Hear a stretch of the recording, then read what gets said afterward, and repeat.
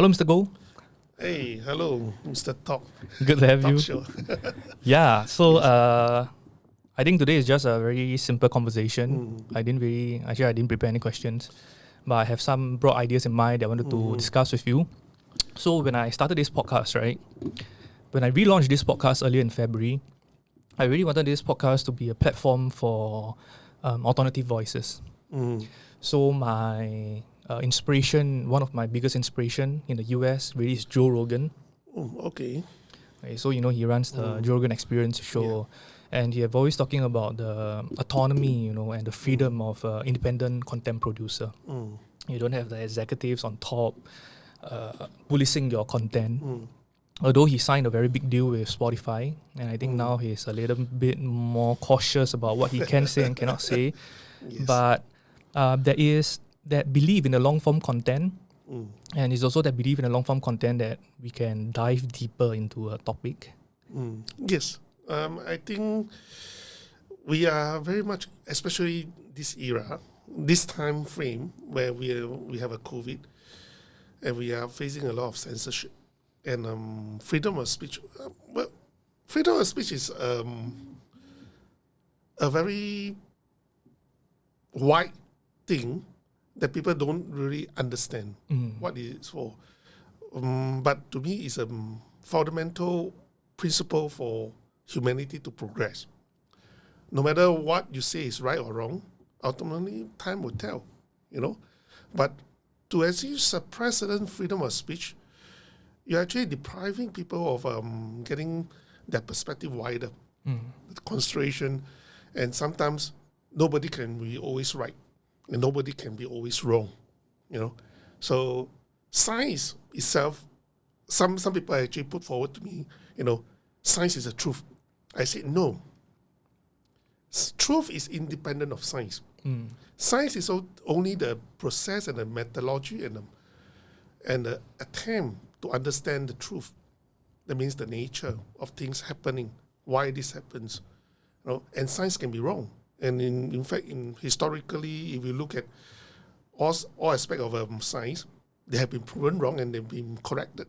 But without alternative views, you cannot actually break out of that framework and say this is wrong. There might be other explanation of this phenomena. The scientific framework. Yes, okay. Scientific framework. So to suppress views in the current context is more political. It has nothing to do with science. But the politicians are using follow the science, and everybody start to sing the same follow the science. I was telling them, what do you mean by follow the science? Right? Science actually got two parts. The hypothesis, as well as the statistical studies, analysis, and the conclusion. But even when you reach the conclusion, you must have something in the back of your mind that I can be wrong. We'll come back to science. Can I just bring you back to freedom of speech first? Yeah. So there's this spectrum that we know for freedom of speech, right? And on the one extreme end of the spectrum is when there is total freedom. It's like you can say whatever you want to with little to no consideration for another person. Yeah. Feeling. And that spectrum is essentially what we call like hate speech today. And there's also that spectrum, and within that spectrum there's this subcategory of misinformation that the big tech companies and governments are very worried about. But independent of the reasons they're worried about, whether it's for political and all. Let's talk about this spectrum, this end of the spectrum, whereby so what in your definition is, where do we go? If you can put it in the local context, where is the boundary for freedom of speech, in your opinion? Okay. Singapore is very straightforward. We already have this social contract or social consensus that religious, nobody knows the truth in religion, right? It's a faith, right? Yeah, it's a faith. It's a so-called leap of faith. Whether you believe in God, Allah, Buddha, it's a leap of faith. Even Buddhism is so logical to many of us, but ultimately we have to take a leap of faith in order to believe in what Buddha says. So that one, nobody should actually invade into their space. So everyone is entitled to their own faith. Yes. Yeah. So this is the framework that we work with. So when people are extremists, we referring to you as well? Yeah, we can be very extremist in our view, right? I believe that the society itself will have a ecosystem that readjusts itself and say, you are wrong, no, you shouldn't be saying this, right? We do not need to use a big hammer. I mean, if you observe in a social network, when people start to speak extreme language and all that, a lot of people will come in and say, no, this is not the way we work in our society, and will be put down. Right? I believe the ecosystem will actually create its own balance because we will share the same values. The fringe, that means the extremists, are actually the minority. Of course, we cannot be the silent majority. Being silent is not an option, because if you are being silent, you allow these extremist views actually to propagate themselves and influence the less mindful people. Right? So, in that sense, you should not be suppressing the freedom of speech, because we need the silent majority to speak up, to provide the mechanism of balance. But it's in the word itself, right? So we are talking about the word majority, most of the people, and we are talking about them being silent. Yeah. So yes, it's in the. I think it's in the word itself. So how do we then do we have faith in this ecosystem you're referring to? So if let's say someone today criticizes particular religion, make very malicious kind of allegations against a particular religion, of course you can expect there to be a lot of backlash online.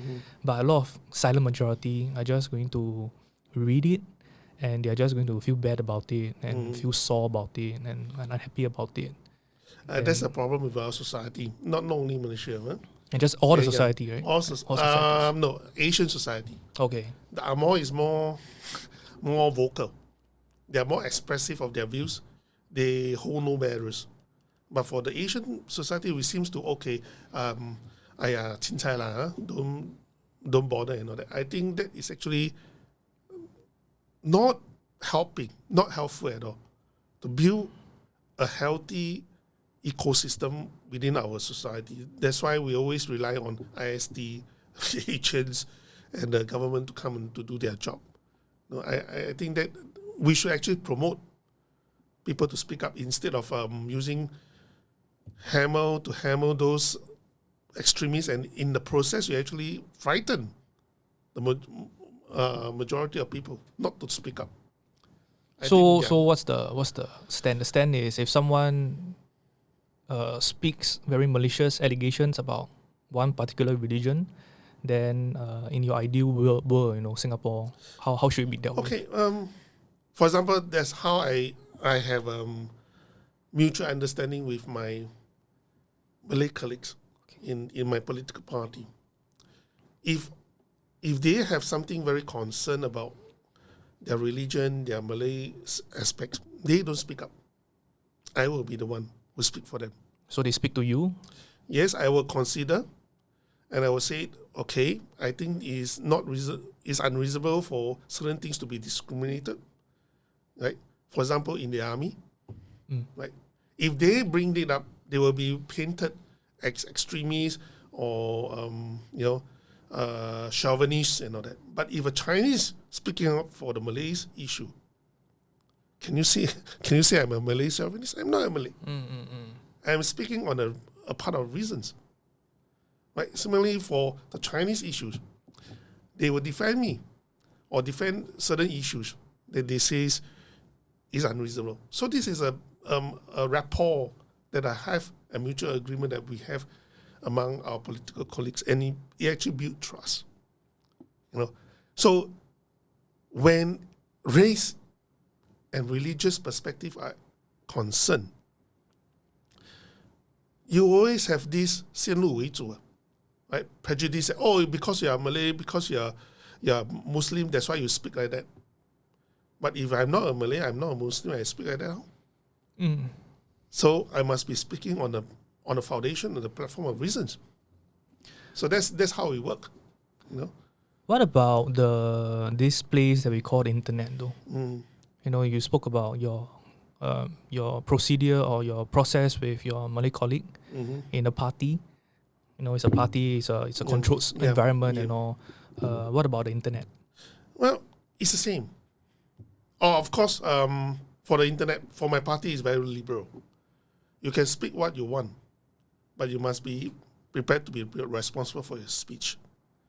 As far as possible, if we are concerned about how you present yourself, we will drop a note to you. Say, well, maybe you in your party? Yeah, within our party framework. Maybe tone down a bit. I'm always, even as a party leader, the SG, I'm always receive all this tone down a bit. And I say, okay, I can recalibrate myself in certain processes. Yeah, I think it's an ecosystem itself. So there's a framework, and Yes. of course you are the SecGen. So the question is, do we need this similar framework and kind of a SecGen on the internet? I would say that everybody can be a SecGen if they did that. Okay, and that's the problem, right? Yeah, that's the problem. Yeah. We have a checks and balances. Of course, we have a certain rules. Be respectful, be reasonable, right? And if we see certain extreme views, right, we actually just say, no, this should not be so. This is not our belief as a society, not just my religion, that we must maintain a certain level of decorum within the space. Yeah, I think instead of using rules and the stick and carrot, I think that is actually quite bad. Do you think we have a fair balance on internet right now? So let me explain what I think. On the one hand, right, there is kind of that big hammer that the platforms can exercise, right? They can ban your account, they can ban you permanently, or they can just suspend your account, and your content then disappears from the platform and nobody can seize it. On the other hand, talking about the more ecosystem kind of approach, there are ways whereby people can report the post and they can flag it as offensive. Then there's this in between whereby they have their team of people who kind of they look at all the censorship and they review the content that the users have flagged out. Then they give you they make their decision based on the framework. What do you think of this arrangement? Okay, you see, the internet is so huge and wide. Even for the social network provider, they use bots. They don't have the manpower to actually view every complaint. And such system actually was subject to abuse. For example, for me, my detractors, my opponents, the IBs will actually report a lot of things, right? Even 1 year ago, whatever I posted 1 year ago, they can take and report me and try to ban me from the internet. And it created unnecessary work for the Facebook, right? They want to ban me for 30 days because I said no. Well, that was, if there's anything wrong with that, right? Half a year ago or 1 year ago, it should surface. But it doesn't create any impact. So why would he bother? Right? But it seems that nowadays a lot of people like to dig back the past. Yeah. I mean, things that you do 10 years ago, 15 years ago can still have a bearing on today. Yeah. But the context is totally different. Time have context. Situation and context. Environment have context. So you can't do that. So I do not think that is the best way of dealing with things like that. No. If you want, I put out you are not happy, then you can put comments. I have never deleted any comments unless it's vulgar. Okay. Right? Unless it's really vulgar. Right? So, to me, but To other people, is they like to ban people, they like to delete comments. I don't usually do that, right? Oh, you've done that before. If it's vulgar. It's vulgar. Okay. It's totally vulgar, say F you and all that. Of course, I have to censor it, you know. So, as I said, you must present yourself as a reasonable with certain decorum. You want to discuss in the open space. Please do not think that because you are anonymous, you can say whatever you want. Keyboard warrior lah. Yes. So if you want me to say that what we should do with this control mechanism, the only thing that worth doing it is actually prevent anonymous posting. Because when people becomes anonymous, they become emboldened. They start to talk rubbish. They start to whack everybody. But when you know the person in real life, he's actually pretty normal. So I would say there's a mental disconnect. Dealing with 2%. Yeah. 精神分裂. You know, there are people like that. So I think if you really want responsible speech, right, on a certain platform, you must declare your background. Right, so do you think the best way is for us to maybe like link the Singpass to a Facebook account, for example? Yes, precisely. That will actually make people more responsible, right? They will be more responsible in their speeches. They will not anyhow harm them. Right? For the record, I do not have anonymous account. Whatever I say is what you see is what you get. Me, you know, whether you like it or not, that's me, right? I think people should be very truthful, whether it's in real life or on the internet. But the internet provides a false sense of security to all these people. Of course, if you are standing on the IB side, the government side, they feel safe, right? But you are opposition side, you want to hide your identity and you start to talk rubbish, they can track you down. For people who don't know what IB is, what's IB? Internet Brigade. Okay. So they are? They are basically, whether they are paid or not is basically another matter.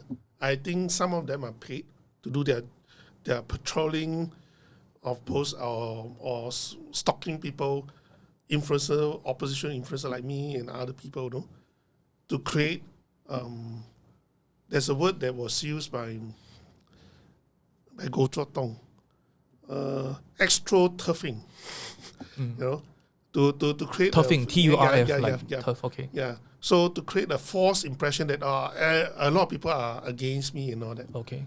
But these are anonymous posting by people who don't even put their face on their Facebook, don't even dare to identify. And in the social network framework, there are actually people who buy bots. There are companies that actually do that in Vietnam, especially. They have all these handphone with SIM card, then they just repeating, posting, commenting, doing the same thing. It can be programmed. Technology is quite scary sometimes to just create negative or positive. And it's automated. Yeah, it's automated. And it can be done at scale as well. Yeah, that should be banned. Okay. If you ask me, that actually should be banned. The bots. Yeah, the bots. Okay. Yes. So the IB is this mysterious organization that opposition thinks is there, but at the same time, there's no concrete kind of evidence to prove that it's there. Actually, there is. Okay. I think when they first formed this IB group, they are not careful. There's something called Compass. Compass, okay. Yeah, the group in the Facebook. It was exposed, I think, somewhere in 2010 or 2011, somewhere around there. Right? They will send instruction to those who are within the group, or you, this one, go and attack him, put a comment there, and you will start to see people zooming, and sometimes they actually repeated the same comment on the same. Oh, so it seems like there's a template that they just propagate. Yes, yes. Okay. Yeah, it's organized. It's organized. So what's your party's stance when it comes to dealing with all these activities on the internet? We are very well aware of it. For us, is we do not do it, but we educate the real voters or the real people out there that there are such things. There are such people the armies of people are doing that. Right? In fact, I was told that some departments within the government itself have this cyber force, which do such monitoring and all that. This is real.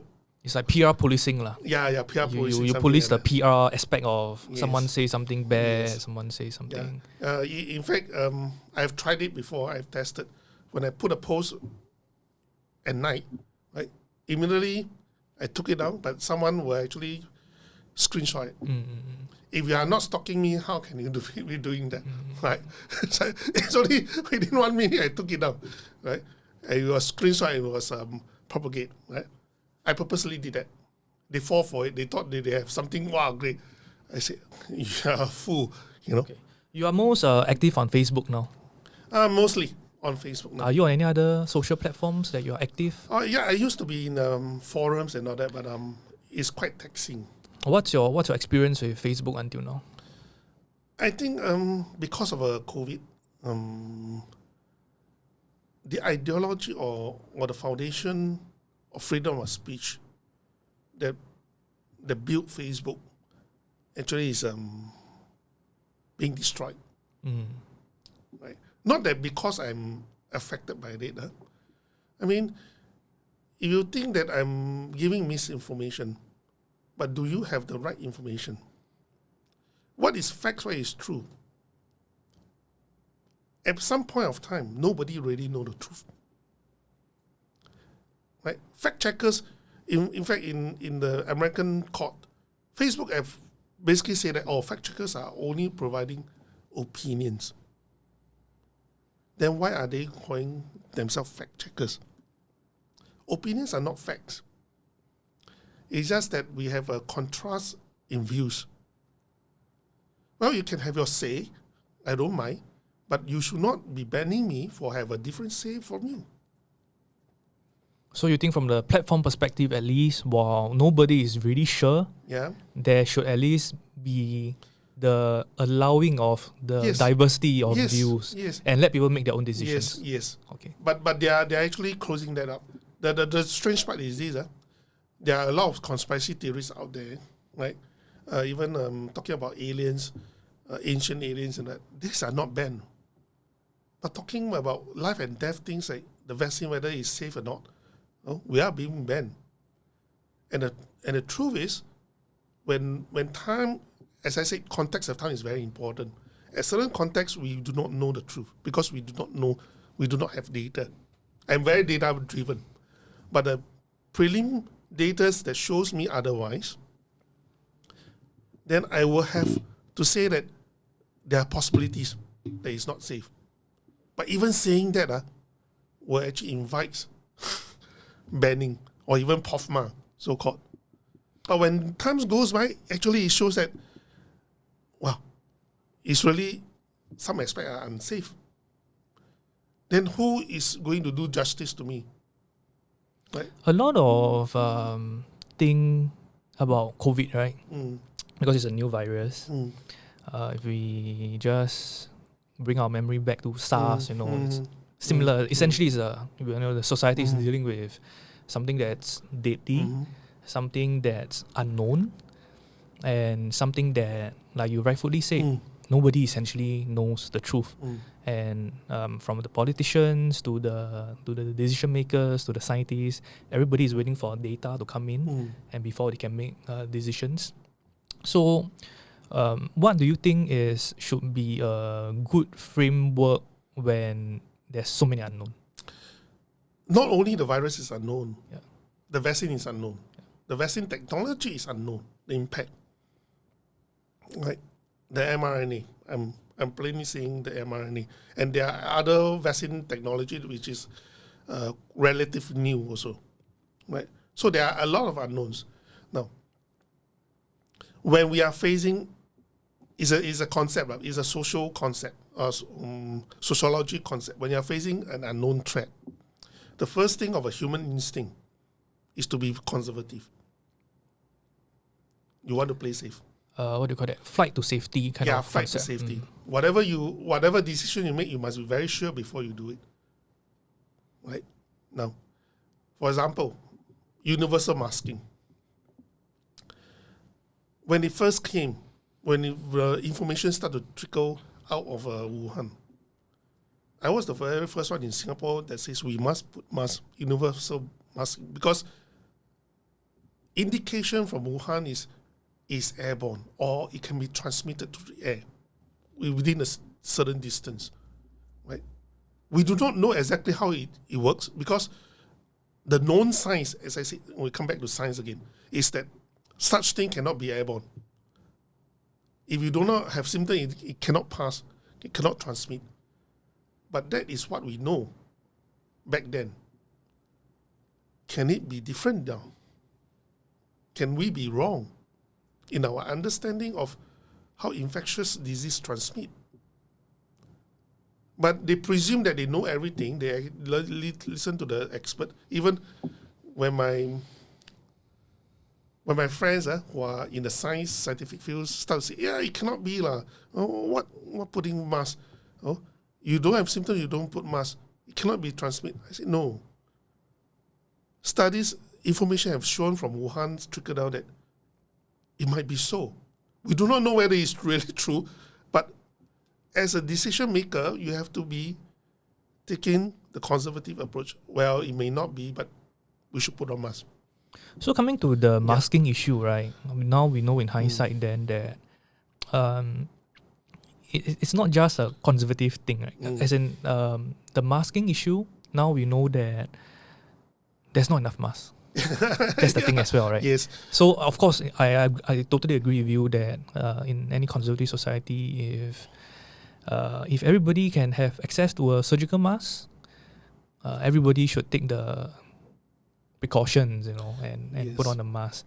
Looking back at what we know now, what do you think if you were the decision maker, how would you have dealt with that situation, the masking situation? Actually, back then I already understand the problem of lack of masks.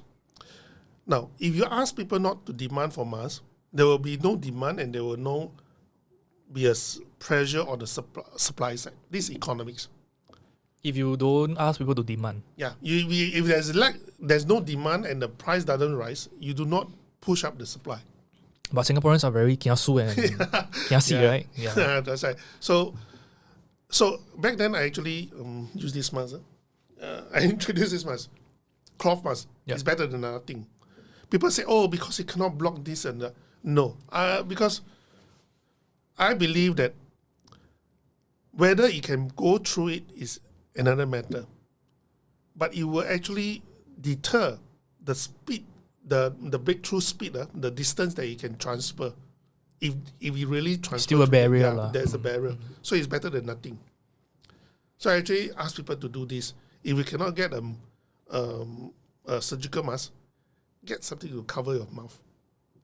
It is not about preventing something to come in. No. So it prevents you if you don't spread too far away. And of course, social distancing, I was already talking about it.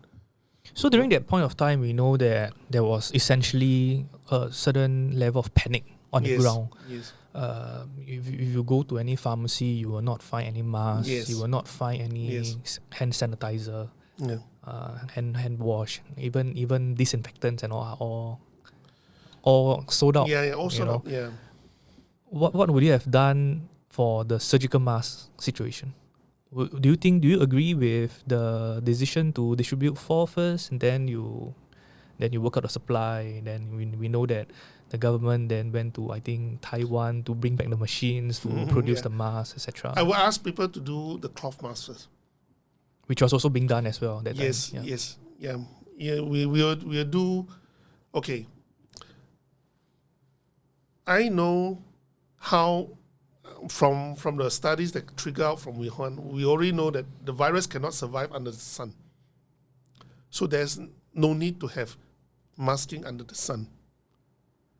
The mask is only important when you're enclosure, especially aircon, without ventilation, right? That should be a proper understanding of the virus. Then you do not create panic.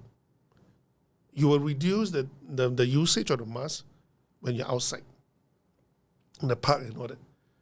it's quite sad, people running, go jogging, they wear masks. I say, what are they trying to do?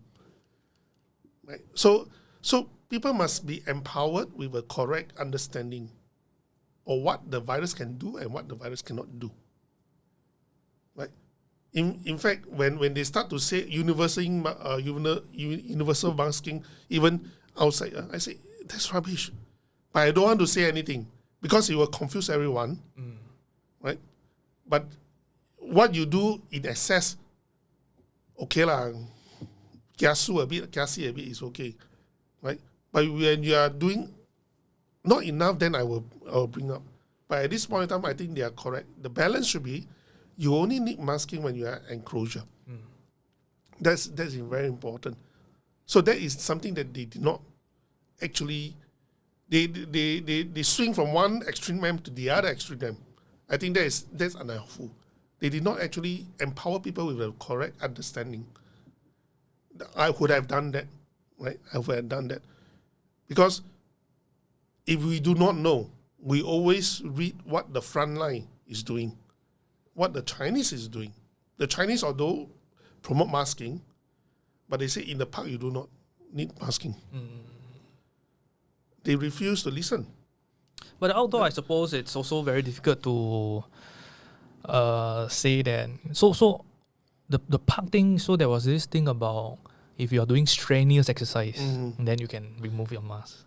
If you are not doing. But let's look at the situation now, even after the government has declared that there's no need for masking outdoors, I think we still see a good 80%, 90% of people still putting on their mask outdoor. Human beings are being conditioned, easily conditioned, because they are not empowered with the correct understanding, even up to now.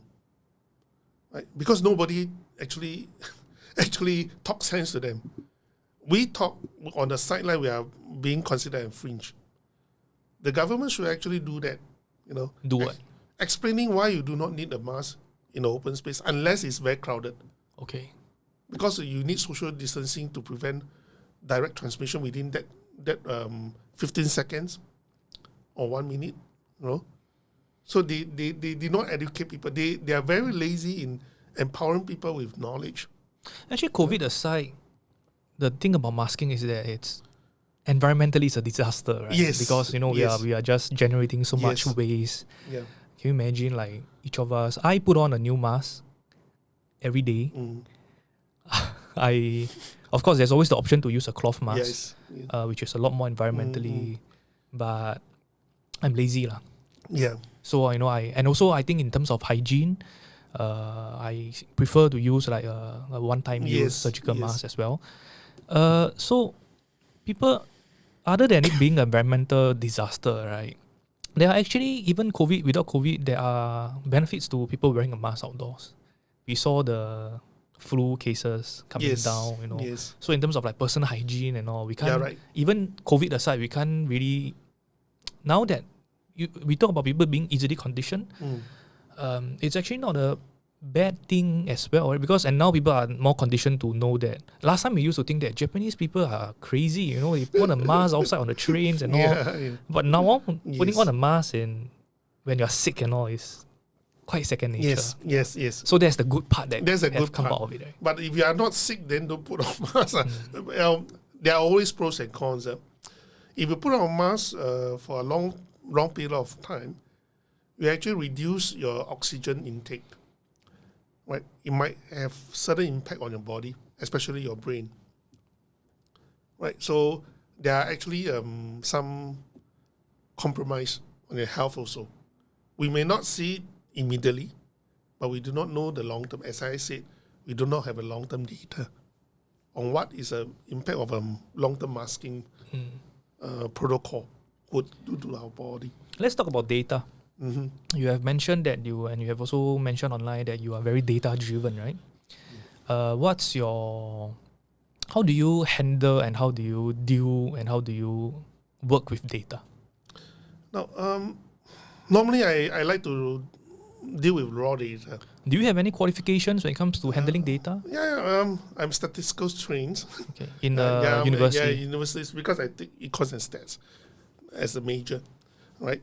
So, okay, data is not a mystery, but it is the people who present the data that always try to formulate the presentation according to what they believe.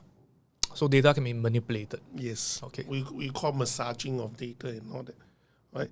That is why I always like to deal with raw data instead of data provided by Pfizer, Moderna, because during the data change, the supply chain of data, there might be fraud, there may be manipulations, right? So we always like to deal with raw data. Now, what is raw data? Raw data is something like, when we talk about big data, people contributing the data on their own, right? There might be some mischievous people who do that, but that is actually a minority, right? We must have that context. So when you are talking about VERS, right, the vaccine injuries, adverse effect data coming in, that is actually raw data, right? You must respect that. And normally we believe it's underreported. Why? Because if I take the vaccine and I fall sick, most people will not think that it's because of vaccine. Because of the trust and the confidence given by the politicians and the experts and all that. But people who do submit their data injuries, you must take that very seriously. Right? So when we are talking about this, but the experts and the government are just brushing them and say, I think this is not right. For example, raw data like infection, during the period last year, February to May, we have an outbreak of a Delta. When we first opened up our airports, the hospital was affected, the airport was affected and all that. Now, they put up the raw data. How many infected are vaccinated and not vaccinated? This is our raw data. They did not go and try to hide the vaccination status. That is actually good data. So we did the calculations. And you find that, hey, if you talk about vaccination can stop infection, but it seems that the vaccinated are the ones who are getting infected, because those in airports are all vaccinated, working there. Those who are flying in are supposed to be vaccinated, most of them. Those in the hospital, staff are all vaccinated. So the data actually showing very strong signals to you that says the vaccine doesn't work. If the vaccine really prevent transmission and infection, that should not be the case. We should only see data on those unvaccinated being infected. Mostly. So we all know now that the vaccination does not prevent infection. That is an afterthought for them. But the initial data are already showing that. Okay. I have been saying that that doesn't seem right. Right? And that's how we do prediction with data analysis. We must be very truthful to the data that we collected, not having any agenda. There's nothing for me to say that it's not effective, right? I'm not selling anything to substitute the vaccine, right? So you must be very truthful. So when you say that, you start, no, immediately I concluded we are not getting the herd immunity that we want, we hope for, by getting vaccination. And it was many months later, then they have to concede, because the data doesn't show that. It doesn't show that, no? I mean, once you have 1, 2, 10, 100 vaccinated people started to test positive, it's very clear that the vaccination doesn't prevent infections. What about protection, though? What do you based on the data? What's your stance on vaccination protection? Now, normally in science, in statistics, we always like a randomized trial. Double-blind randomized trial is better. What do you mean by randomized? We select our subjects to study without selecting. That means I purposely select those who are with long-term illness. Then we give them the vaccine. or don't give them the vaccine. We just draw lots, right? That is fully randomized. The randomized theory means that by doing so, without knowing anything, you just throw a dice and decide who will take the vaccine and who will take a placebo, right? The results that comes out is comparable. You can tell whether it's effective or not to prevent infection or this illness.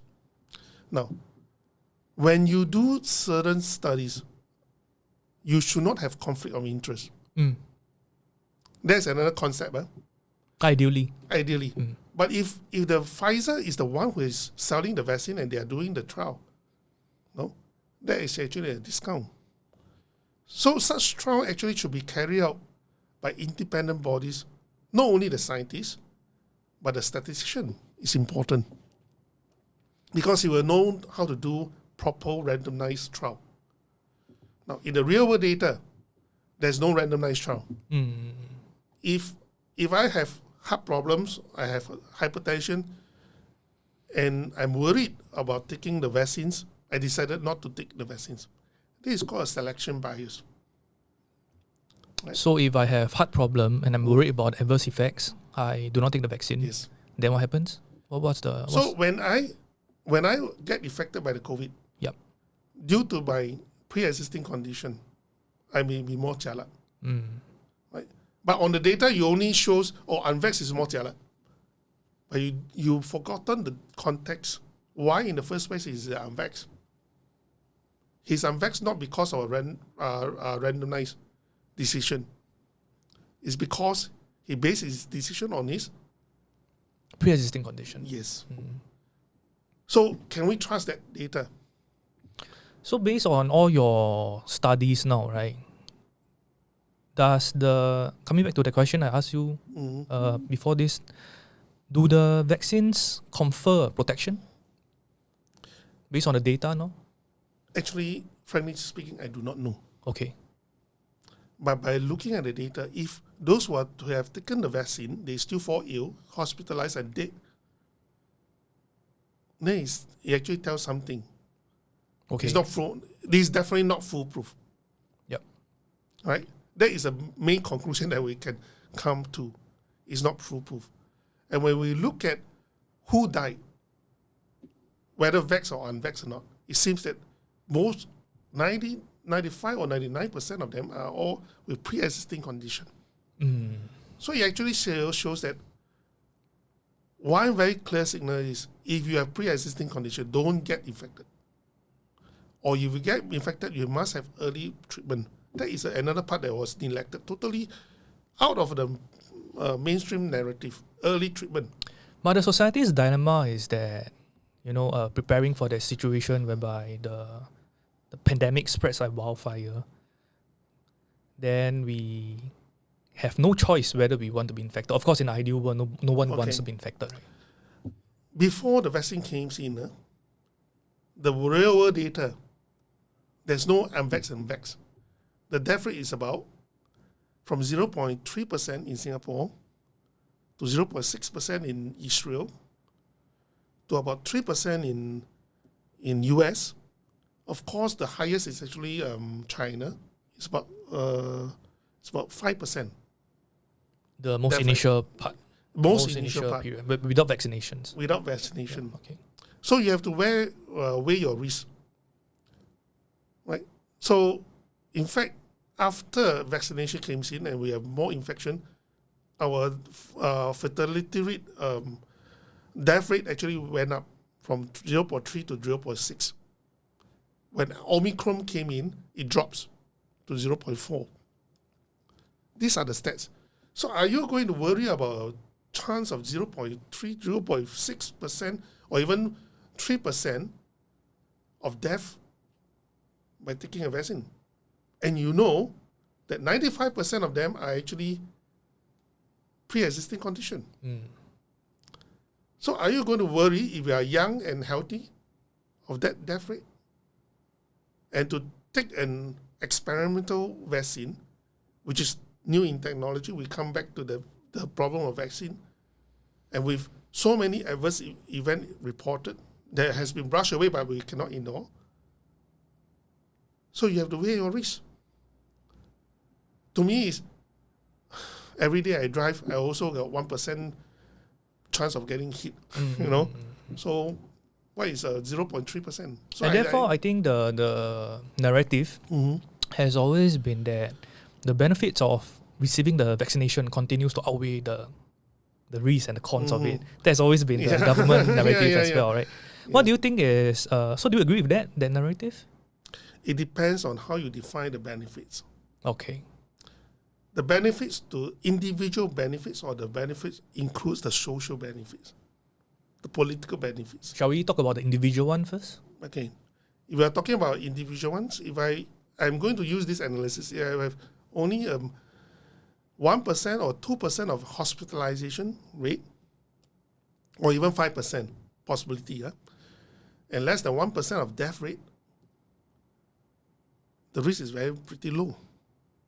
And that is under the context we study the profiling of all these people are pre-existing condition. If I do not have pre-existing condition, what risk do I have? It's actually very minor. So, and also, coming to this, we all know that the people who have pre-existing condition are more likely than not the elderlies, right? Yes. The seniors. Yeah, the seniors. People who are above 70, 80. Yes, correct. And we have also saw, in terms of the news that's coming in, there are, in fact, a lot of elderly people who are passing away. Yes. Who are 103 years old. You know, there are some like 90 correct. plus years old. Yes. So if they don't die from the COVID, they will die of something else. So of course, in I just look at my own family, right? 家有一老如有一宝, right? You know, we always respect and we love the elderly at home. Nobody is going to live forever. There's a certain mortality that everyone has to deal with. But facing a pandemic like this, as a grandson, as a son, you know, how do we analyze it? Because if my grandfather is already 87, okay, my grandfather, I talk about the living one. My grandfather is 83 this year. 我的外公 is 83 this year. Healthy, kidney failure, just started dialysis recently, but fit like cow, you know, every day he has his independent lifestyle, he's meeting his friends, he's active at the temple, he does volunteer work and all. He continues to enjoy family time. And for me as a grandson, right, facing a 5% potential death rate because he's, you know, he has pre-existing condition, he's at the age, and facing a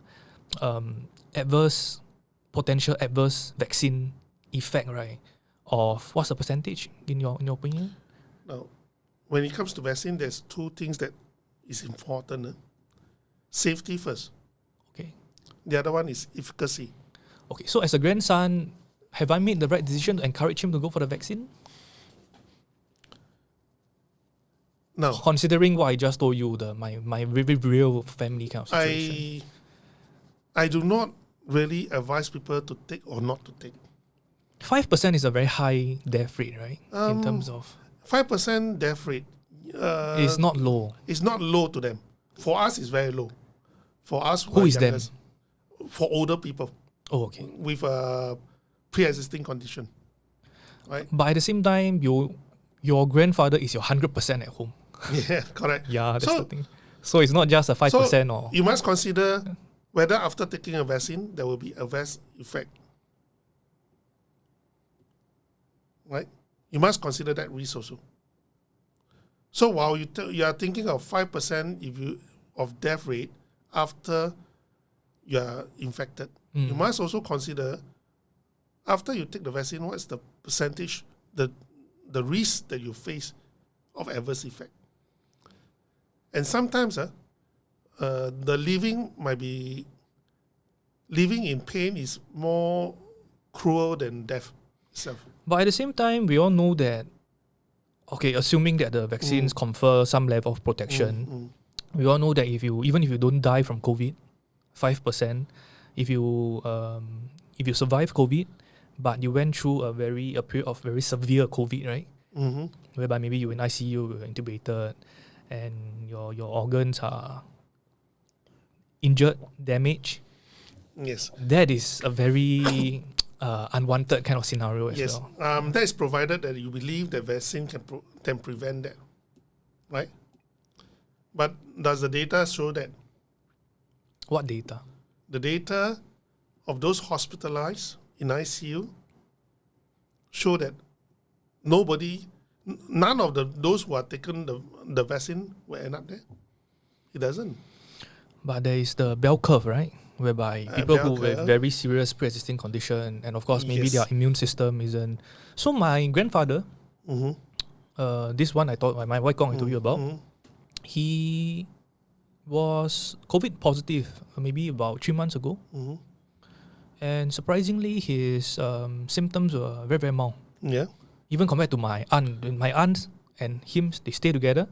My aunt, although she's of course much younger, she had a harder time fighting off the bodies. Vaccinated. Both are fully vaccinated. From the family point of view, right? We come back to the individual. That means for me, right? It just seems like the benefits of vaccination seems to outweigh the risks of vaccination. If the benefits, then your grandaunt should not be more jialat than your. My aunt? Yeah, Okay, more jialat is relative also lah. relative lah. So that means my grandfather essentially had very, very mild symptoms. Yes. My aunt, the jialat we are talking about is she developed a fever Okay. during COVID, during her active infection. Do they take early treatment? No, they were the part of the Omicron wave whereby it's just you stay at home and you wait and isolate yourself. And They themselves, do they take any medicine? no, Home medicine? No. no. Oh, that's very dangerous. What do you think is happening at North Korea Okay. now? Okay. Now, come Yeah. back to this Okay. first. What are the home treatments? Home treatments. I have actually put it through after much readings and research, right? 莲花清瘟, but 莲花清瘟 is not the most effective. The more important one is actually the 清肺排毒汤, right? And the supplements, 清肺排毒汤 is something you cook yourself at home. no. There's Or powder form. capsule, okay. Powder form, right? The supplements, vitamin D is important. I think most probably because your 外公 move around more, so the vitamins level, D level is higher. Oh yeah, it's in the sun a lot. Okay. Yeah. That's why you have milder. It might not be because of the vaccine. Because when both are fully vaccinated, you compare your aunts and your 外公. Yeah. One is less active, one is more active. The more active, it tends to have less problem when you are infected because of the vitamin D. But in Singapore, not many people realize the importance of vitamin D. Actually, it can prevent cancer also. Right? So it's vital. And we get it from the sun. Yeah, you did get it from some supplement. Yeah, vitamin C and quercetin. Of course, zinc also. Because zinc actually can prevent the receptor from more effective of clinching on. There's a whole science behind it. So, if for me, I'm unvaxxed, people say I'm very dangerous. I'm not, right? Because I walk around a lot. I'm active. I do not have pre-existing condition. And I have prepared my own early treatment. Right? So each individual, why I do not advise people whether to take the vaccine or not? Because each individual should understand their body well. How active you are. If you do not, you want a very scientific way of determining, go and take a blood test. What's your vitamin level? D level, C level. If it's low, then please take supplement. Not many Singaporeans do that, except the cancer patient. Right? So that's one way of protecting yourself from severe COVID or even long COVID. I think that is more important than taking the vaccines. Personally, I feel that is more important. Because ultimately, whether you have a serious COVID infection depends on your immunity. Vaccine is not a cure, Vaccine is trying to invoke your immunity stronger immunity response. But we already know that it can't last for a lot of reasons. And for Omicron, they even have this negative efficacy. That means you are more prone to infection. You are vaccinated. And nobody knows why, but the data say so, right? So to me, that is actually secondary really. For me, vaccine is secondary. Your immune system, your inner immune system is more important. You must understand your body. You always have this pre-existing condition quite fall ill, then you better depend on early treatment. And the supplements which you are lacking, go and do a test on your supplements level, your vitamins level. So if you are the chairman of the MTF, you would distribute all this 偏方? That is actually... Do you consider them 偏方? When someone says that it's 偏方, no, is it? It's not 偏方. It's not 偏方, okay. Okay. I mean, they are supplements, so they are legit supplements. Yeah, they're legit supplements. Yeah. But before you take it, of course, better to actually understand your body first, whether you are short of that supplement. Okay. Right? Mr. Goh, today as we are talking, right, of course, we talk about your very personal decision to be unvaxxed. Yep. But at the same time, you also have to put on your hat as a politician, right? Yep. So if we talk about, of course, we respect your very personal decisions and the lifestyle that you have. But at the macro level, at societal level, how do you scale your kind of? I believe in empowerment.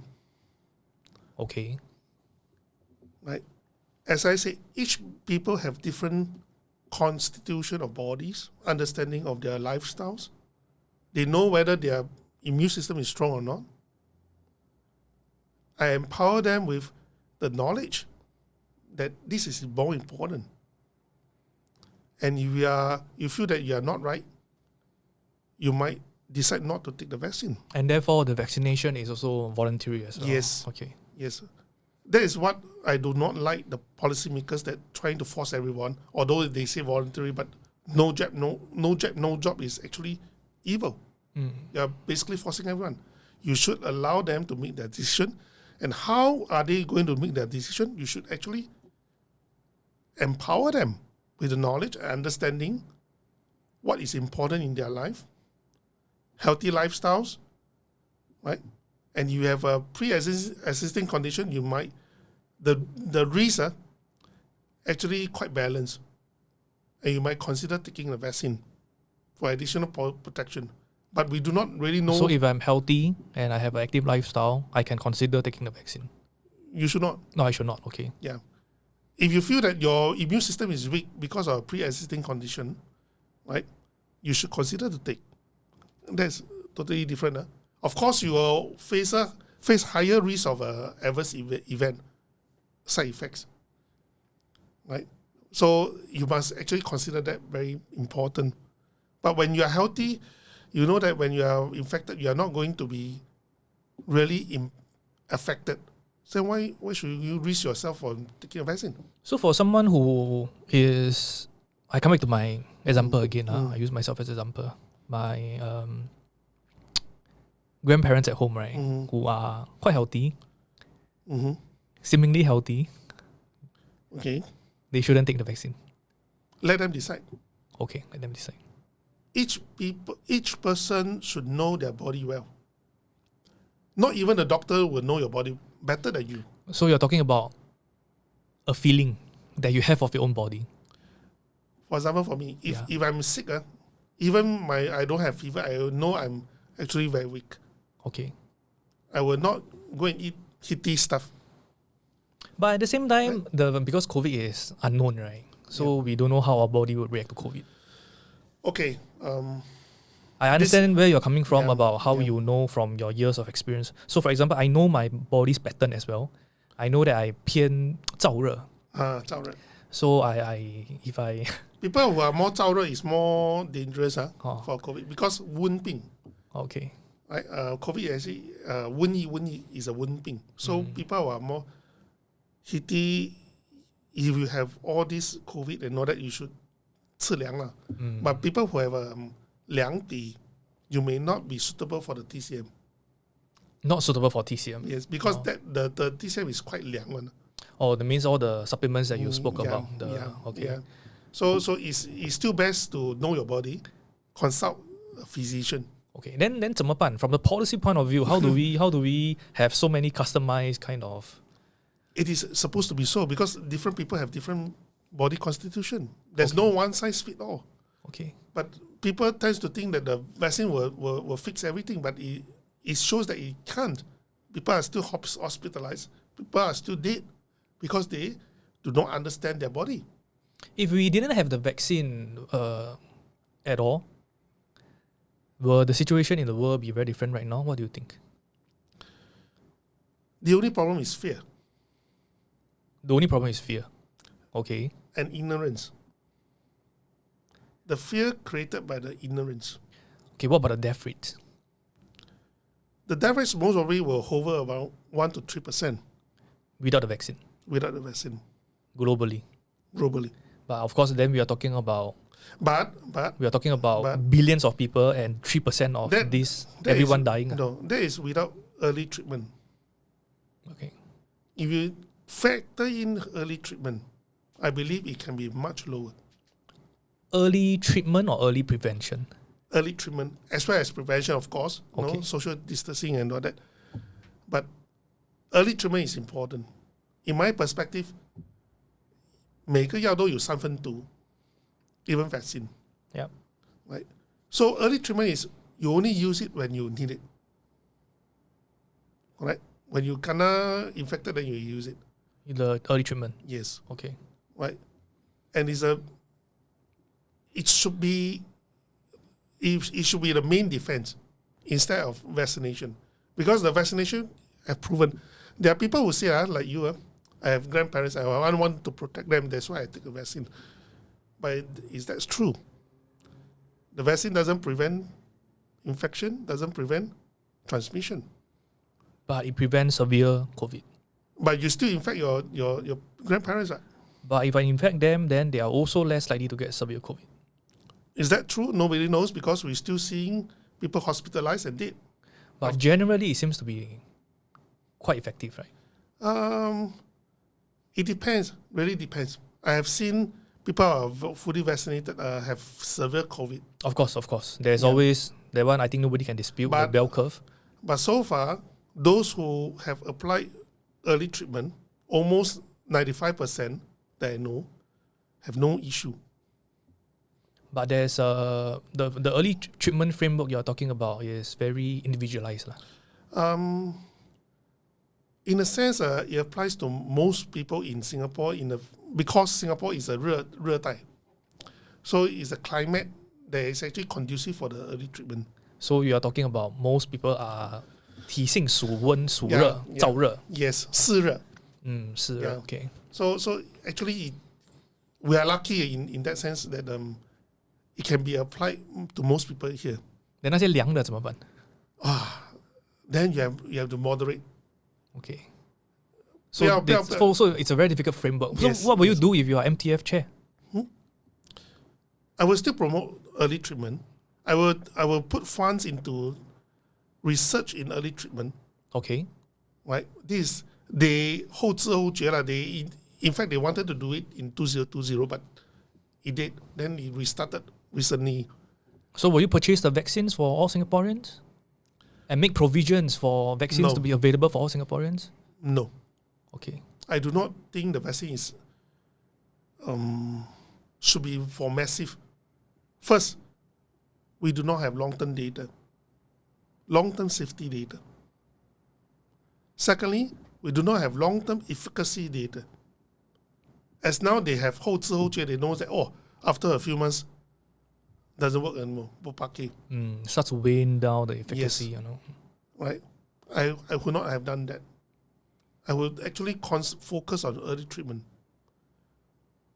which also tries to help your immunity, your body immunity to fight the virus. The difference between vaccine and COVID infection, they will trigger the same similar adverse event. Do you find it? You say that again? The vaccine and the COVID infection will actually trigger the same adverse event. Adverse event means breathlessness lah, heartbeat high lah, right? Fever lah, no giddiness lah. The vaccination Diarrhea. adverse, okay. Right. But the vaccination doesn't cause things like lung failure, you need to be on a ventilator. The adverse effects are more of Yes. You know why? And when we're talking about adverse effects, are we also talking about mainly people who happen to have an allergy to the vaccine, but they do not know? That one is side. Okay. You're talking about generally. In generally. Okay. Now, because the vaccine is actually a mini infection. Yes. Spike protein. They use spike protein. They claim there are two things they claim the vaccine is safe because it stays as your injection site. It doesn't move around. That's our first premise. The second one is the spike protein is not toxic. It's not toxin. That is the claim. And that provides the so-called the scientific explanation, justification that the vaccine is safe. Right? And no ingredient in the vaccine is toxic. That's what they claim. Right? That's what they claim. Huh? Now, first of all, when you inject, you are directly injecting into your body. It doesn't go through your lungs or respiratory system. So what happens if it actually travels through your bloodstream to other organs, your head, your brain, your lungs, your liver? Then it will create havoc. But this possibility is the same as the possibility of adverse effects. Yeah, correct. It's something you don't know. We actually know. You don't know whether it will happen. We actually know it happens. But there's a percentage. Percentage-wise, we do not know. But, okay. Because when we're talking about the vaccine is safe, we are also talking about the vaccine is generally safe for most of the people, right? Okay, I explain this. Yeah. Pfizer itself have done an animal test on mice, right? And this report was actually given to the Japanese government. And someone actually used a Freedom of Information Act to extract that out. And to our shock is when the injection was done, the vaccine actually travels to all different organs within the mice. Right? It means that the claim that the vaccine will not travel to other places is actually false. They knew it. And that actually explains why you can have myocarditis. You cannot have an inflammation of your heart when the vaccine doesn't travel to your heart. Logical? And the inflammation is actually caused by what? The spike protein. Why? Because the spike protein will actually click to your body cell, the heart cell, the organ cells, and it triggers your immune system, your T cell, to go and attack it. But by attacking that spike protein, which is supposed to do to train your immune system, it actually also attack your heart. So this is your this is what you infer from the. Well, it's not only infer. Autopsies of dead bodies of vaccinated people actually found that this is so. They found the T cells all over their bodies. So this is a risk. This is a risk. This is a real risk. Okay. Right? So it will actually depends on whether your body, your T cell, your immune system go in overdrive in attacking all this spike protein and indirectly hurting your organs. And also you are worried about the long-term effects of Yes. the vaccination. And the long-term effect, how do we know whether there's long-term effect? Nobody knows because we are not at long-term yet. We are about there. Right? Okay. We are about there. So about what's 2 years. the definition of long? Okay. Now, in statistical terms, we always have trend, right? Seasonal trend, Okay. monthly trend. Yeah. When I look at the death data, right, for the past few years, the trend has been very clear, right? It go in tandem, monthly go up and down. It will never be deviated too much. But for the past 1 year,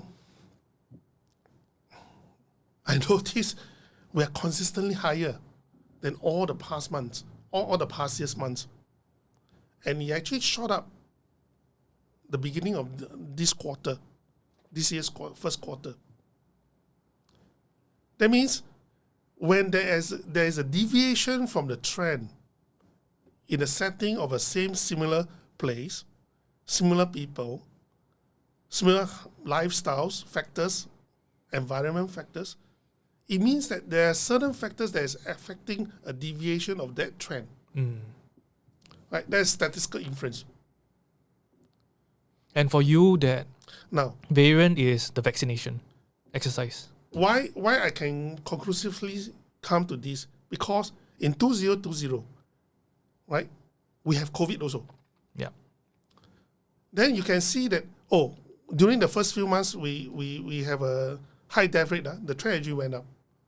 But later on, we have less COVID death. It actually maintained the same trend. Right?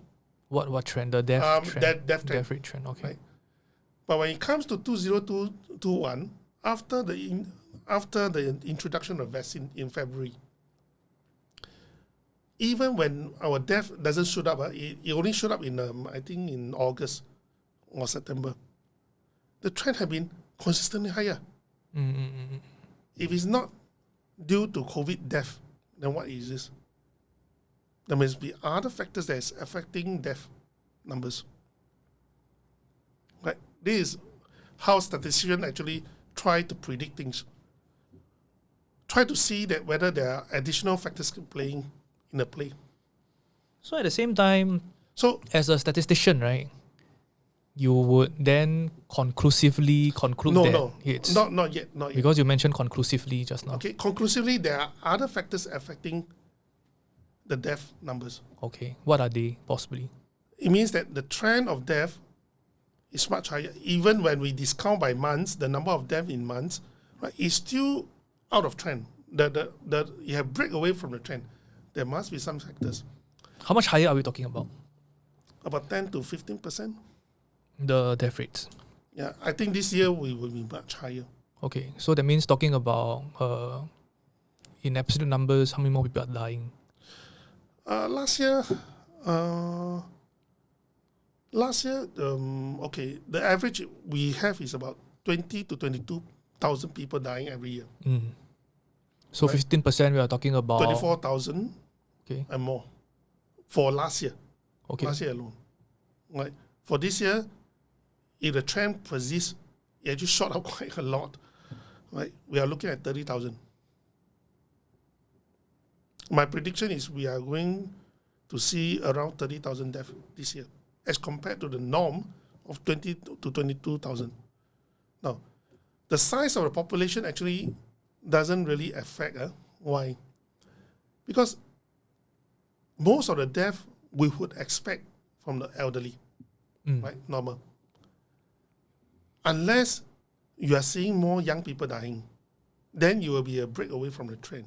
Are we seeing more young people dying? Apparently so. From the data given out by HSA? No. Okay. In fact, we have to dig for it. If you go to Mandai, those are obituary and all that. More young people are dying. Okay, but that's based on visuals. Yeah. As in you happen to see one, and all, but the data, but you don't release the data, right? I have to dig. Right? How do you dig? ICA website. It's not from it's normally from by the ICA website. Okay. I do not know whether they have a breakdown of age, but from other places. And of course, the MPs can ask in Parliament. They can ask for the data. Yes. Okay. By the end of this year, we should know very clearly what's the trend. But what is happening in US and UK? They have that breakdown data. They are seeing more young people dying. Those under 50 years old, under 60 years old.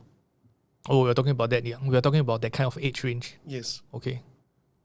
And the excess death reported by the insurance companies in US were up to 40%, 20 to 40%. Excess death, because insurance company is a more jialat one, they have to pay out, right? And science dictates this.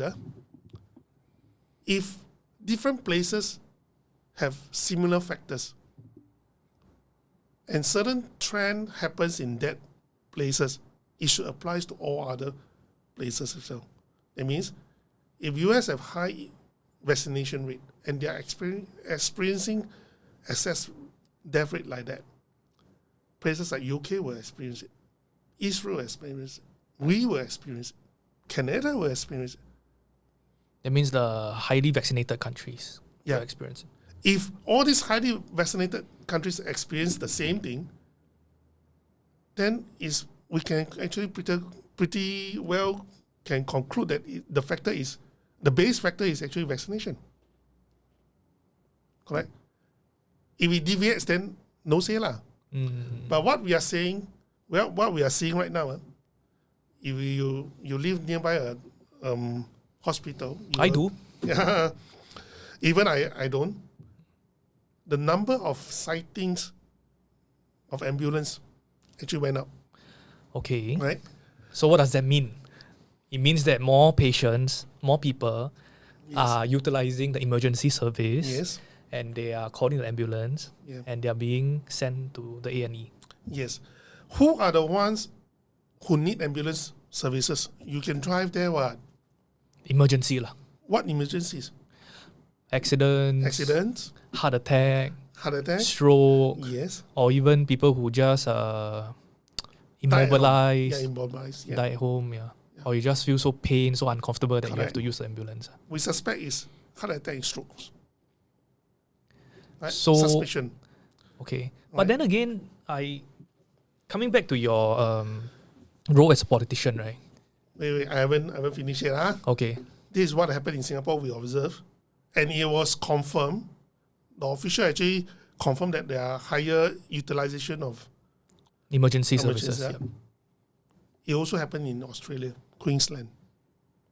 It also happened in UK. I just read the report today, news report. I do not know about US yet. I do not know about Israel. And if everybody experiences the same thing, what is the underlying factors? Okay.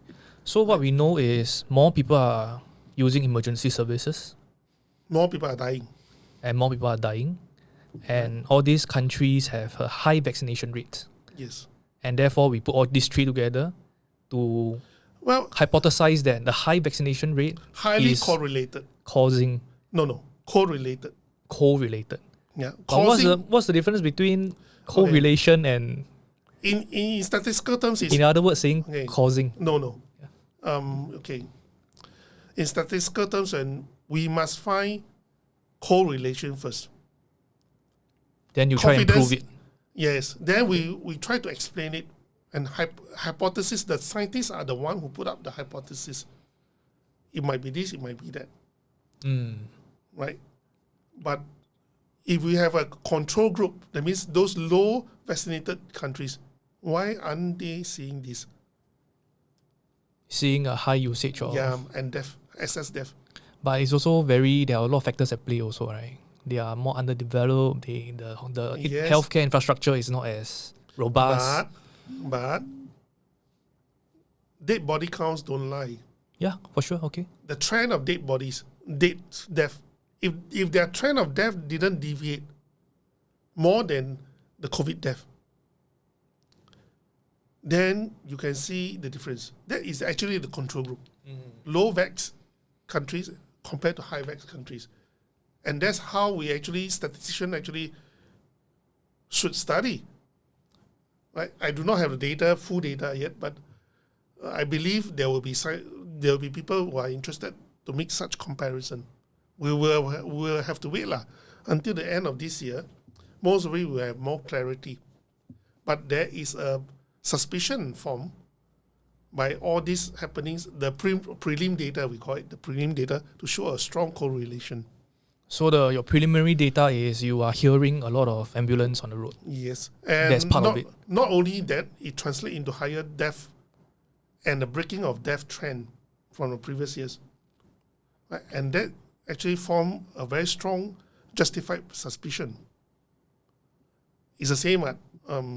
You must have prelim data before you try to see whether the vaccine is effective or not.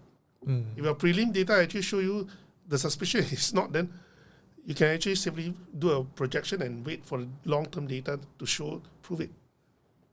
It's the same methodology when we applied that early last year, to see whether the vaccine is really effective in preventing infection and transmission. So at this moment, quite scary. If you really look at the data, it's quite scary. It actually shot up like that. The death rates? Yeah, the death rates, Okay. especially after the third booster. It shot up. Wow, it's quite scary. So in your opinion, it's highly correlated? It's highly correlated. Okay, but it's not... We We don't know it's directly causing. Because we need a control group. Okay. Yeah. So in this whole COVID fight that Singapore has been doing, right, we realize that even doctors, right, are sometimes very careful about what they put out in terms of hypothesis. Because unless you are really a researcher in the lab and you are doing a very controlled kind of experiment or what do you call that? A trial, right? You do not know, right? So I can give you an example when the government opened up vaccinations for 12 and below. First it was 14 and below, and I think 12 and below. A group of family GPs wrote an open petition or open letter to basically not support this decision by the government, citing death rates in the US, death cases in the US. And then they were put down. They were hamdam. Yeah, they were hamdam. They were hamdam by infectious disease experts, so-called infection. That means they are doing this as a profession. They are professors in infectious disease, and basically they are saying that, in layman terms, to me, it's like, you are just a GP, do what you are good at. Don't try and kiang to ho mai ki kiang. Don't try and infer or try and put your medical background and knowledge to assume this and that. And because you are a doctor, because you are a GP, what you say has bearing in society. When the public starts to see that, wow, 5 doctors, they are doctors, doctors are raising all these concerns, So even doctors, right, have got themselves into this situation whereby even if I'm a doctor, I can't really talk about it because I'm just inferring and I'm just making a lot of assumptions. And until you are really, you have the data and you have studied the data and you have tested the data, right? Nobody should be putting out very loose kind of hypotheses. I do not think they are putting loose hypotheses. I mean, they have good intentions for sure. In front of the unknown, no one is an expert. So those virologists who claim to be expert actually have a false sense of superiority. But in terms of qualification and in terms of the work that they do, they must have more information, right? No, not necessary. Because why?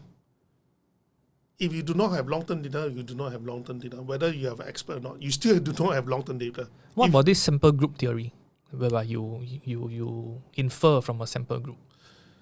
Infer from sample group. Yeah. You do not know. Okay. Because things like clinical trials, they are based on a sample group, right? Why do we need the long-term data? First is a new technology. Like the old vaccines technology, you inject, it doesn't go to everywhere. But this new technology, now we know it goes to everywhere. And initially, nobody knows except Pfizer. It was not released to the public. Right? That's number one. And when it's new, mRNA is a new technology. It actually invades your human body cell to create a spike protein. That process alone, nobody can say for sure, is there a 后遗症? How safe it is. How safe it is. And yes. So no matter how expert you are, if there's no long-term data, there's no long-term data. You cannot create your knowledge based on nothing. So your pet peeve is with the technology? Yes. If it's a normal technology, okay lah, no? Well, we can presume that by exploration of experience of old technology, it should be safe. But this is a new technology. So why then have you not taken a vaccine that's based on the inactivated bacteria? That's a good question. I actually intended to. That means the Sinovac, the Yes. Sinopharm, or Yes. the Novavax, you know. Novavax, I do not. Is a new technology. Novavax is different. Or will you talk about the China ones? The China ones. Yeah. Well, the problem. There's another theory that comes in. Virus have two types. One is DNA and one is RNA virus. RNA virus mutates very fast. No vaccine can catch up. You use an inactivated one, by the time it comes out, the virus have mutated. Don't know how many iterations? Yeah. 认不出了. So it's going to be effective. So it's safety and efficacy. Right? You might have a safety, but it doesn't have an efficacy. Then why should I take? It's just like flu. Why people have to take flu every year? Seasonal flu. Because it's always mutating? Yeah. Okay. Because it's RNA. Only DNA virus mutate very slowly. So the flu jab vaccine that we go and get and the GP every year is a different iteration? Yes. It's like iPhone 13, iPhone 14, iPhone 15. Yes, kind of, precisely. Okay. Precisely. That's how it works. Right? So I after much thought, I said, no point. If it doesn't protect me, then I will have to depend on my own immune system and try to increase my own body immune system. So the Sinovac and the Sinopharm don't work as well? It doesn't work in that sense that it doesn't prevent infection and transmission. What we want is a herd immunity, and that is based on infection and prevention of infection and transmission. Right? As a social welfare, social well-being. Right? That is actually the aim. But I come to the point to realize that we are not going to get it unless 70% of us get infected. Are we there now? I think we're almost there. Okay. Right? So infection is the only way of getting herd immunity, it seems so. So the PAP narrative, right, the government's narrative, has always been that we have gotten to where we are today at a very low human cost. Low human cost. In terms of number of people who died directly from COVID. How about people who died after taking vaccine? Okay, so and that one we don't know. But from the look of the data, right, it's not conclusive yet. Right, it's still evolving. The data is still evolving. It will take about 2 to 3 years to actually really see the long-term impact of the vaccination. They can deny, but the data don't lie. If it deviates from the norm, there must be some underlying factors that change the pattern.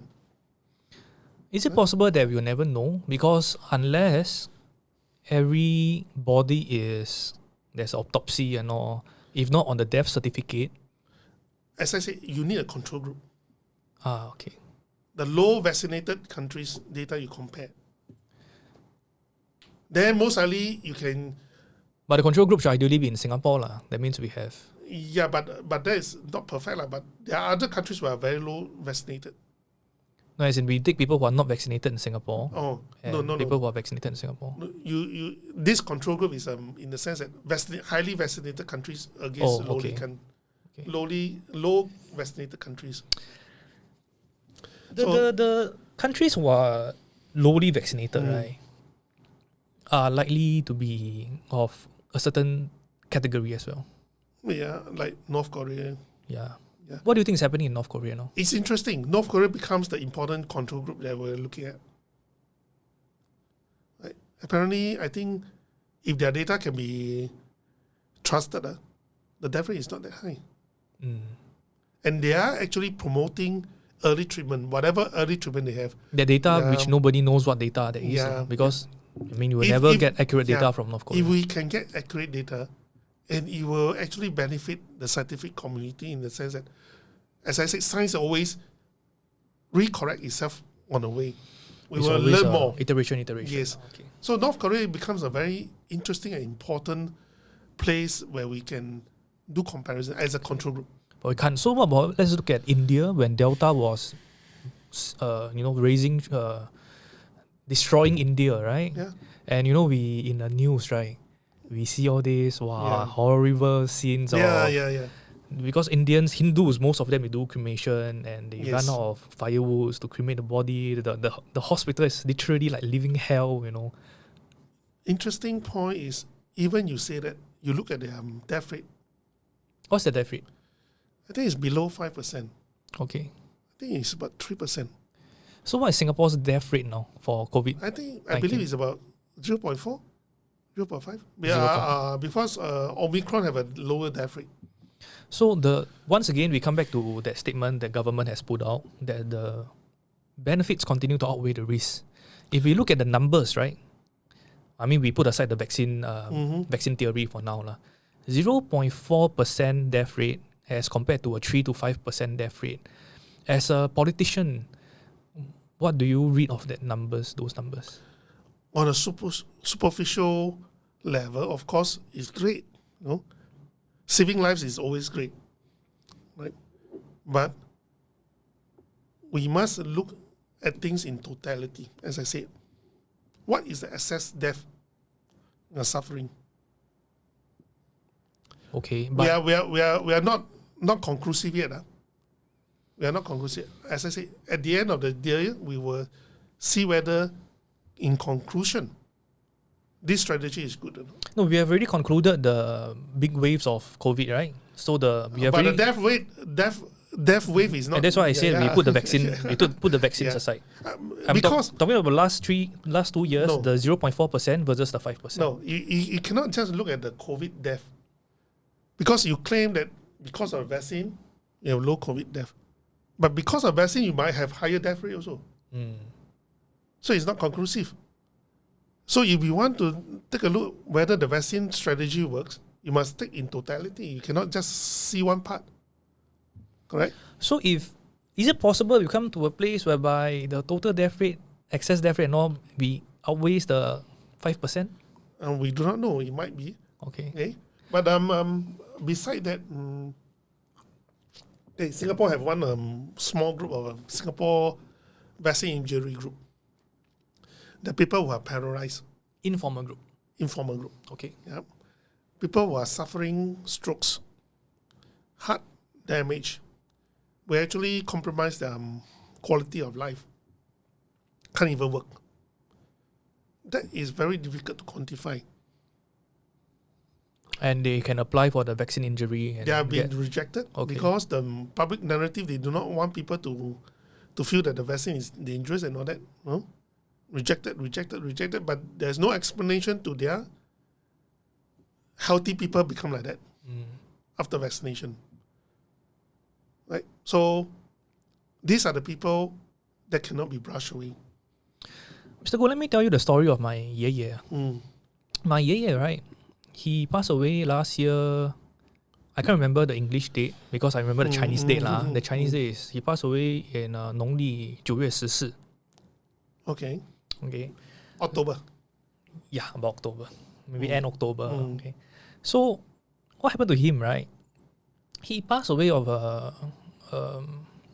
maybe I just dive into the story. He has been a smoker for his whole life.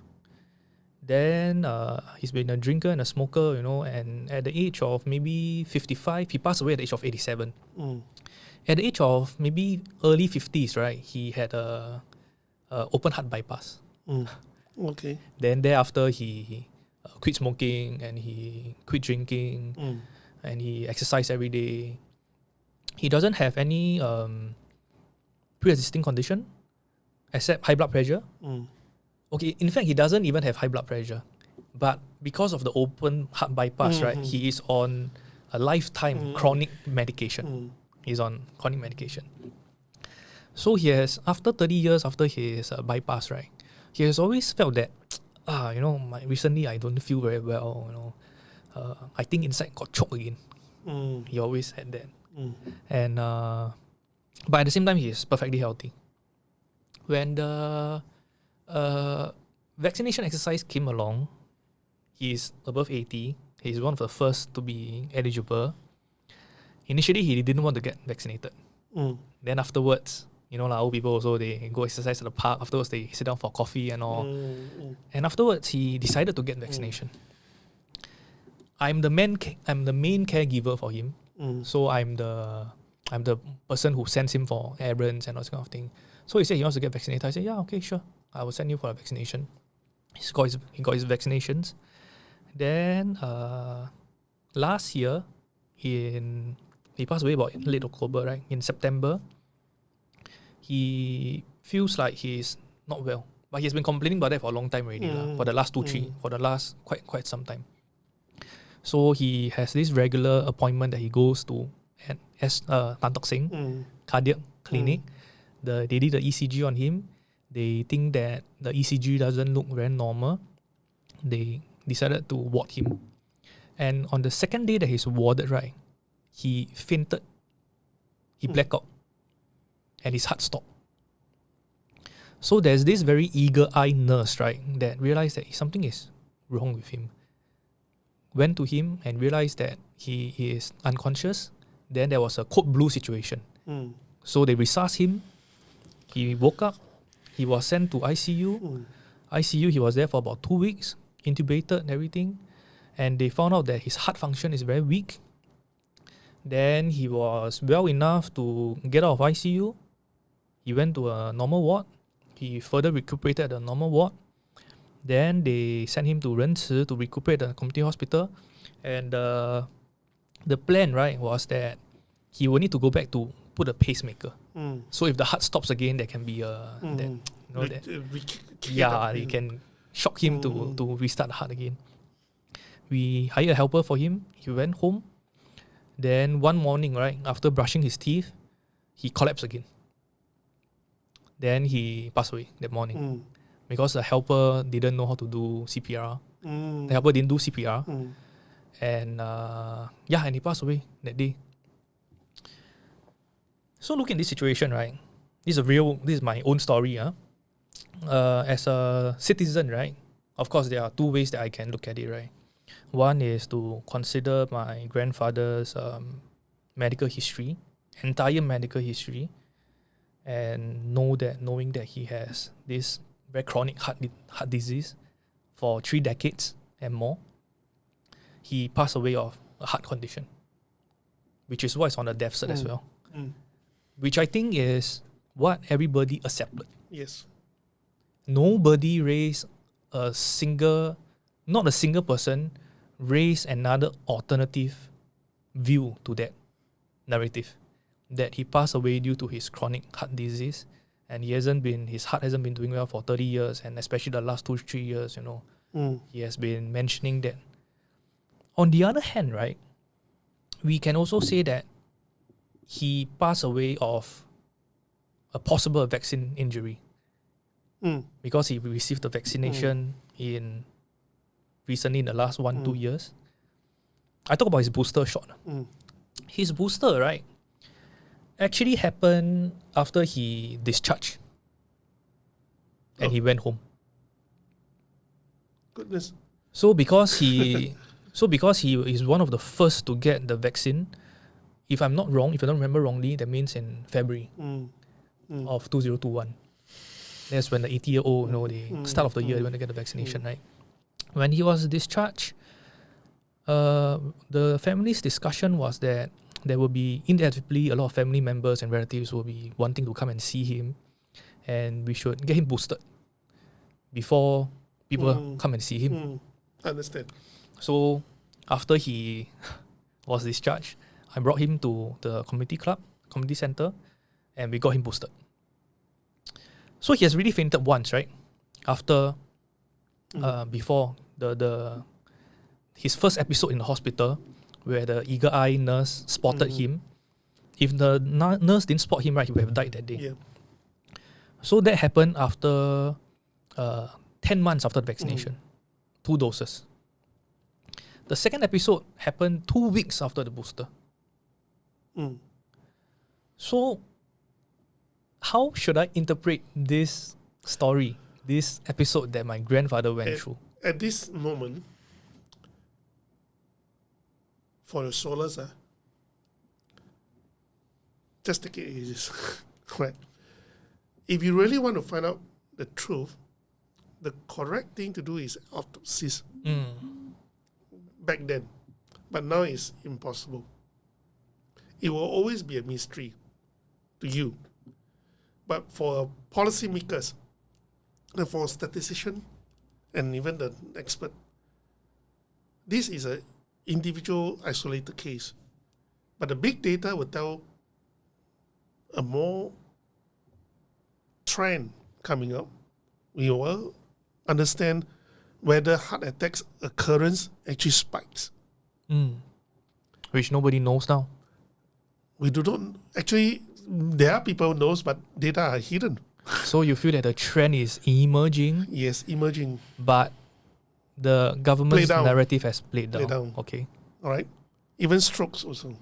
So my grandfather would have contributed to one of those numbers. Yes. But at the same time though, because he's 87, he is also within the age group to face natural mortality. Right? So what we need to do is actually have a very detailed data on age group under heart attack, died under heart attack, and those younger ones. Right? Because no matter what, there will be a natural death process. Whether it's being accelerated by the vaccination or not, we do not know. But we just take it as a base. But if it's young people, like 18 years old, 21 years old, even teenagers, then you have to have a very great suspect.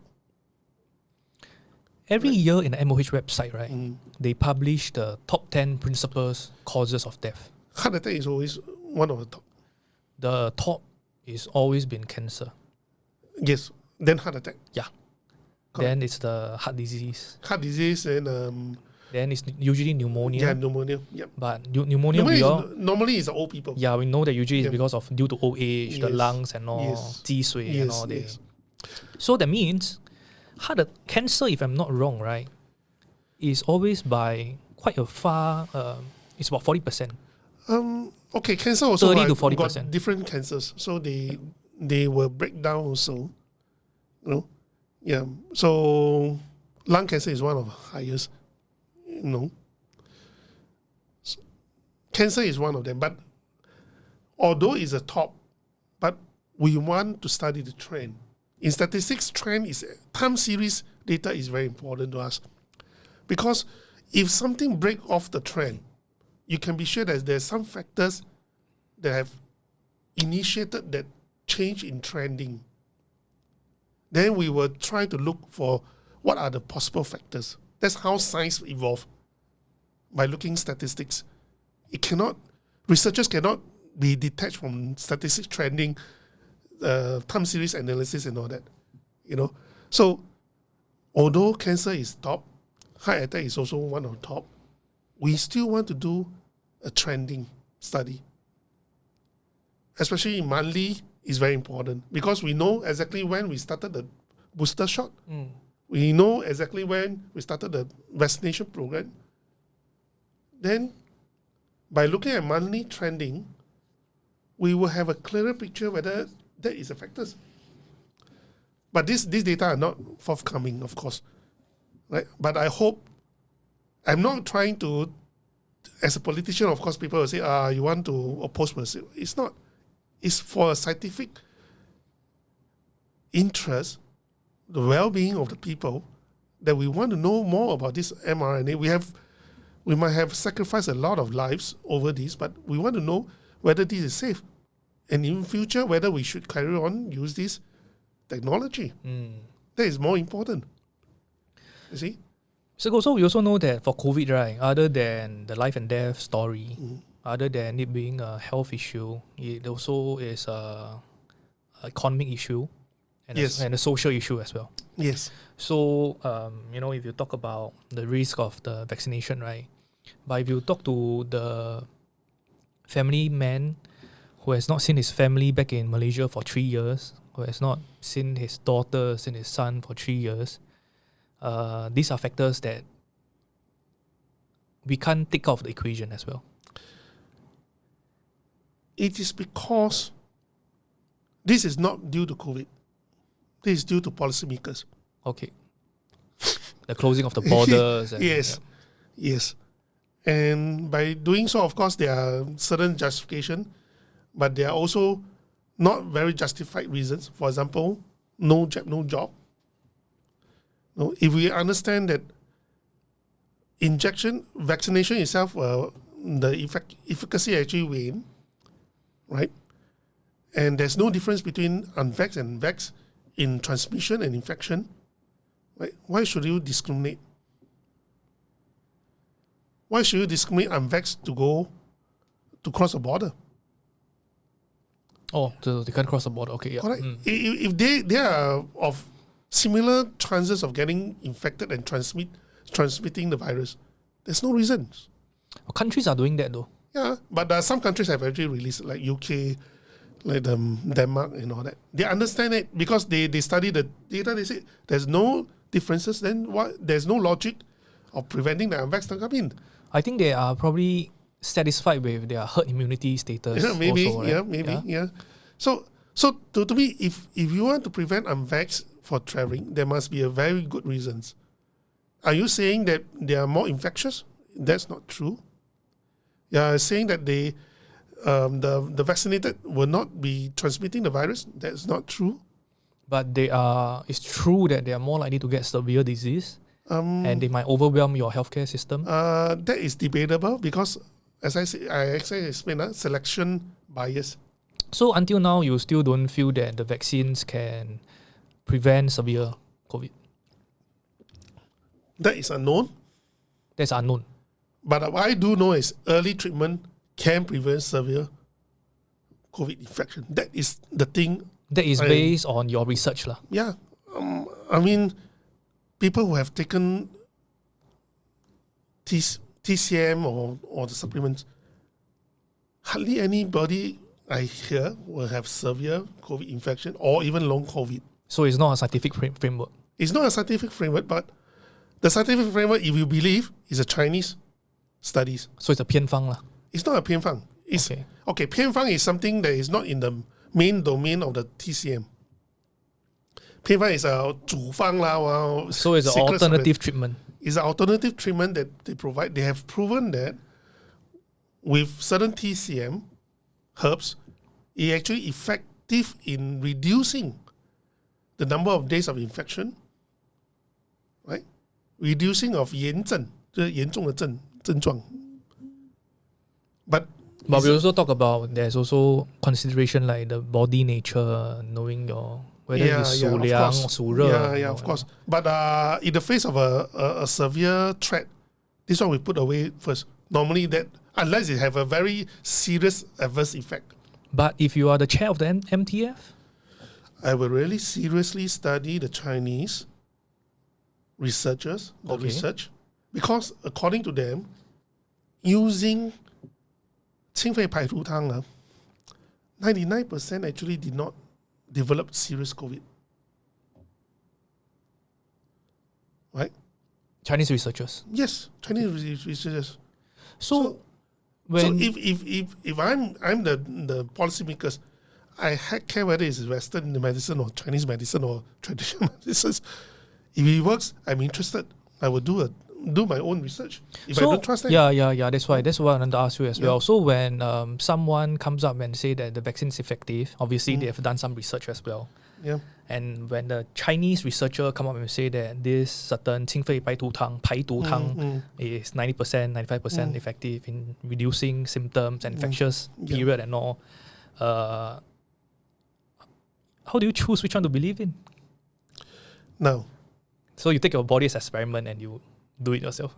Because it's evolving science. That's number one. Okay. But in terms of, as I said, I have started when we face the unknown, I will be very conservative. Vaccine is something that you put in, you cannot take out. You have no long-term safety data. You have no long-term efficacy data. And it's a new technology. Okay. So the risk factor is higher. while this TCM concoction, the herbs, have been used for thousands of years, it didn't kill people. Maybe some uncomfortable side effect, but it's not severe. Right? And it is used when you need it. It's not like you have to inject it. Right? And the vaccine itself, we already know that the efficacy actually wane. After a few weeks, a few months, it doesn't bopake already then.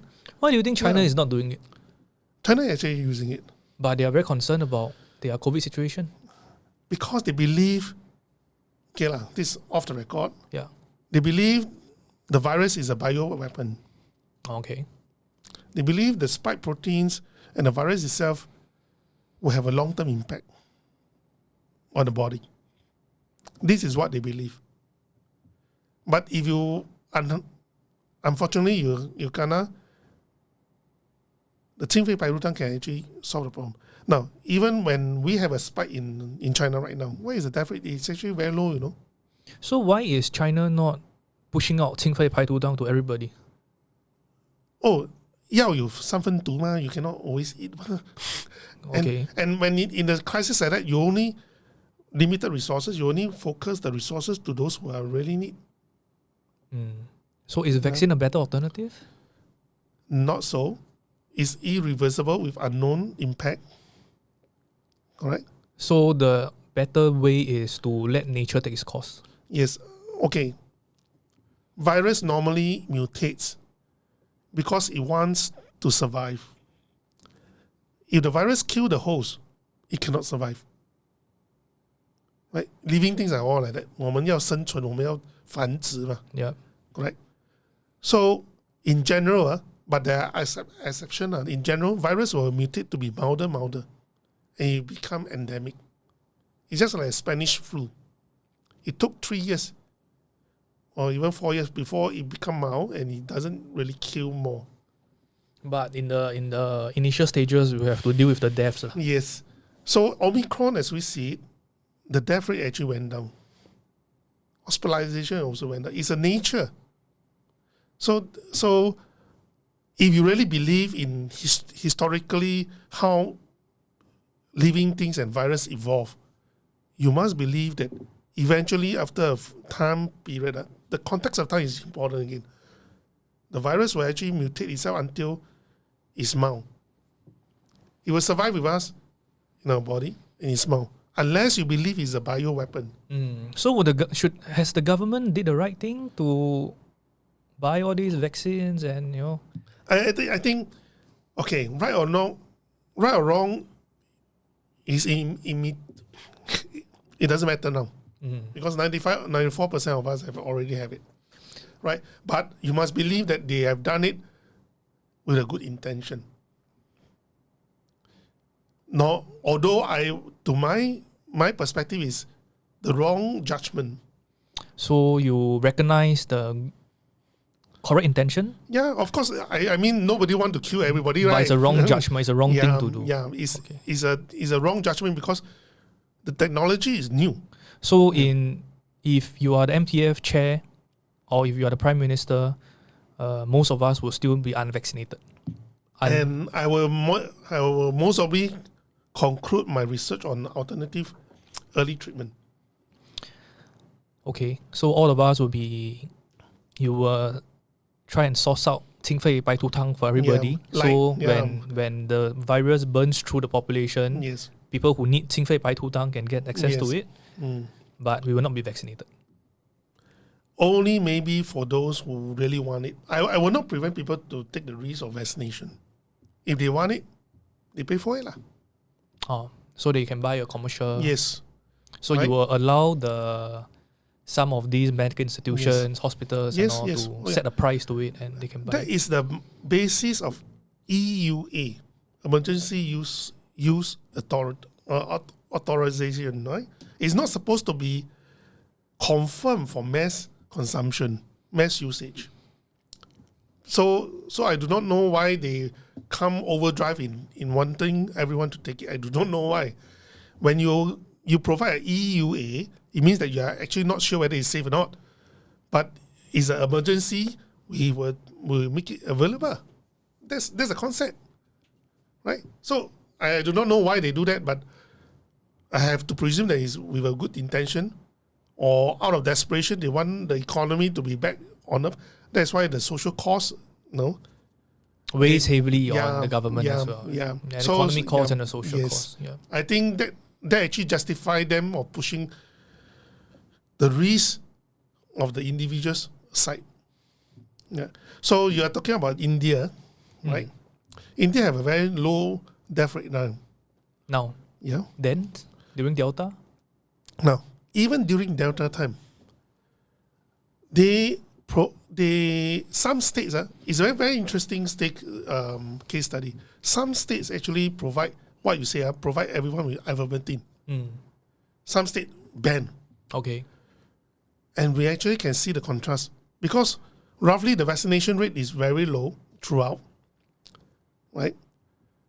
Those states who provided the ivermectin actually have a lower death rate. Okay. Right? As compared to Tamil Nadu, who banned ivermectin. So that is actually a good control experiment, so-called. Because you have a control group, right? One use, one don't use. Then you have to do a contrast. So whether ivermectin is really effective or not, I do not know, because it involved a lot more details than that. But it proven something. Early treatment is important. No matter what type of treatment that you put, whether it's TCM or other repurposed drug. And also, companies like Pfizer and all, they are also coming up with all these pills to treat COVID in the early stages. But it's very expensive. Right? It's very expensive. Ivermectin is always quick. So it's one of the strategies that the government is employing as well. Yes. So, but Pfizer pills also got problems. Recently, they also find that, how come reoccurrence of infection after taking it 5 days? So it's not a foolproof thing to that pill, you see. But nevertheless, I feel that the direction right now should not be focused on vaccination. Although it's already done already. Yeah, is it done? Yeah. Because you cannot improve the results further. So you are saying it shouldn't be based on boosters? Because according to the science, the more boosters you have, the weaker your body innate immune system will become. But then again, like you said earlier, we also know that the mutation of the virus is such that it becomes more and more mild. Yes. So it's going to be more and more like a common flu, and everybody can deal with it. Yes, but from a public health perspective, what we should do is actually to research in early treatment to relieve all the anxiety of the public when they kena COVID. You must have, because Singaporeans especially kiasu. So you must give people a certain confidence and substance that they can deal with the situation. They will not panic. Do you think we are there now? Not yet. Right? I think people are quite calm about getting COVID nowadays. Because of 莲花清瘟, because everyone go and grab one whenever they have it, Okay. So how many people do you think take 莲花清瘟? Now, I've been buying these. According to the shop, is every week there will be one fly-in shipment. So every shop will have only 300 packs. But for that period of time, every week is sold out within 3-4 days. So how many TCM shops you have? You can calculate. A very conservative study is about 500,000. Estimate lah. We estimate by the sales. So the 莲花清瘟, together with vaccination, has helped the public. Yes, actually we have an extremely low death. Because of 莲花清瘟as well. So it's one of the factors helping. If you compare two different places with the same high vaccination rate, why are we lower? So the Ang Mohs are not taking 莲花清瘟. Yeah, of course, definitely. Okay. Yeah. Or they don't have early treatment. Okay. Right? Especially in those states, they don't believe in it. Brazil took, India took, they have early treatment. I think they're pretty well controlled right now. So in North Korea state media now, right? They are saying now every morning you gargle your mouth with salt water, and you take all these supplements as well. So Tea. Okay. There's one tea interesting. At the very early stage of this Wuhan virus, there's one Chinese researcher actually says that tea helps. So Kim Jong-un should be buying all this Lianhua Qingwen, and they should be. I do not know, but it was not mentioned. But if you're his friend, you will tell him lah. Buy Lianhua Qingwen. 清肺排毒汤 is more important. Oh, buy Lianhua Qingwen and buy 清肺排毒汤. And you should emerge from it quite well. You cannot control the infection rate. You cannot control the transmission, but at least you can control the death rate. That is more important. With vaccine, you also cannot control the transmission, the infection. Okay. Most important now is... But you control the severity. Yes. The vaccine controls the severity. That we do not know, as I said, is a big question mark. What kind of... Of course, there has been a lot of research papers who have come out to say that the statement is vaccine is effective and it reduces the severity of COVID-19. So for your point of view, right, what research needs to surface, needs to emerge in order for you to be satisfied that it's effective? Long-term data.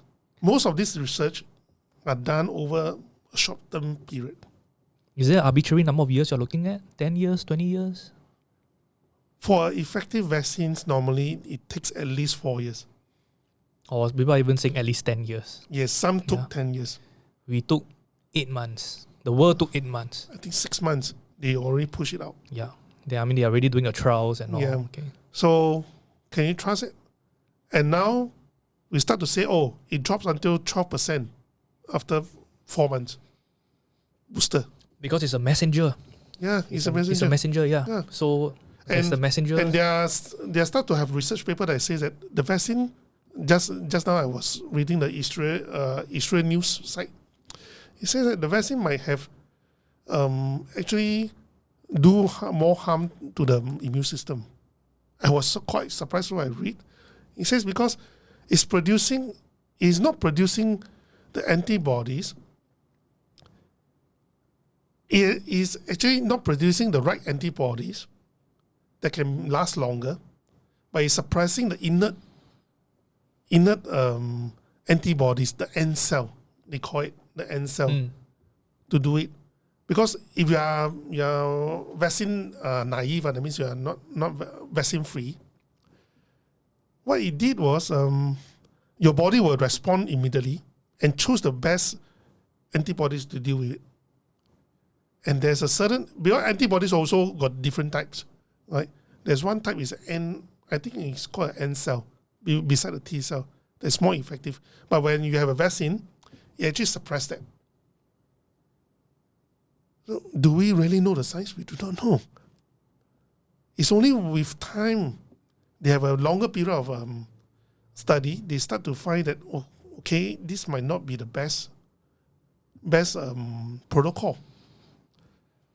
So I believe there are reasons for the past vaccine developers to take at least 4 years to 10 years before they are very sure that it's safe, it's effective, before they push it out. There must be some reasons why it's so stringent, right? So one of the things I was researching on, before having this chat with you, right? So I saw these doctors, these professors, YouTube video. Which one?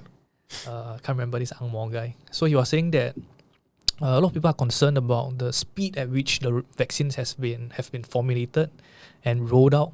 People have been shocked at it. But he said that for the past 2 years, right, the science community, right, this urgency to develop a COVID-19 vaccine has been an overwhelming priority that we have never seen before. And of course, for companies like Pfizer, for Moderna, for all the other companies who have been trying to develop a vaccine, it's a corporate entity. There's big money to be made from being the first to have a approved vaccine, and you essentially have kind of like a monopoly Dominates on the vaccine market. When Pfizer and biotech first came out, and they were first approved by the US FDA, they were the one and only vaccine that was approved. So all the countries who are looking to make advanced purchase of the vaccines, right, would surely go to biotech and Pfizer. So in every country, right, and in Singapore as well, we have set up this expert committee, right, for own national interest and the protection of your own fellow citizens, right, to review all these papers and data that has been submitted by all these commercial companies, and you decide if the benefits outweighs the risk. Is this a good framework, sufficient framework for the vaccines to be rolled out? For a good chef, no matter how good you are, you do not have a proper ingredient, you cannot have a good dish. Okay, so what has it got to do with the vaccines? So the ingredients are data and long-term beta. And Precisely. And for the record, mRNA has been failing all aspects of usage in the medical world, whether it's for vaccine or cancer treatment. It exists about 20, 30 years ago, but it have not been successfully utilized. But past performance is not indicative like we buy funds. Past performance is not indicative of... That's funds. But you know why? What are the reasons why they are not successful? Moderna in 2017, in one of his company, because it's a public listed company, so he come out with reports to the shareholders. Yep. He said one of the attempt to use the mRNA to cure a very rare type of a cancer failed. Why?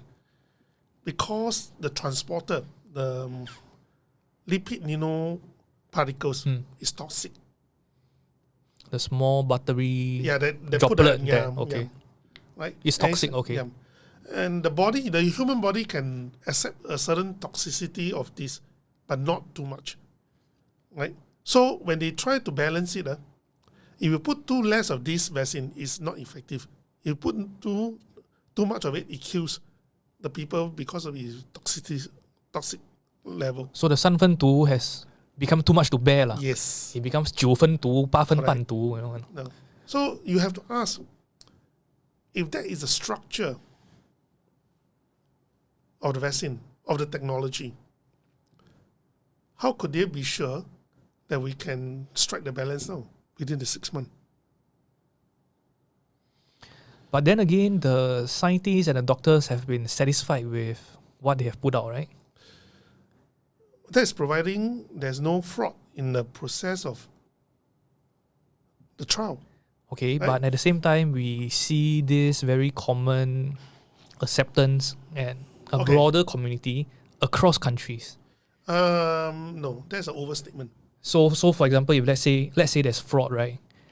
But the American government has accepted it.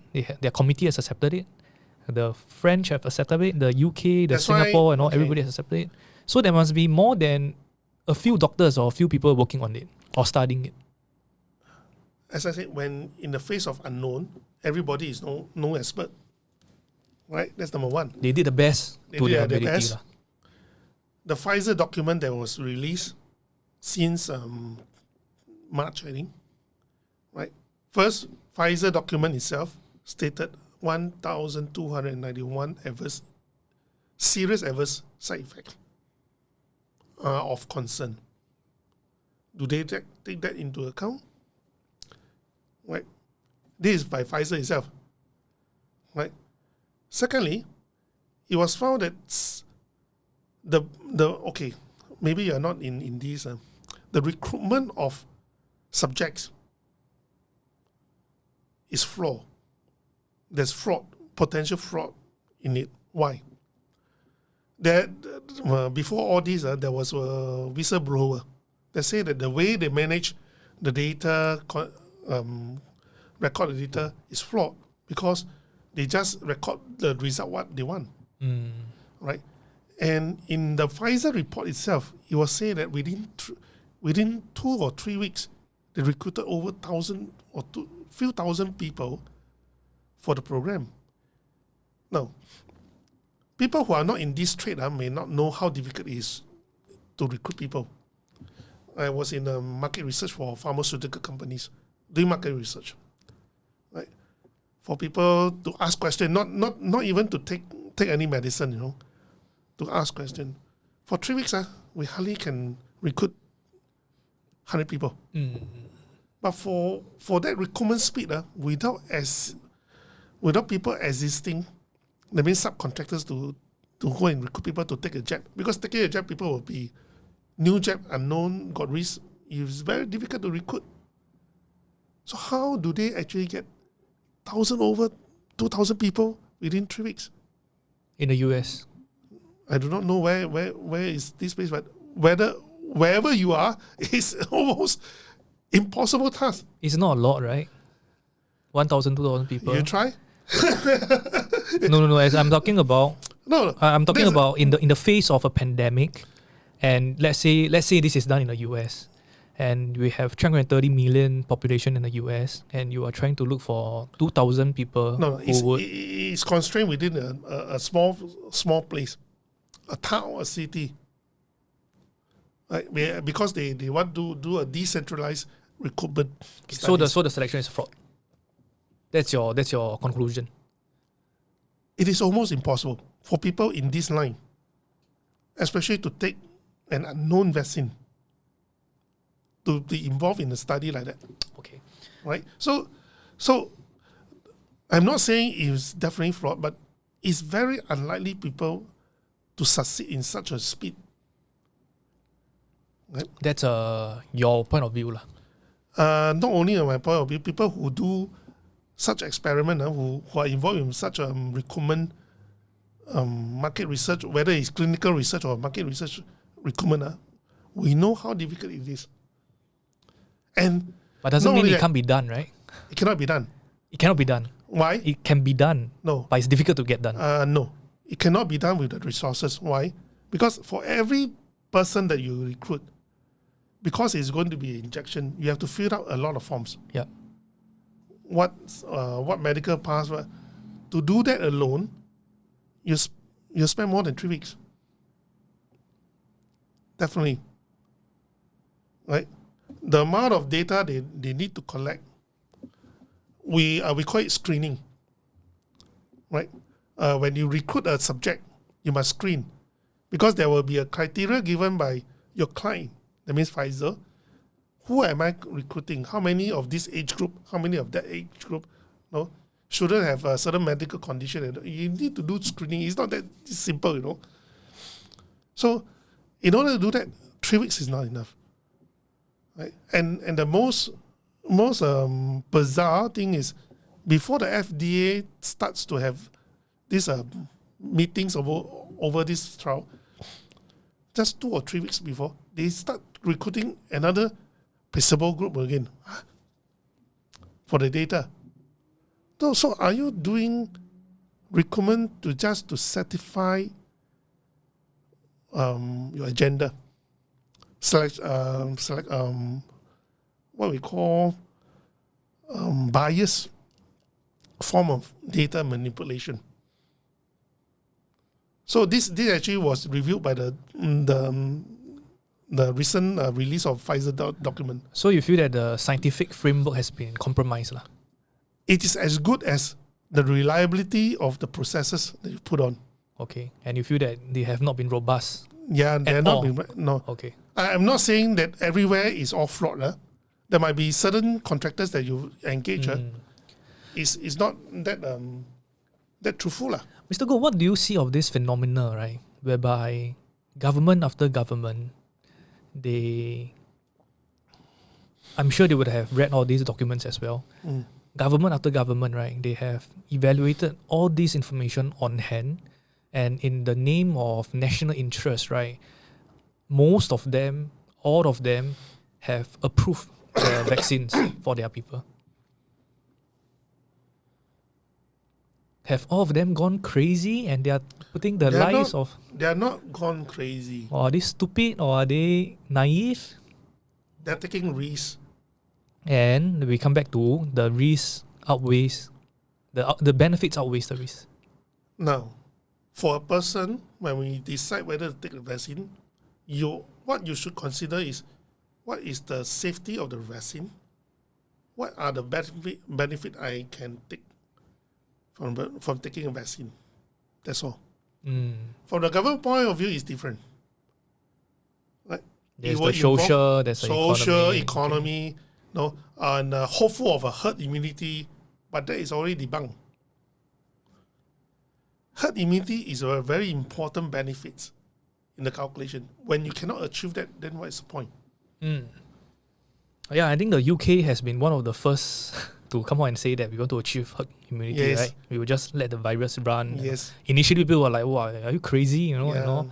But now we all know that it seems like every country who has brought it down to a certain level, all have to go through this painful process of letting the virus natural herd immunity burn in the population. How do you manage that is important. I'm curious. Okay, So how do you manage a herd immunity by natural infection? Early treatment is the key. We know that vaccine cannot provide the herd immunity. Only natural infection may we are not very sure because reinfection occurs, but we are not very sure whether reinfection occurs because of certain factors of the different bodies' immunity or compromised immunity in different people, or is in general it would happen. We are still not very sure, but it seems that natural infection will give us the herd immunity that we want. Yep. But how to manage that? It's been proven that you will give us. Yeah. How do we manage that is interesting. So we look at, let's say, Hong Kong, for example. I'm sure you're very familiar with Hong Kong as well. During the wave that they experienced recently, they hit themselves in the foot. Why? What has Hong Kong done wrongly? They tried to quarantine everybody who have infected. When the numbers went up in massive forms, it cannot cope. And it actually brings down the healthcare system. And it affects other people who have other ailments. We need urgent treatment. So shouldn't quarantine? No, you should prioritize those people who have severe COVID, then possible or pre-existing condition, then you might consider. Those who are healthy one, you don't. Consider what? Treating them in the treating hospital? them or quarantine. Most of them are elderlies. No, they are only all those who are young ones who are 30, 40 years old, they also quarantine once you are infected. Oh, okay. So there shouldn't be quarantine in Hong Kong's case? There should be a practice of a system that actually tell people, like what we did right is we have an oximeter. So you monitor your own situation. If it drops below, then you go to hospital. I think that is the very good thing that is done right in Singapore. You must empower people to actually take care of themselves, to know exactly when are the times that you need help, and when are the times that you should not go and add burden to the healthcare system. So most of the people in Hong Kong, the reason the healthcare is overwhelmed is because a lot of people who actually don't really need to go to the hospital went to the hospital. Yeah. Because if you look at their infection numbers, it's actually lower than us. How come they are all back? Cannot be. They have more beds than us, by the way. Yeah. So it cannot be. So they must have done something stupid that they ask all infected must be well up, quarantine, then test everyone, then you are going to strain your resources. But the hospitals were overwhelmed. Yes. Quarantine facilities, I think, is fair. We can put it aside. Yeah. The hospitals were overwhelmed. Yeah, because people get anxious, over anxious. So they shouldn't have went to the hospital. Yes, some of them shouldn't be there. Okay, but the death rates were very high during that period. Yes, obviously, because when you have no system of priorities, those who really need help will die. Of course, something to do with weather also, like cold weather. Right? When you have a cold weather, people get to weaken immunity in the body. So Hong Kong went through what it went through not because of the low vaccination rate among the elderly. The vaccination rate is not low. The vaccination rate amongst the elderly are not high compared to Singapore. Yeah, compared to Singapore, it's not high. Yep. but the priorities are not given. So it's just wrong policy. Wrong management. Hong Kong could have managed it better. Yes. Basically, they are influenced by the Chinese. So what happens then when someone comes to the hospital and say that I can't breathe, my oxygen level is 85, then do I go to the hospital? Yes. You go to the hospital. You go. But in Hong Kong, once you kena, send already. oh, okay. Because they are afraid, they have a lot of nursing homes. They are afraid the spread within the nursing But home. afterwards, it was a case of a lot of citizens started falling sick and they went to the hospital. Yes. It's not they want to send. Yes. It's not a decision that you must go to the hospital. People started to go to the hospital. Yes. And that's the case in many countries. Yes. So we as I said, we must empower people. And because Empower people to understand the virus, when you Okay. need help, when you do not need help. And when you are at 85, you go to the hospital, right? If the Yes. oximeter tells you 85, Yes. the oxygen level Yes. saturation is 85. Yes. So when too many people's saturation is below 85, yeah, that should not be so, because statistically that we know already it shouldn't be so. it's an assumption because Yeah, you don't know assumption. as well. Yeah. Okay, you don't know Yeah. as well. Yeah. Mr. Goh, so if you are the Prime Minister, right? Or if you are the MTF chair, right? Let's say that for the last 2 years, we have not had vaccines in Singapore. And looking at the data now today, right? Mm. Are you already satisfied that we should buy vaccines and roll out to Singaporeans? Looking at the other No. countries who have administered vaccination. It's a tough call. What's your concern? The data is still not complete. So you need 2 years data at least, or even 3 years. Now we are almost at 2 years, right? Yeah. That's number one. Number two, we must be truthful to the data. Mm. Now, one of the thing that I doesn't like. Thank you. One of the things I don't really like Yeah. is the system down here try to play down the vaccine injuries. Why I say that? Science, if we are human beings, we are taking the same vaccines. If in UK, in US, there are so many vaccine injuries, we seem to have zero death from that. People have already confirmed death from the vaccination. Why would we have zero death? But we have recognized certain cases of vaccine injuries, right? Very few. Yeah, okay. Right? Even when people report, right, there's no proper report system.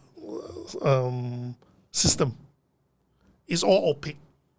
Unlike the yellow card, right? People can see who have reported. And this What's the yellow card? Yellow card system is in UK. Oh, okay. Right, that means you have you feel that you are hurt by the vaccine, you can, or any drugs, you can just report. Mm. Normally, it's done by the doctors, right? Yellow card system, right? But our doctors are actually discouraged to do that. Even it's quite obvious. Today I take the vaccine, then I fainted, then tomorrow my heartbeat irregular and all that. You go to see a doctor, no, nothing to do with the vaccine. You are more anxious, you are more stressed and all that. All sort of excuses. That is not helpful. Not helpful because it doesn't help us to understand the vaccine. We are depriving ourselves of a safety data. So the correct way should be Let if you people are report. unsure, escalate Yeah, and let it escalate. be investigated. Yes. Okay. If individual is very difficult to investigate case by case, we look at the big data. Just like what I've shown you, you find that your yeye, whether it's died or you do not know. It doesn't matter. You look at the big data. The big data will tell you the story, a clearer picture. But they are actually depriving us of that data collection. So if I'm in charge, I would not have suppressed all this. Okay, payment of money and all that is one part.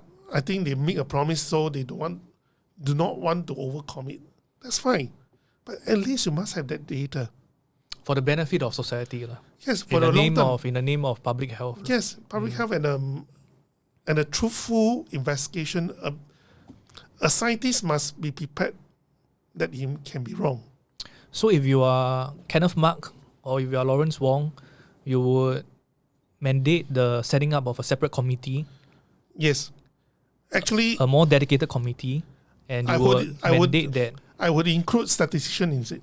And they should all be escalated. Yes. If unsure, just escalate. Yes. If people die and they suspect of data, I would do autopsies more detailed, like what the Germans have done. One of the doctors have done.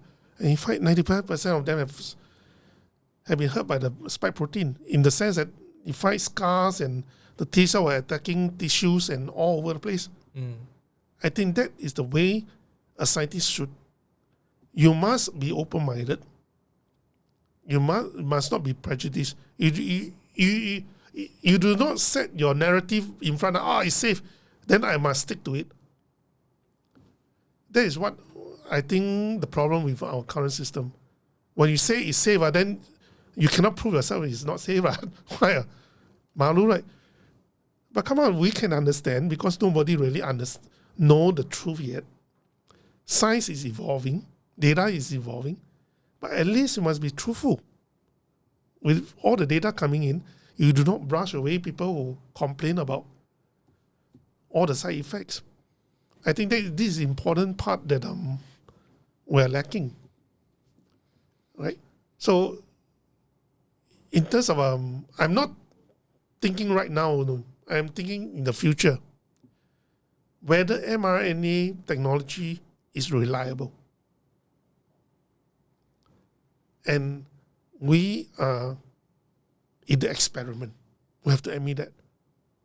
And if we are in the experiment, these data are actually very precious. People use their life to register the digit, and you just brush it away. To a statistician, that is crazy, you know. Do you feel that actually people are quite okay to accept the risk, knowing fully well the risk of vaccination? I would say that they do not. Okay, partly is because of propaganda. Okay. Right? Partly is because of ignorance. There are bigger risks in life that people are happy to accept. Yeah. Like, for example, we just talked about smoking. Yeah. Every smoker knows the health. But it's a long term, nobody cares. COVID, it's a long term also. We're talking about the same thing, right? We do not know. Okay. It might be 2 years. There's one study that comes out in the US. So you don't think the smokers are crazy to continue smoking? Because they enjoy it. They have benefits. Okay, but COVID vaccination also comes with certain enjoyment as well. The father gets to go back to see the daughter. That is actually policy created. But okay. Policy put aside. That's the situation globally, right? You are changing the rights to a privilege. That's what the policy have done. Globally, it has happened. Yeah, countries have closed their borders. So Singapore, whether we like it or not, okay, people can't be reunited with their families. For a 1.5 years enjoyment, and you're risking it for a lifetime unknown. Smoking is the lifetime enjoyment, then for a long time risk. But what happens if there's no end to COVID? We are still in lockdown, we are still in circuit breaker today. As I said, by the science of nature, the virus will mutate and become milder and milder, just like Spanish flu. And in the process, people who have to die.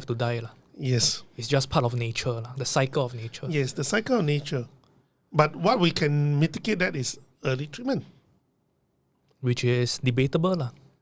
Well, you can do research. Because, as I said, the Chinese have done their research. If you don't believe it, then you repeat the science is this. It means that people have done the experiment, come out a result. If you don't believe, you do the same experiment, you should have the same results. Right? Should be constant. Yeah, it should be consistent and constant, right? That is science. That is what science is all about. So if you don't believe them, you do, and you get the same result, of course, you have to concede that it works. It works. Right? I think I asked this before. Is there an arbitrary figure you're looking at, number of years, whereby we can be long-term data that you are satisfied with? Just now I was trying to cite a study. It was published in Circulation. Circulation is a medical journal in US, very well-known prestige, especially for the heart specialists. It calls circulation because blood circulation, so it's for the heart specialists. So in that particular research paper, it says that they find heart problems will increase due to the vaccination by double in the next 5 years. Okay, the natural rate among the population, within 5 years, the population will have 12% of people who will have heart diseases and all that. But they found that the projection that they have done is that with the vaccination, myocarditis and all that, they're looking at 25% of people will have heart diseases within the next 5 years. This is their projection. So if you want to know exactly whether that is true or not, you have to wait for 5 years. So 5 years. Yes. So if you are the Prime Minister, after 5 years, you would be, after consolidating and reading through all the data, yes, you would then make a better decision. Yeah. As I said, I will not stop people from taking the vaccines, but I will not force. I will not make it a national program. I will be very conservative because it's under EUA, emergency. Will you pay for it? I will not pay for it. People have to pay for their vaccines. Yes. Okay. Because people, you see, if you give some people free, the way of this, the decision making process will be skewed. So will you regulate the price, or will you leave it to Of market course. forces to bring in the vaccines? Okay, I can give subsidy, but definitely people have to pay, because when you pay for it, then you will have a serious consideration process. So who will you give subsidy to? The lower income? Well, everyone is entitled to subsidies, to me, in that sense. Okay. Right? So to me, is if you so decide, you still have to pay it. But why I make you pay it? Because I want you to go through your process, to analyze yourself. You understand your body, whether you really need it, and whether you want to take the risk. Right? I will put it very clearly. There's a certain risk we do not know because we do not have long-term data. I will tell people that long-term data of safety we do not know. People are considered that as well, right? People are not stupid as well. They have thought about that as well. And that's why there's vaccine hesitation. Yes. People hesitate. But very small. Because people worry about the long-term side effects. But most of the elderly, they do not. So when it's free, it's too enticing. Yes. So must price it. Yeah, must set the price, how much is it. At least you'll make people think before they spend the money. Would you heavily subsidize the vaccines? No. 20%, 30% maybe. Right? So they will have to decide. You make them go through the process of decision. Like really seriously consider themselves whether they need it. And I do not use fear. The whole thing is full of fear and ignorance. They are using fear to create, this is a deadly virus. But is it that deadly? It depends on who you are, what's your age, your body condition. People are not taking that into consideration. See, so as I say, I will empower people to think for themselves instead of I'm making decisions for them. There's a lot of concern about long COVID as well. Yes. When someone has COVID and afterwards the organs are damaged to a certain extent and they start to live with the consequences of long COVID. Okay. When you read papers like that, how do you reconcile the the information? You see, I do not have the data yet. You do not have the data of long COVID, Yes. What's the percentage of long COVID? but you have the data for vaccine injury. Okay, long COVID, normally people don't report. Normally, Because vaccine injuries is worse. You feel that you take this drug or this vaccine, you are injured, then you report. But nobody will report to the worst that say, oh, because I have COVID infection, then I have these injuries. No. but at the same time, our primary care network can also pick up. Correct. There is possible long COVID, right? Yes, possible. Where long more COVID. people come in for cough, for breathlessness, and all. Okay. Now, just before I came here, a friend actually sent me this CNA talking point about this long COVID. It says that the interviewees, when they describe the long COVID thing, it actually sounds very much like vaccine injuries. Right? Then I laugh. Why? The only way to determine whether it's due to, most of them are due to vaccine or the COVID infection, first is to compare before and after. Before vaccination, what is the rate of long COVID? After vaccination, 94, almost everyone are 94%. What is the percentage of long COVID? Then is there a discrepancies? Right? If there's no discrepancies, it means that the vaccine doesn't stop long COVID. If there's more long COVID, that means it might be due to the vaccine. If there's less long COVID in terms of rate, it means that vaccine is effective in reducing the long COVID. Correct? Do you feel that there's a certain element, a certain level of biasness and prejudice in a lot of the way of thinking, your way of thinking? My way of thinking. Yeah. No, I'm very objective in So that that. means, for example, if someone talks about long COVID, then you link it to vaccine injury again. No, I'm linking to data. Okay. But your initial hypothesis would be, your initial reaction would be, yeah. No, because I'm open. Okay. Right? Do you have such symptoms before you have a COVID infection? That's number one. Because a lot of people say after taking a vaccine, they feel tired. Fatigue is one of the side effects. Yes, yeah. So it sounds exactly the same. Right? But it's not a long-term thing, right? Oh, okay. Long COVID is a long-term thing. Yeah. But the vaccine injury usually is a short-term thing. Long COVID can last for a certain period of time and subside also. Okay, yeah. Right? So we do not really know. No in-depth study have been done. But first, we want to take away the factors, clean out the factors of vaccine. Then we have to compare before and after the rate. Is that true, right? You have to do a comparison. Say that again. That means before vaccination comes in, Yep. what is the percentage of long COVID? That means people who have not been vaccinated. Yes. Yep. After vaccination program came in, 94%, what is the rate of long COVID?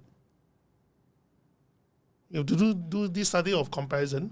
As I say, if there's less, it's good for us. That means the vaccine will prevent long COVID. And people usually who experience long COVID usually also have certain pre-existing conditions that make them more susceptible to severe COVID. Or vaccine injuries. Okay. Correct? So it's you have to clear up. So it's that statistical term when we are very careful about all this to do a correlation or a causation. We want to clean out the factors. We always do a controlled comparison, contrast. So I do not have that data. But presumably, if you say long COVID, okay, do these people have early treatment or not? Right. So now I'm saying whether early treatment play a part in preventing long COVID. Of course, my very small sample says it is effective. But no study have been done on this. Among the people who have long COVID, have they taken any early treatment? Do you worry about your own innate prejudices and biases? Because as a statistician, you are always, there's a blind spot that you always have to keep a lookout for, right? I'm always I'm always very, very, very concerned about my biasness, but at the same time, I also know the methodology to actually clean out the factors. Because as a public figure and being someone very active on social media, we know that social media, the algorithm, is debatable, and sometimes they push out content that you agree with, you are cognizant with, and therefore on social media, people spend more time on it because you find community on social media. Yes. And therefore your sample becomes such that you have innately attracted a lot of people who already agree with you. And therefore the biasness is that you are talking to all these people, and therefore you have... That is what we call selection bias. You have a skewed kind of selection bias. Perception. Yeah. Okay. Most of the samples that I'm talking about are the people that I provided the medicine to them. I bought them because they do not know where to buy and all that. Right. And I always have 2 weeks period or at least 1 week period to check on them. So that means these people that you help them get all these supplements. Yes. But they're already vaccinated as well, right? Most of them. No, some of them are unvaxxed. Okay. So what's the percentage of people who are unvaxxed? I mean, it's because now in Singapore, very, very few people are unvaxxed. Half, somehow. Half. Okay. Right? So, and they work generally well for all of them. Yes. Somehow, it works generally well. Even people with a pre-existing condition. Because most of those who are unvaxxed are with pre-existing condition. Right? That's a strange part. That's actually a selection bias also. But even with unvaxxed pre-existing condition, they can cope with the infection. With early treatment, is a very strong signal to me. Right? Because it's not that you're like me, very healthy, Of course, even without early treatment, I can cope with it, But these are the people with a kidney problem, heart problem, hypertension, rashes, allergies, and all that. Now you're not afraid of Omicron because we know that it's mild. No. In fact, I still have some doubts on whether it's a bioweapon or not. Okay, the conspiracy theory aside. Yeah. So you agree that Omicron is more mild compared to the earlier? Yes, apparently so, but we need longer data to actually ascertain that. So you are not so worried about getting COVID now?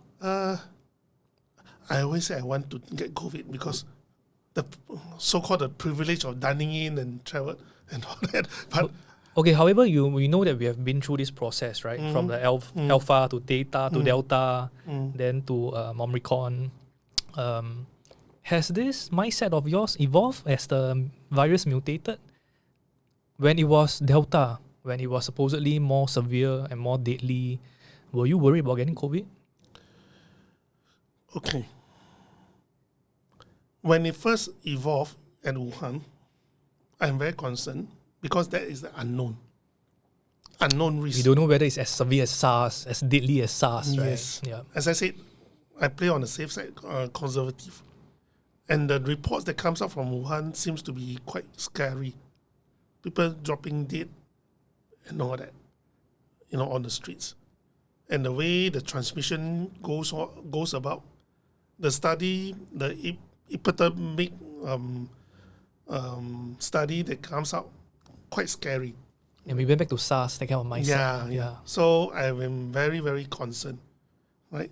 But when it comes to Alpha and Delta,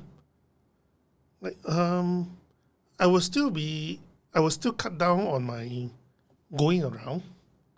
Well, the government actually helped me, no malls and all that. So I'm pretty okay. No malls? No, cannot go to malls. Okay. No shopping, But I hardly shop also. But you don't go to malls, right? No. Mall. Oh, the malls, okay. The malls, okay. Yeah. So it's okay. But frankly speaking, I'm not that concerned by then. By Delta, you're already not so concerned. Yeah, because from the reports of TCM, it seems that there's an early treatment protocol. My mind already formed back then that maybe this is not as deadly as people seems to be. When more data evolve, although it's Delta, it's more transmissible, right? Although the India, people say, very challenged. But I look at the death rate, it's not that scary. That's number one. Not that high. And most people who die are actually with pre-existing condition and elderly. I'm not in that group, so my risk factor is actually very low. So that is something I call empowerment of knowledge. If you do not know all these, you are very worried, you are very anxious, you are overwhelmed by fear. But as a statistical data-driven person, I'm not worried about visuals. I look at stats, right? And I look at the context of the data. So you detach your emotions, lah. Yeah. Okay. We have to detach it. Okay. Today you have very kindly come down to my place. Yeah. We are in a small room. It's not small, bigger than my room. But it's a confined space. Yeah. I try and be responsible in terms of protecting my guests. I've written about this before. You saw me, disinfecting the earphones and all. Yeah. I run a medical grade air purifier inside this room. Oh, really? Yeah. Oh, okay. I ventilate the studio. Today, this morning, right? If I saw myself this morning, I did ART, and I'm positive, right? And I send you a text and I say that, hey, Mr. Goh, I'm positive, apologies. Would you prefer that? Of course, I would just say that let's postpone lah. But if I had asked you, would you prefer that we postpone today's interview? What would have been a response? Postpone. I want to get COVID infection. Okay. But, okay. Response is very simple. It's not about me alone, about my family. Although I would like to have COVID infection, but my family members might not want. Right? So postpone, no?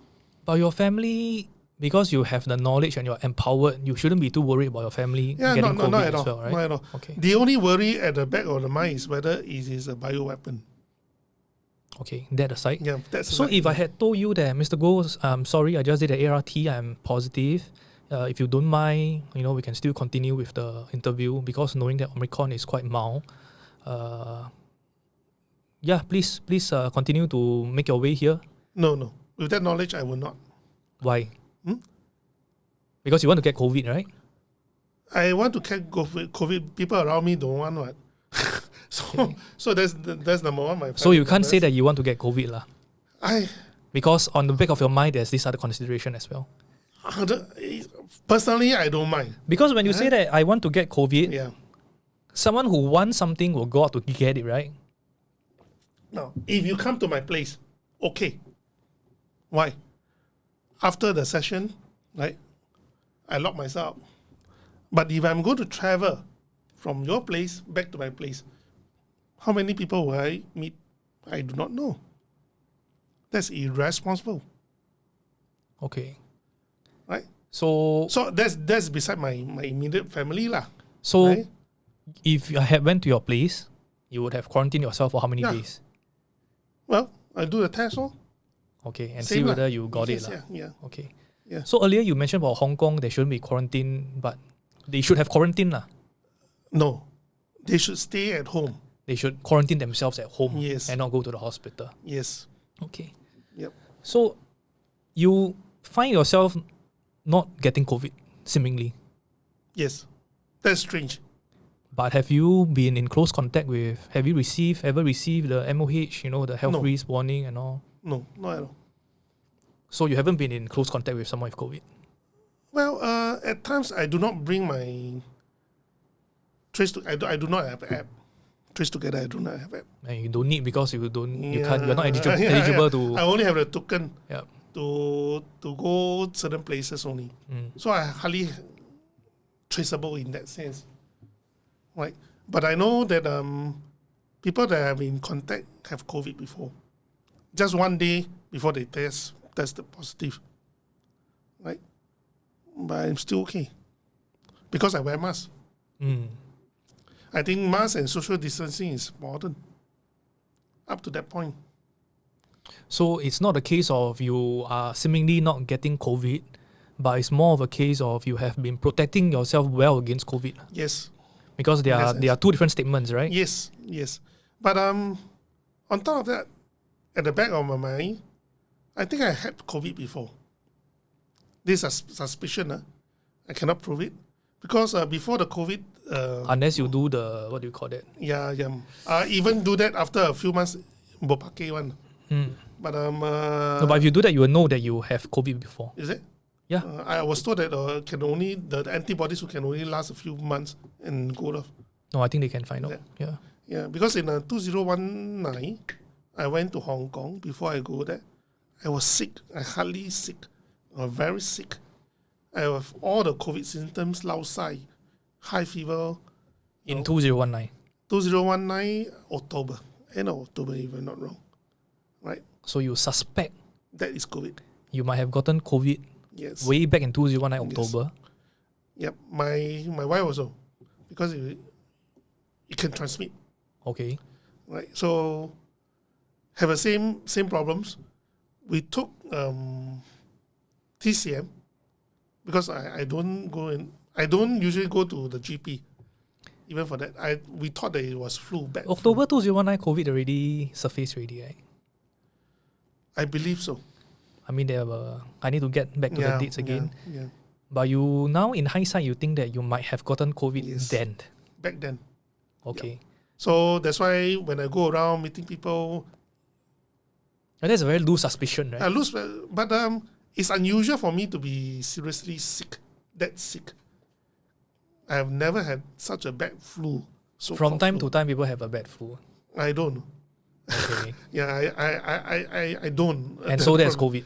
I suspect it's some super flu. Okay. Could have been a more heavy flu. Yeah. Okay. Maybe the flu helps me to build up my immune system. I do not know. Right. But it was bad. Diarrhea. Fever. Right. And weak. The whole body is weak. Breathing difficulties also. You have all the signs of COVID, the early COVID. Now, we will never know now. Do you feel very lonely and isolated in your views now? On the contrary, I think more and more people accept my views. If you watch Dr. John, Dr. John is a British doctor. He always do this talk about COVID, statistical study. He's also very data-driven. Initially, when he did on vaccination and all that, he was supportive of the vaccine.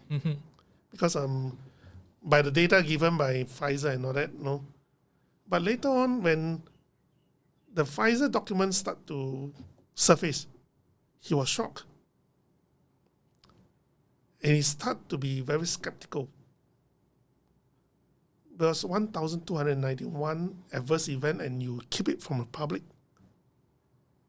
It doesn't give people an informed choice.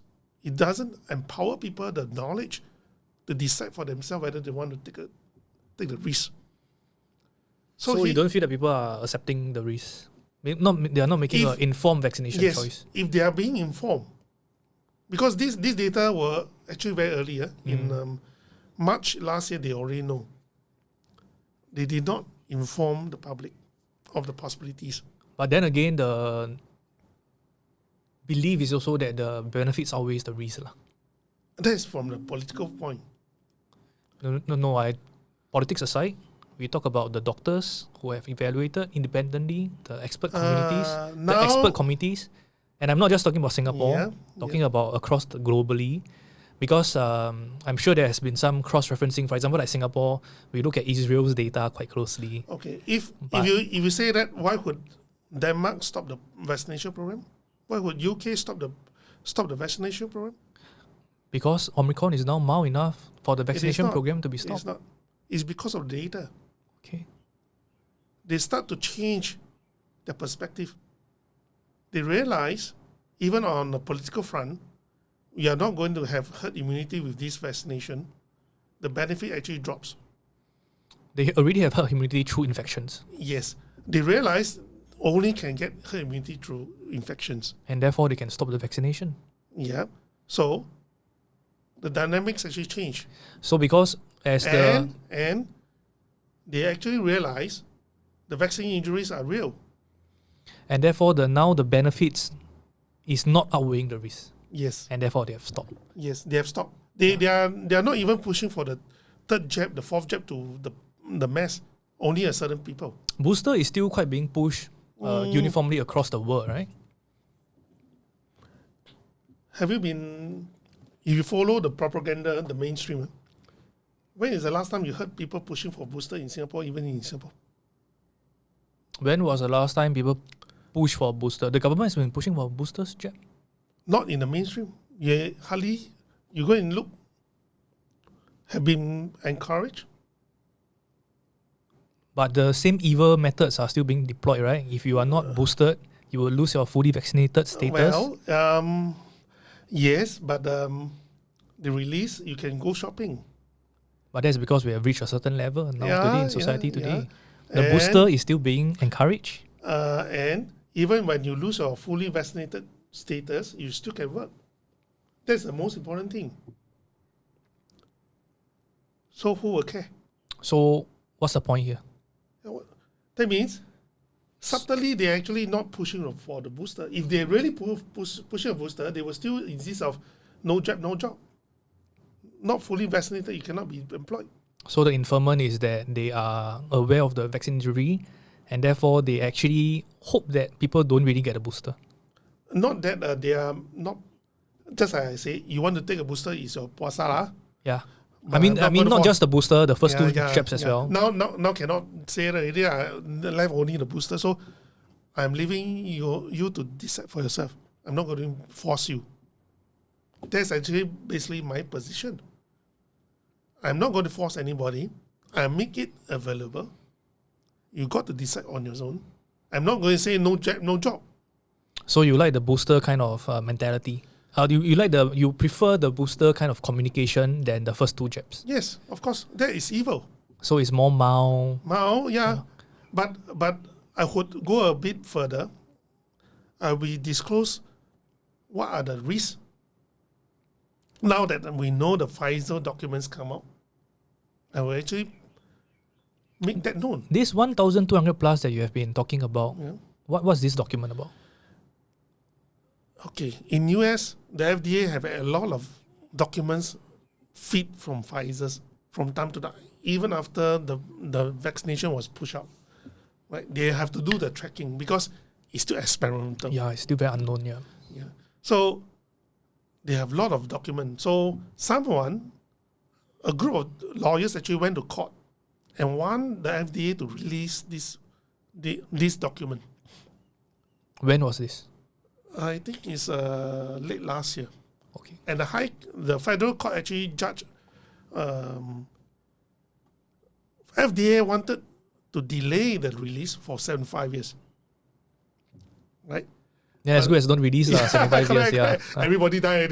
No accountability. Right? So the federal judge, actually dictate that give a verdict that they have to release within a certain period. So there's a document dump every month. So the first document dump that came in actually shows that Pfizer knows about the 1,291 adverse events, which are of concern. Some are actually fatal. So the 1,291 vaccine injuries is out adverse, of adverse. No, not injuries. Okay. Adverse effects.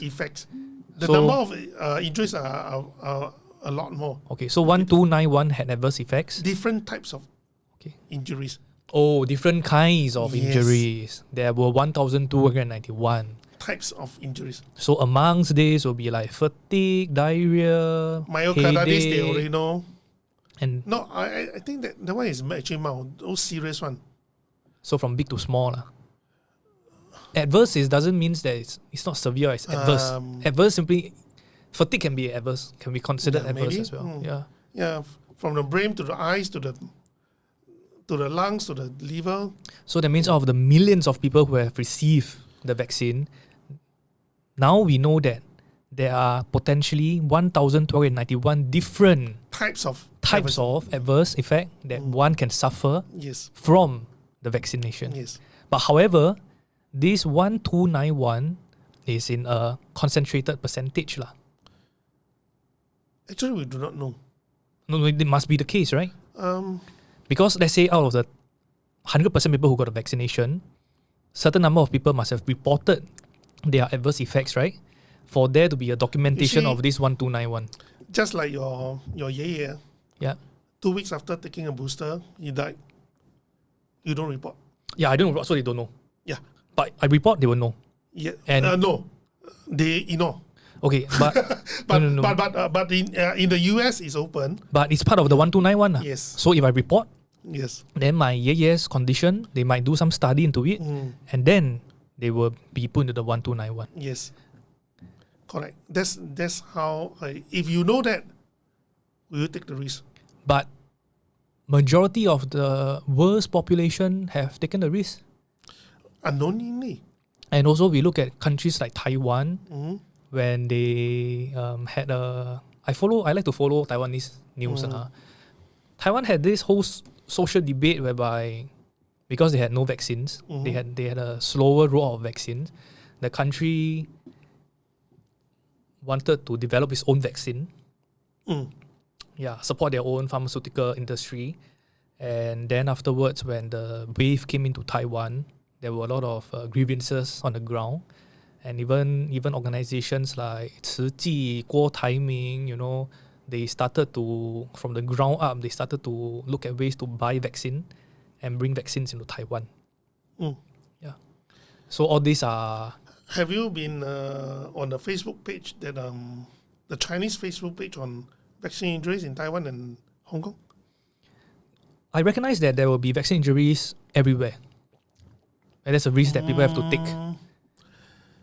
No. It is different from saying that you will take the risk from you are taking a known risk.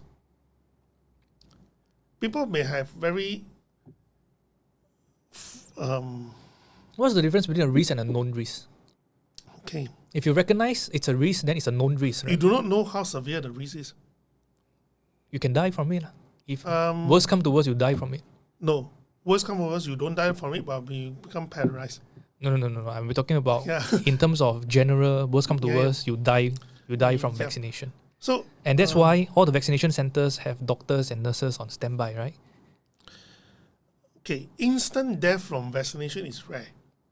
Unless you have a very severe acute allergy to... Yes. And you are not treated immediately. Yes, that is very rare. It's they have this 28 days data. Vaccine injuries within the 28 days, death within the 28 days. They use that as a gauge. There are certain data now, right? But I have not gone through thoroughly. That is actually the proper way of doing it. Like your yeye is within the 28 days. It should be recorded. After the booster. Yes. Right. So there are also more problematic is when you are injured, you are paralyzed or you are blinded, you cannot work. My yeye one, sorry, I come back to my yeye one. It should be recorded as a vaccine injury or it should be recorded for investigation? It should be recorded for investigation. Okay. But it's not conclusive that it's vaccine. Yeah. No, but it can be concluded unless you do an autopsy. Okay. Right? So then where do you get the confidence from? So, big data. Okay. Because when you have big data, how many people died within the 28 days? If the data shows that it's extraordinary higher, and the big data shows that the trend have actually deviated from the past years, then you have the suspicion. And people should understand the big data. Yes. Okay. Then they make a decision. Yes. Whether to jab, whether to boost, whether to take a fourth jab, and all. Yes. Of course, there are science behind it. Different scientists have different narrative of how safe is them.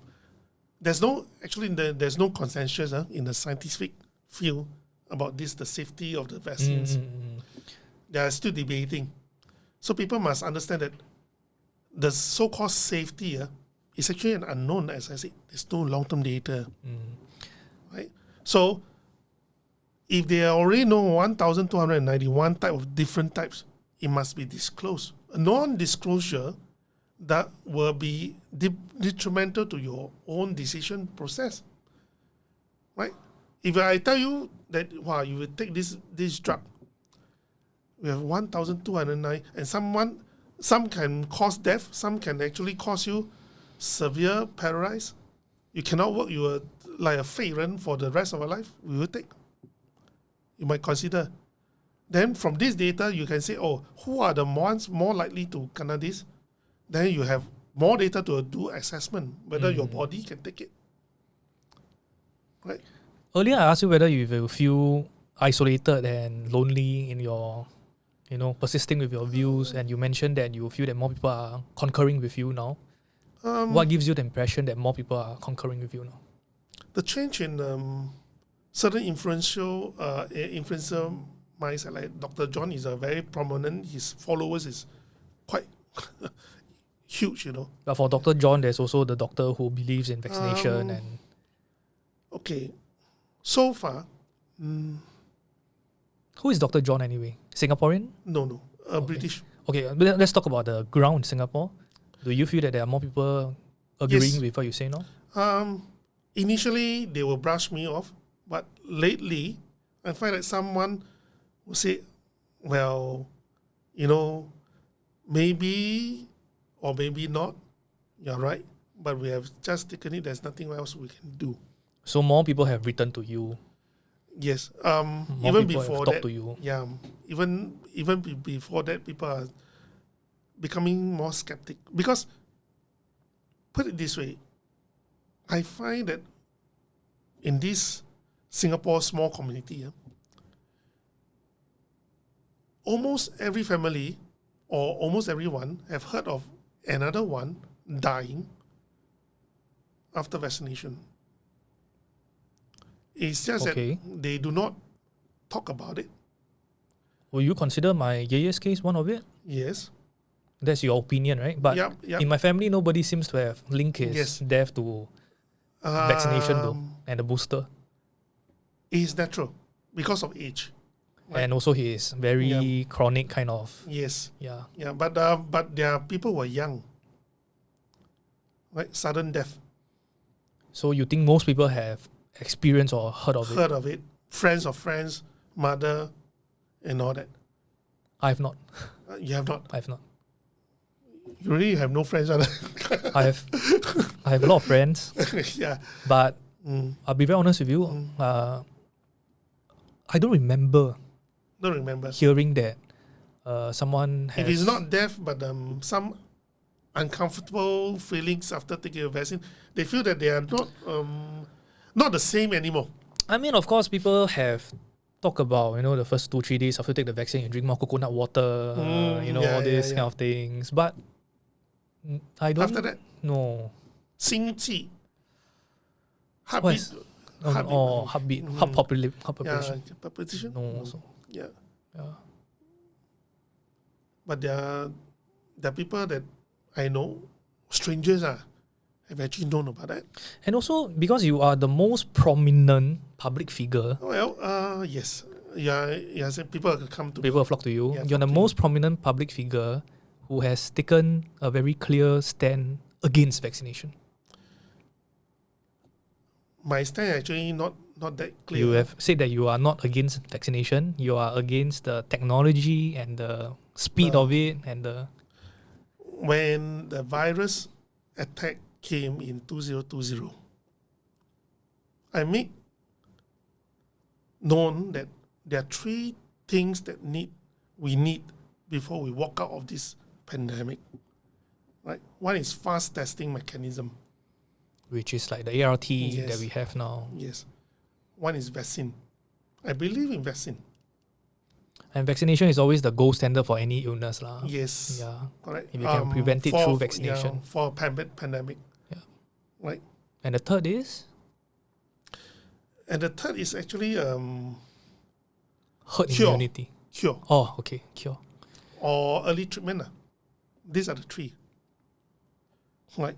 So when the vaccine came about in early early last year.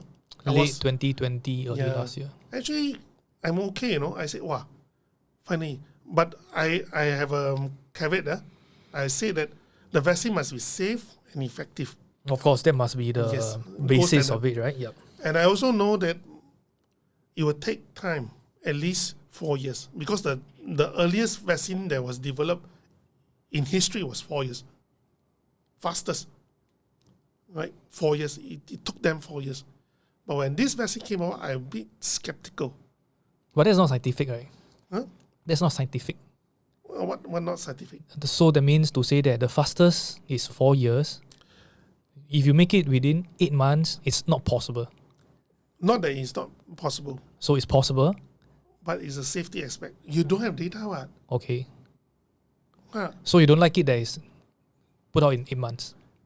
No, I doubt the safety profile. Okay. Then you Because- started to research on the safety profile. Yes. Then what strikes me was this was a new technology. Which has been around for over 10 years. Not 30 They years. have been working on it. Yeah. But it have not been utilized in any medicine at all, because they have failed over the years. So it can't be a pioneer? It cannot be overnight. Okay. Okay. It's not overnight though. It's overnight. It's in The scale of in things. the scale of Okay. things is overnight.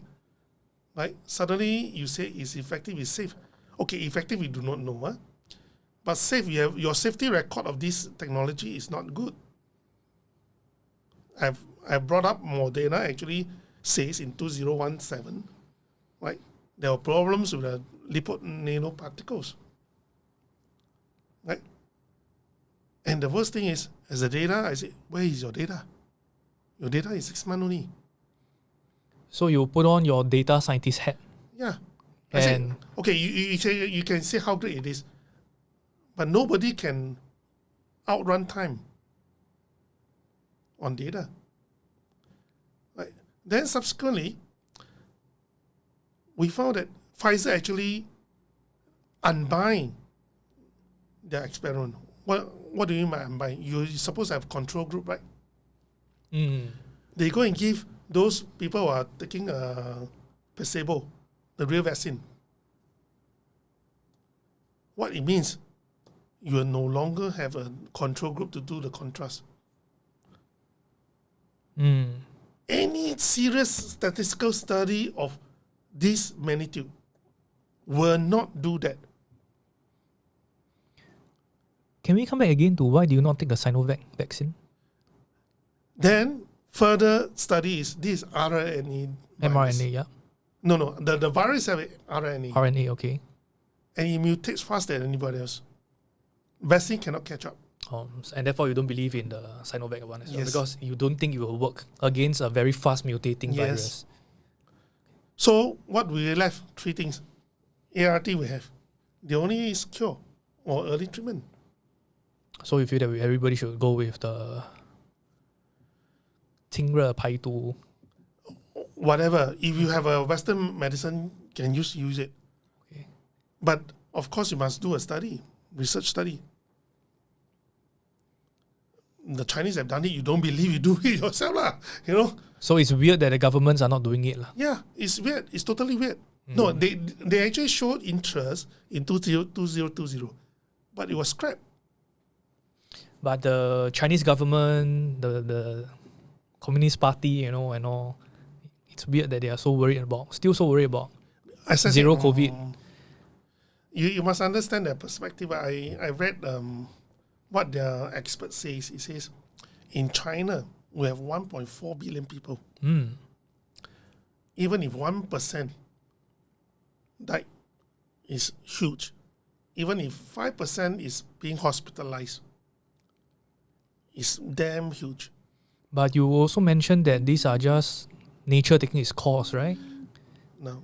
It can't be a case of if the population is small, 5% is not a very big number relative to 1.4 billion, and therefore it makes it more sensible for the 1.4 billion to think that way. Time frame. If I can spread the infection numbers among these 1.4 billion people over 5 years, maybe I can manage. But pandemic is such that it spreads. Correct. Yeah. That's why they want Qingling. Do you need to pick up your call? No, it's okay. So they want Qingling basically because they cannot afford to have an explosive pandemic. A wave, a big wave. Yes, they will collapse. The system will collapse. They understand that. The healthcare system will collapse. Yes. Because they are dealing with 1.4 billion people. We are not dealing with 5 million people, you know. So are they correct what they are doing now? I think Do you agree? It can be improved. I mean, the concept is correct. You cannot have an explosive type of implosion of infection. But that's the nature of pandemic, right? Yeah. So in one of my last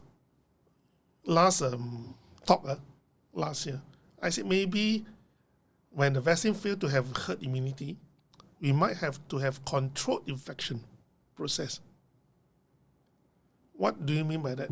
We choose the younger ones, fitter one, healthy one, to give them infection and monitor them, control it. So when the massive number of these, 50%, 70% have been infected, those 30% will allow one have a pre-existing condition, they will be safe. So we segregate the young ones in a more controlled kind of environment. Yes. Let them get By infected. batches, get infection. Okay. It will matter. No? Is it practical in policy point of view? Only with confidence in the early treatment protocol. Then we can manage. And people will have to mandatory get infected. Well, you can select first, no? You can volunteer. How do you select? If the government selects me, I'll be like, are you crazy? You know, why should I go get infected? That. If I know that after infection, I will have immunity, I'll take the risk. So, and that's why you also say you want to get COVID? Correct. But you are not actively getting COVID? Well, I would, because there are people around us who do not want, but I cannot. The people around is your wife and your daughter and all. And, of course, the people that I go around, no. But you should be very confident with your early treatment, right? I would say that more confident with my immune system. Which as a policymaker, because now I'm talking to you as a politician, as a policymaker, your immune system is your immune system. Correct. Yeah. Correct. So for individuals, as I say, empower them to make their decision. They know their own body. As a politician, I cannot decide for you, because I don't know your body. So what right do I have to decide whether you take the vaccine or not, or whether you go for infection? It's voluntary. Yeah. Well, they force no jab, no job. Okay, but it's voluntary at the end of the day. So if the in essence, it's not voluntary. Oh, if the prospects of losing my life, right, or getting very severe, okay, and I still go, that means it's voluntary. No. Let's be frank about this. If there's no BDS initially, the take-up rate up to July, August. Sorry, what's BDS? Can you remind me? Vaccination differentiated. Oh, the vaccination. Okay, BDS. Okay. Yeah. The take-up rate of the vaccine back in July is not that high. If you do not force them, you do not use policy measures, turning a right into a privilege. There were a good percentage of people who have already taken the vaccine, but after the VDS were introduced, there was a spike. Yeah, there was a spike. Yes. But that is also within that small group of people who have not taken the vaccine. That's about a good 70% had taken the vaccine before VDS. About 60%. Push it up to like 80% or something. 90%. So 30% of people were not. So they were forced lah. Yes, I would consider as they were indirectly forced. I wouldn't say cohesion. I would say it's cohesive. But the first 60%, fair enough, fair game. Fair enough. I mean, if you want to take, okay. Okay. I don't, because that's your body, that's your life, you decide for yourself. I'm a politician, I'm not a doctor, I'm not a virus. Even I'm an expert, I don't even know the virus well. On what right would I decide for you whether you should take a vaccine or not? What about this argument on the good, collective good for society? Does it provide herd immunity? That's the baseline. It seems to, provide for less severity of the... That might be due to more Omicron. Okay. But during Delta? During Delta, we will still have a high death rate. But In fact, during Delta, our death rate went up. yeah, every country is dealing with Omicron now, right? But Zhongguo is still trying to 清零. Correct. Because their belief is different. Because of the sheer base number that they are working on, 1.4 billion. And in the city area, they are very densely populated. Isn't Singapore as densely populated as any major city in China? I do not know. But in Shanghai, for example, in Guangzhou, they are very densely populated. Singapore is similar, right? Is Singapore vastly different as a city from Shanghai or Guangzhou or Shenzhen? I do not have the stats, but maybe. No. So. We don't need the stats for that. Yeah. But we are only 5 million people.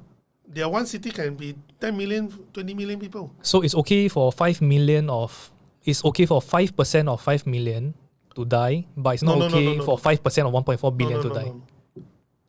That seems to be the... Hospitalization. What is it got to do with hospitalization now? If your healthcare system cannot deal with the hospitalization, your death will go up. A lot of countries couldn't deal with it. Correct. And Singapore, we were very close, actually. Yes. To getting overwhelmed for a period of time. So it will depend on the strength of the healthcare system. So each government will have to decide for themselves. And therefore, the vaccination is important, right? Well, we do not know, right? So far, the long-term data have not come in yet. But so far, we have controlled COVID pretty well. Control. Hey, if you're talking about numbers, we are still higher, than Hong Kong. Absolute death rates. Well, absolute death rate, maybe so. But no. Yes or no? Compared to Hong Kong, more people have died in Hong Kong than Singapore. So I have to check. So is that a better outcome for Singapore compared to Hong Kong? Would you say? Maybe. I have to check. Okay.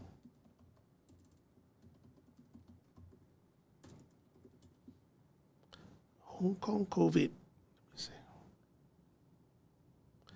Okay, so apparently Hong Kong has 9,000 over deaths.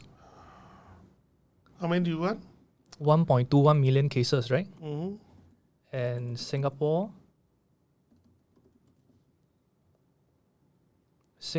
has 1,378 deaths with 1.28 million cases. Mm-hmm. So that means in terms of case count, we are slightly higher than Hong Kong. Yes, at this moment, yes, apparently so. But the death rates, if you look at it, Hong Kong is about 7-8 times higher than Singapore.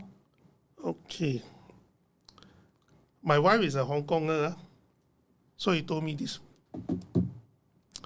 The way they count COVID death is similar to US. When you die, you have COVID, it's considered a COVID death. But whether it's caused by COVID is another matter. So it's either you die with COVID or you die due to COVID. They still count as COVID death. So the person who died of a heart attack who has COVID will still count as a COVID death? Yes. That's why there was a debate in US whether there is an accurate count of how fatal COVID is. Hong Kong adopt the same system. But in Singapore, it's different. If you die, you have COVID, it might not be counted as COVID death because you'll see whether the COVID is the cause of the death. So do you think it's a high number? I don't know. Okay. So there's no basis for... There's no basis of so, what I'm saying. So has Singapore done better than Hong Kong? Well, Singapore can done better than in Hong Kong in that numbers, but whether the numbers are comparable, we don't know. Because I start to have this strange discrepancies because it's not science. It actually defines science. In Israel and Singapore, the death number seems to be lower than US, UK, right? US, I think, is 3%, right? UK is also 2 or 3%, right?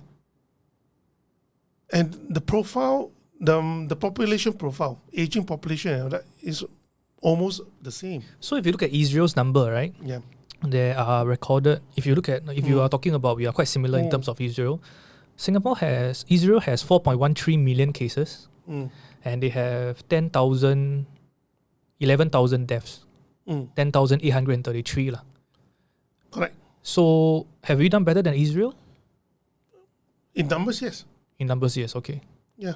And as a politician, are all these numbers important to you? Yeah, of course important. Okay. It's of course important because we save life. Yep. Right? But the strange part is why is the discrepancies. We have the same vaccination rate, almost. Talking about Israel, is it? Yeah, even Israel, high vaccination rate places lah. So it seems weird that we have a lower death rate than Israel. Yeah, So they should be about the same. that's science, right? But there are many. But I mean, there are many other factors that. Yeah, of course. Of course, in terms of like per population, the number of hospitals, number of doctors, Correct. ICU beds, Correct. So age.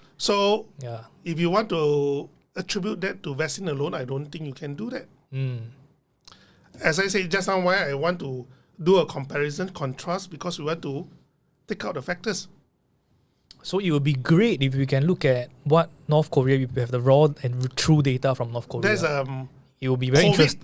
COVID naive, vaccine naive. It will be very interesting for you, right? The Yes. data from North Korea. Provided is reliable. Yeah. I mean, assuming the numbers are reliable. Yeah. It will be very interesting to look at that as a statistician, that what if a country do not have vaccines and only depends on early treatment, whatever early treatment they have. Their form of early treatment. Yeah. So what do you think is going to come out of North Korea? Will we be living hell where people do not have healthcare and people will just be dying in the villages, at homes, on the streets? We can only depend on big data. Maybe after 1 year, 2 years, you look at the population numbers, contrast the population numbers and the death data. Dead body counts do not lie. I always say that dead body counts do not lie. So by then, we will look at whether the trend deviates from the past, because they cannot have vaccine injuries, death, because they are vaccine naive. So that means if you are the Prime Minister and you go through all your network and all the contacts that you have to try and find out what is happening in North Korea, then you would take that as a good case study and decide whether to roll out vaccines in Singapore. No, I think that is a bit too late already. I mean, if you have no vaccine? We already know the vaccine doesn't provide herd immunity. That itself is actually, in a social context, a political context, minimize my benefits. Herd immunity as in? No transmission, no infection, no longer. But it will become like a flu. Yes and no. Right. So that's fine, right? Even with Omicron, if the trajectory that we are looking at, how it mutates, it might become a flu even without vaccine. Correct? So that will be actually not useful anymore. When a lot of great people, right, always say that the more they know, the lesser they know. In terms of like knowledge and in terms of, so like let's say if I had all the knowledge in the world, I have known I wouldn't even consider myself a learned person. I put it another way. Ignorance is bliss. And the opposite of that is? The more you know is actually defilements. Then you have a lot of theories. You don't like to be called a conspiracy theorist, right? I'm not. Okay. Conspiracy theories will not promote masking, universal masking. Right? Conspiracy theories will write off vaccine right from the start. I do not. So you have just very scientifically As I said, look at the data. When it starts, I got my reservation, and the first wave come in, Alpha, back in last year, February to May. I look at the data, it doesn't work. It doesn't stop infection, right? And I look at the safety, the verse, the yellow card, so many. Even before Pfizer actually came out with this document release, I already know that the scope and depth of the side effects is so wide. There are many unknowns. Yeah, unknowns. Have there been party members or friends, families, business partners who have come up to you and say that, perhaps you should be a little more prudent in putting out information, your version of information? Let people judge. But have there been people who come up to you and express their concerns? No. Party members? No. So none of them have No. I think, as I said, my party is very liberal. In that sense, we believe in freedom of speech. Even if you are party members, you are free to make your speech. Unlike some other parties. Right? We are that liberal. So considering that there are so many unknowns, right, and there are also many unknowns that you are working based on? Well, we must separate what we know and what we do not know. Right? And we must separate what are the theories and the project and prediction. Right? It can't be I'm talking nonsense when my prediction actually keep coming true. Herd immunity is not going to be achieved by vaccines, even before people realize it. Right? Correct? And injuries are real. And Pfizer actually admitted it in their own documents. But severity is not real. The vaccines can cause less severe disease is not real. Because that is not under a control.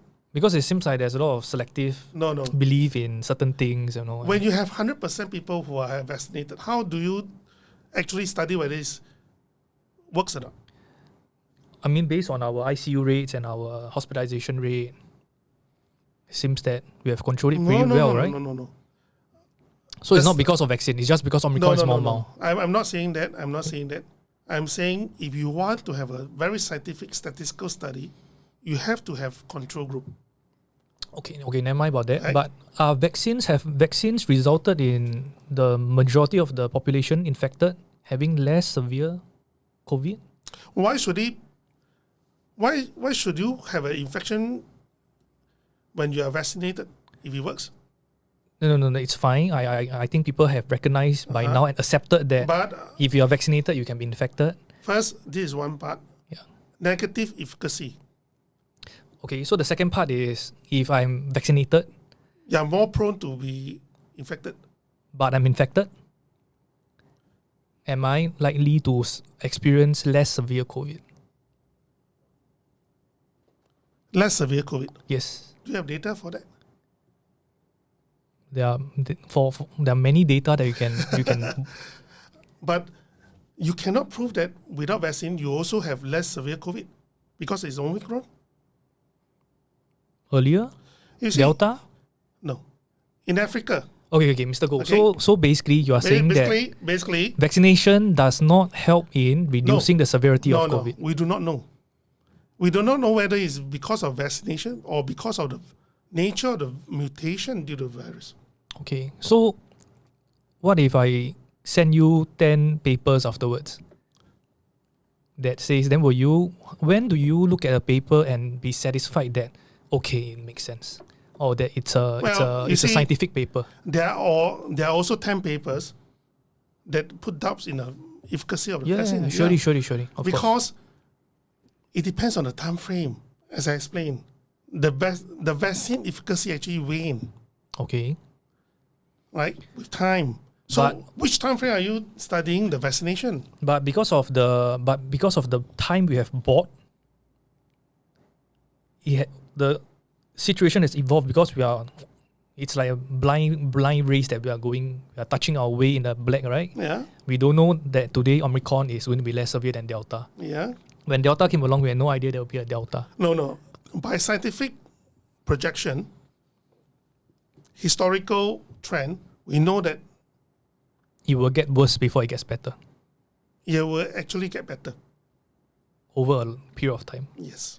And then, We humanity have deal with Spanish flu without vaccine. of course, and therefore, There are a lot of death, but it proved that the Spanish flu actually mutates until it's become mild. in today's context, 5% of the population dying is just We are not having 5%. Even at the beginning of this, we were only about 1 to 3%. so. And- Okay, and- let's take 3%. The 3%, as I said, the US data is 3%. It is the way they count. Die with COVID or die due to COVID. They count together. So if you take Israel and Singapore data together, it's actually less than 1%. Without vaccination. With vaccination or without vaccination? Yeah. Even before vaccination, we already 0.3% only. Yeah, but that's because of very harsh measures to control the spread of COVID, right? No. Statistically, We had a circuit breaker. your sample size is good enough. We have over thousands of infection. I think few thousand of infection, but you have only 20, 30 death. The sample size is not small, Okay, then we come back to the everyday life. Mm-hmm. Of course, today we have already spent 3.5 hours talking about this. The 87-year-old, my 87-year-old yeye wouldn't have had the capacity to have this debate with anybody. Because for him, he's just very worried about the virus for himself. And he's also actually very worried that his loved ones get the virus, like me, my siblings, And so he has been very prudent and very careful in his daily life. As a public figure, right? And as a person with influence, then does it make it prudent for you to be more cautious and more, maybe more conservative in putting out your views, considering there are so many unknowns? No. I will empower him. First, I will tell him that whether he is vaccinated or not doesn't mean that he will not infect the people around him. Because there's already science, the data show that. But he is right to be worried about himself because he's old with a pre-existing condition. Yep. Right? Then I'll tell him, you have to decide. Only for yourself only. You do not need to worry about whether you transmit the virus to the people around you. Okay. Right? So this is empowerment by understanding the virus and the vaccine. So you don't agree that the benefits outweigh the risk? It depends on different people.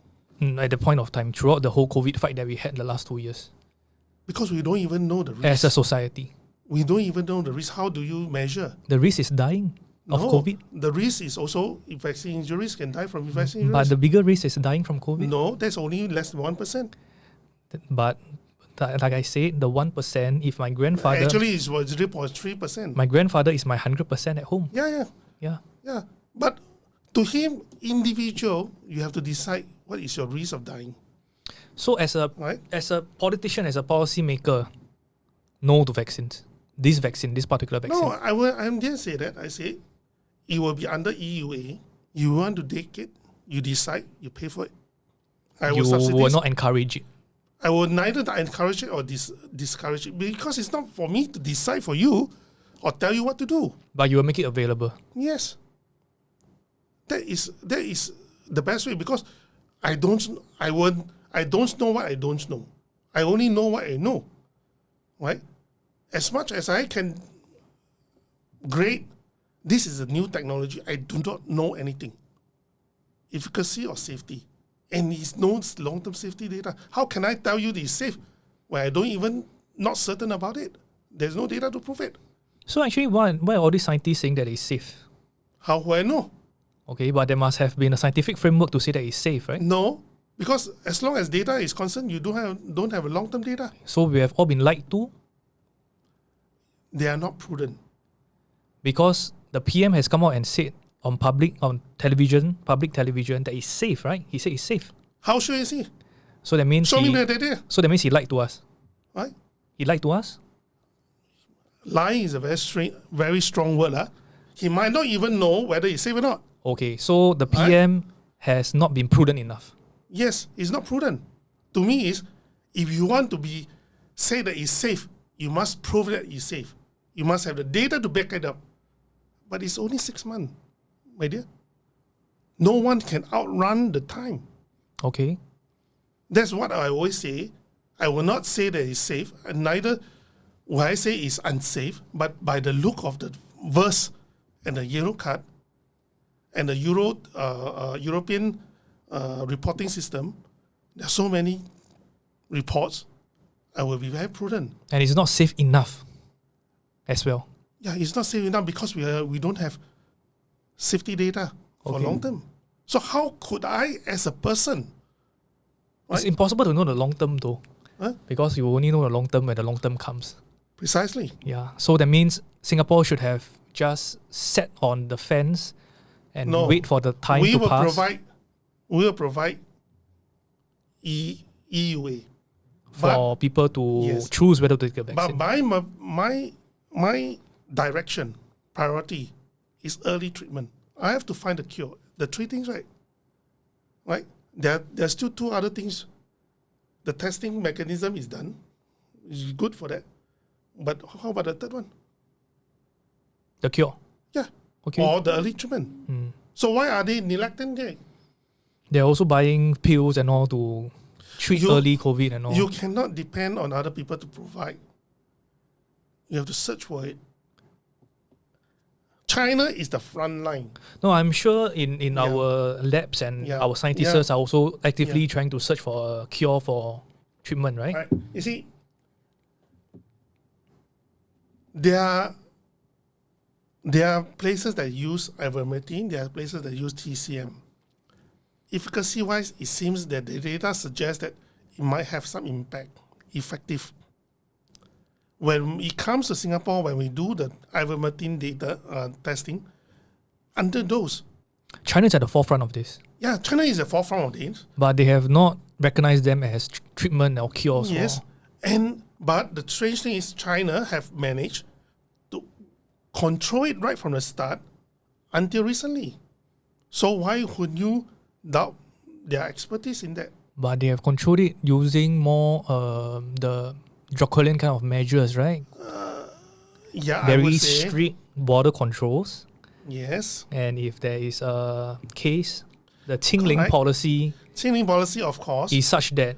But that is beside the point. When there's a spark, they just snuff it out. The initial outbreak. Okay. How do you control it? How did they control it? By locking down the city. They were the first to lock down cities. Yes. Yeah. The treatment, they try all sorts of treatments. Whether it's Chinese or Western medicine, they try everything. And they also build up their healthcare system to be very robust. Yes. We saw them building up hospitals overnight, literally. Yeah. But that is a basically quarantine system that they have. And you must take them seriously because they have been through it, the worst first wave. No, I think most countries have learned from China's initial experiences, right? And they actually, not only the shutdown, the masking. When they are promoting the masking, universal masking, why would our guys down here say, no, we don't need? That's irrational. Right? They are at the forefront. They have tried everything and they find the right ways to get it controlled. Actually, the masking is the most important thing and the social distancing, apart from locking down. Why would our guys down here say, no need? Then there's a U-turn. Yeah. So, you tell me, so what is science? What do you mean by what science? To them, they say, oh, scientifically, you don't need, you only put up. That is their science. 实践就是真理. So how happy are you with the overall COVID situation? I mean, in Singapore, apart from the way they force people to take vaccine, I think we are doing fine. Frankly speaking, we are doing fine. Which part are you most pleased with? The rapid testing system. So getting sufficient ART test kits Yes. and encouraging people to do self-testing. Okay. The oximeter strategy, right? And they actually have a quarantine system that works. Not everyone go for quarantine, only those vulnerable one, right? Prioritize. I think that is a great. Singapore's quarantine system. Yes. People who have been exposed go to quarantine, right? Not all. Only those regarded as vulnerable. No, there was a period of time whereby as long as you are within trace together, pick you up. Yes. My brother got sent to the hotel and all. Yeah. But they managed to change it when they find that they cannot cope with it. Then it became home recovery. Yes, home recovery. I think they move with time. They are flexible in that. I think they have done very well on that. The worst part is only the jabbing. Yes. Because nobody is 100% sure that it's safe. And we already know that in terms of public policies, it doesn't provide herd immunity. It discounted the benefits quite a lot. So what will make you take the vaccine? Do you intend to take the vaccine in future? I do not think there will be any effective vaccine for COVID because it's RNA virus. Okay. You are still concerned about your family and, like you mentioned earlier that you don't want to get COVID and pass it to your family and all. Yeah. But they have not taken the vaccine as well, right? Yeah. Your wife and your daughter? Yeah. Because they are not, immune system is not as strong as me. Right? So they have not taken the vaccine? Yeah. Well, they have not taken the vaccine. But their immune system is not as strong as you? Well, that's what I think. They might not think, they may think. To me, I do not give advice even to them. Then aren't you slightly concerned for your loved ones that you know that their immune system is not as good as yours and they have not taken the vaccine? Because we have an early treatment protocol. We will not panic. The worst thing to happen in this pandemic is to be panicked. Okay. Right? So to them, I leave it to them to make their choice. I didn't influence them. Although my personal belief is this. My daughter decided for her own. Right from the start, she understands that it doesn't help her immunity. She's young. She decides. Right? So my wife also. So I leave it to them. I didn't influence them. I didn't even hardly talk to them about this, whether to take the vaccine or not. So have you heard of people who are unvaccinated and died of COVID?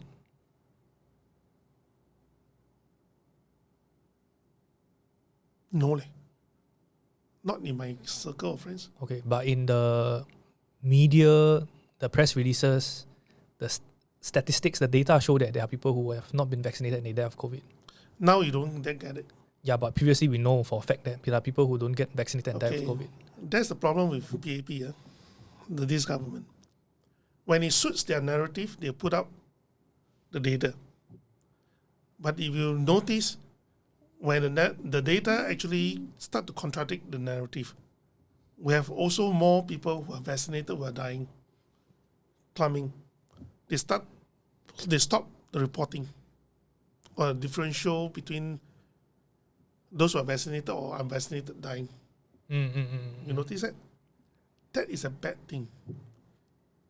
It's bad for statistician when your data context is totally start to shift and turn when it doesn't suit your narrative. So you can't do your long-term studies. Yes. Yeah. And it's actually bad for long-term studies for humanities to understand whether it really helps. I think probably behind the scene they are still keeping track, right? I'm sure they they have the figures, they just don't publish it. I hope so, but no, they will know that people who are unvaccinated will have COVID. They know. They're just not publishing it. Yeah. So, but by the look at the numbers, there is ICU and hospitalization, you start to see that it's normal, so-called normal. There's no differential whether you are unvaxxed or vaxxed. You have the same probability of getting it. Maybe unvaxxed is higher. Basically, as I say, unvaxxed are mostly those old fellows with pre-existing condition. They didn't want to take the risk. When you share something on your social media platforms, right, Is it the endorsement Endorsement of what? of the views that's being put across? What views? So, for example, you will serve a POFMA for sharing one of the blog posts that another guy made, talking about how HIV and COVID and Omicron, there's this POFMA thing that you will serve, right? Now, as I said, I am very open-minded person. Right? When people put up certain things, as long as not conspiracies too, like that, conspiracy, so many people involved. But the open-mindedness kind of go against your statistician kind of profession, right? All statistics study always start with a hypothesis. Okay. So you were happy to explore the possibility of HIV and Omicron. Yeah, of course. Right. If I'm proven wrong, so be it. But as a public figure, are you worried that it causes confusion on the ground? What type of confusion? Because there are people following you, right? Okay. As far as I'm concerned, if you are not sure of something, at that point of time, I would say don't get infected. Before that, when the Delta, I said maybe the only way when we can get natural herd immunity is get infection. So, No, I'm talking about the HIV article. HIV article. Yeah. Now, the HIV article is not only once. The article is not only once. It happens in June last year. There were cases that this virus have been in this HIV patient for a prolonged period and start mutating inside. Then this Omicron, when the South African found the Omicron, it was also in the HIV patient. So the concept they provide, the conclusion they provide is immuno-compromised people tends to be the host for the virus to mutate itself multiple times, right? And in a very extraordinary speed, right? But whether it actually recombine, they say recombine with the HIV and to mutate into a new virus, nobody knows at that point of time. So if you don't know, but you still share it, because in the spirit of open-mindedness. All possibilities are. Okay. Because we do not know what is the truth. We must take into consideration what if this is real. Are you worried about confusing the ground? People who read your articles and because you're a public figure? Does it concern you?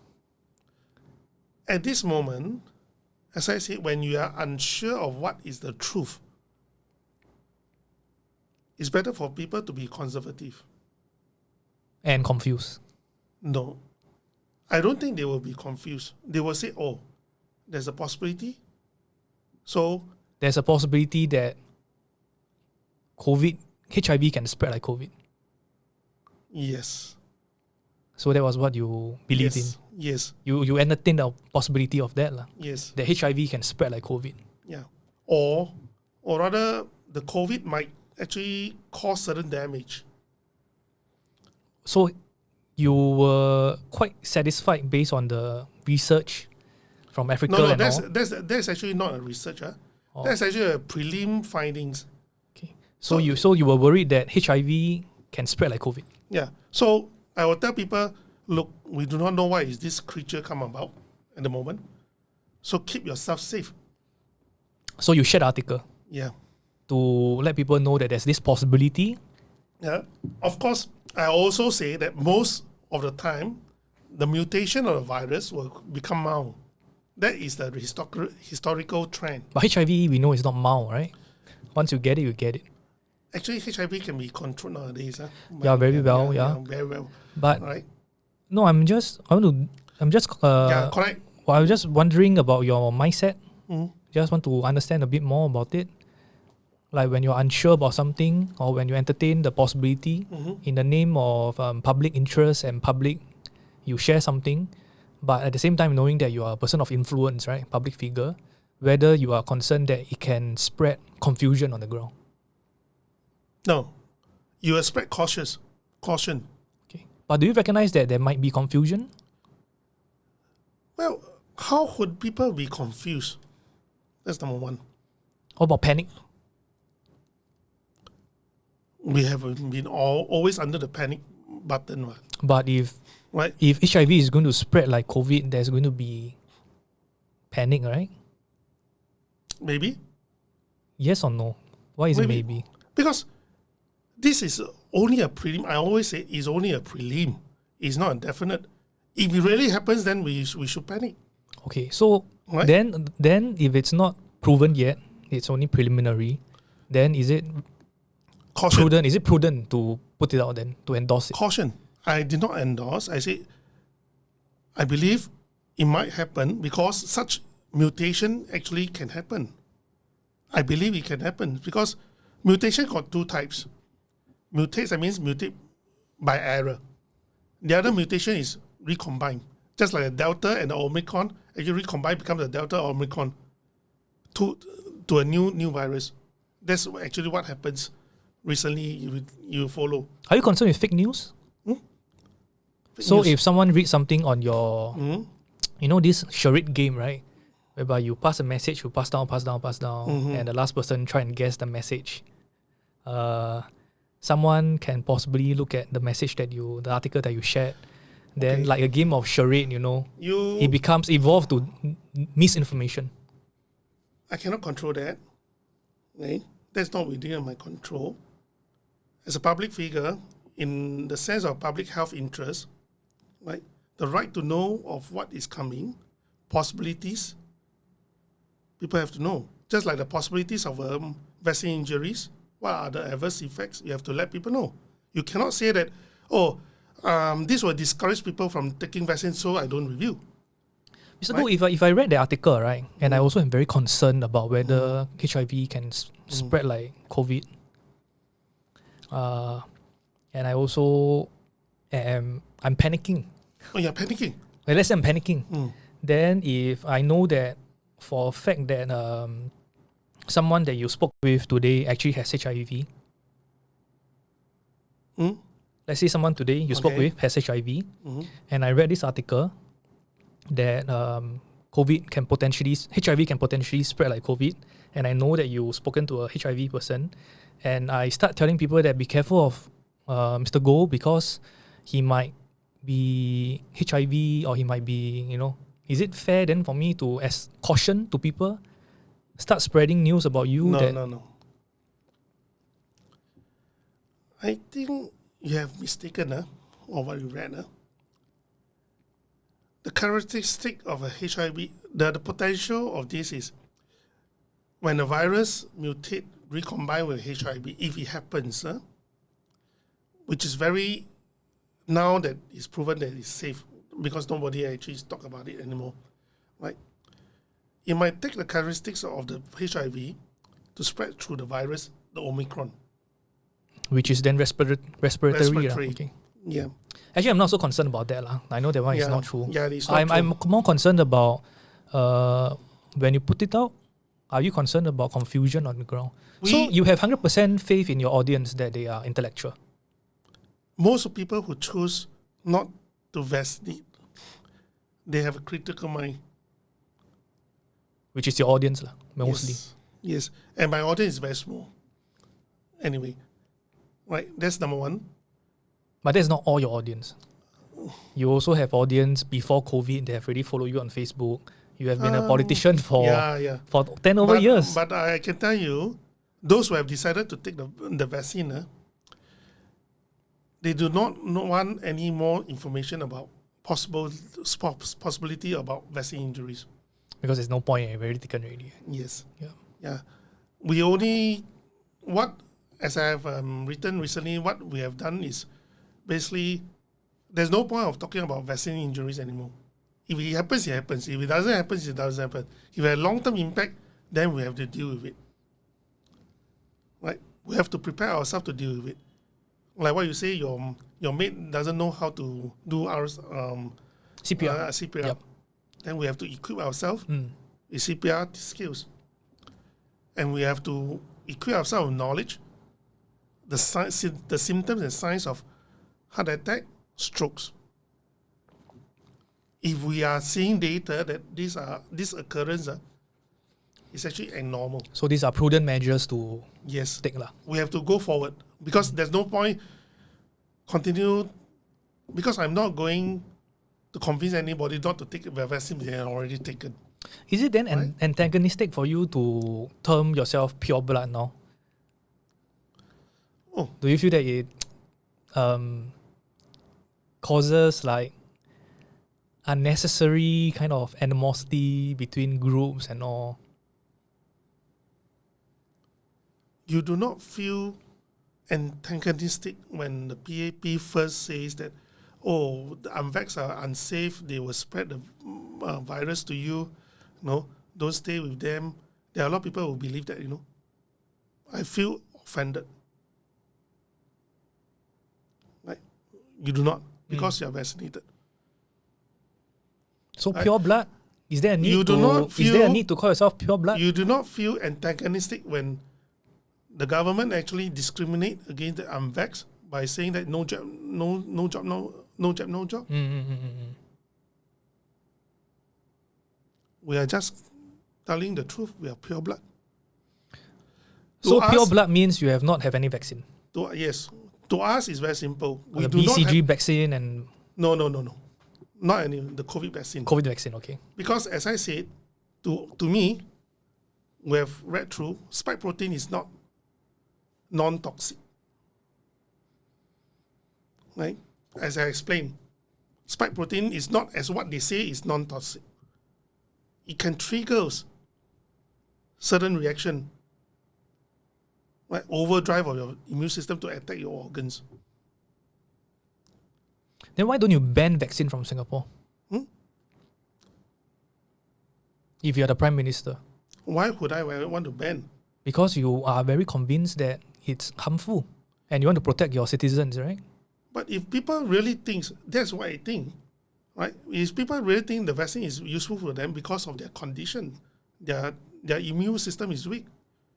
Okay. Right? They all want to prime their immune system. Why should I stop them? I can't decide for them. So people who are immuno-compromised should get the vaccine. On the contrary, people said immuno-compromised should not get the vaccine. I do not know. Then it's very confusing, right? So what's the policy? Because initially I thought they should. But what's your policy? I let them decide. I'm not going to give advice. But you're not going to ban it as well. I'm not going to ban it. Because some of the research actually say immuno-compromised people who take the vaccine might not trigger enough immune response to take on the spike protein, and it becomes a problem. So in the ideal world, everybody should have a good understanding of their immunity. Then Yes. they decide whether they get the vaccine. Yeah, I think we have to reconstruct our concept of health. The concept of health will include understanding your body, what is your immune system strength, instead of just following blindly a one-size-fits-all direction. But all these are very individual. Yeah, very individual, Yeah. but it can be done. Scientifically, you can go and do certain tests. Body right? checkup. Yeah, body and all, checkup. yeah. Yeah. I think these people should be more aware of their own body. But at the same time, you also recognize that dealing with an unknown virus, you don't know what will happen to your body also. Then we have to look at the big data. Okay. What is the death rate? What is the hospitalization rate? Who are the ones who are more skeptical? This one will have it. Then you understand more. Then you empower people to make judgment. Do you intend to fight the next GE? You have said that you are probably going to retire. I hope not. I hope not to fight. Yeah. You hope not to fight, meaning what? I hope not to contest, but there are people who wanted me to contest, but I hope not lah. So if you have no choice, you have to contest. I cannot decide now lah. So is but that most probably I will not. so is that predicated on you having a successor? Yeah. I'm well on track to find a successor. So the party PPP will continue, Yes, hopefully. but you hope to retire from Yes. active politics. Well, depends on what you define politics. That means to me, active politics is you are standing for elections and you are. Okay. Yeah. Maybe I will step down. Right, on that, play on the background, supporting role. I think politics is very large game. You need people to play a supporting role, logistics, research, and strategies. You must be a politician to win a seat in parliament, right? As in, any politician must aspire to win a seat in parliament, right? Not in Singapore. Not in Singapore? Yeah.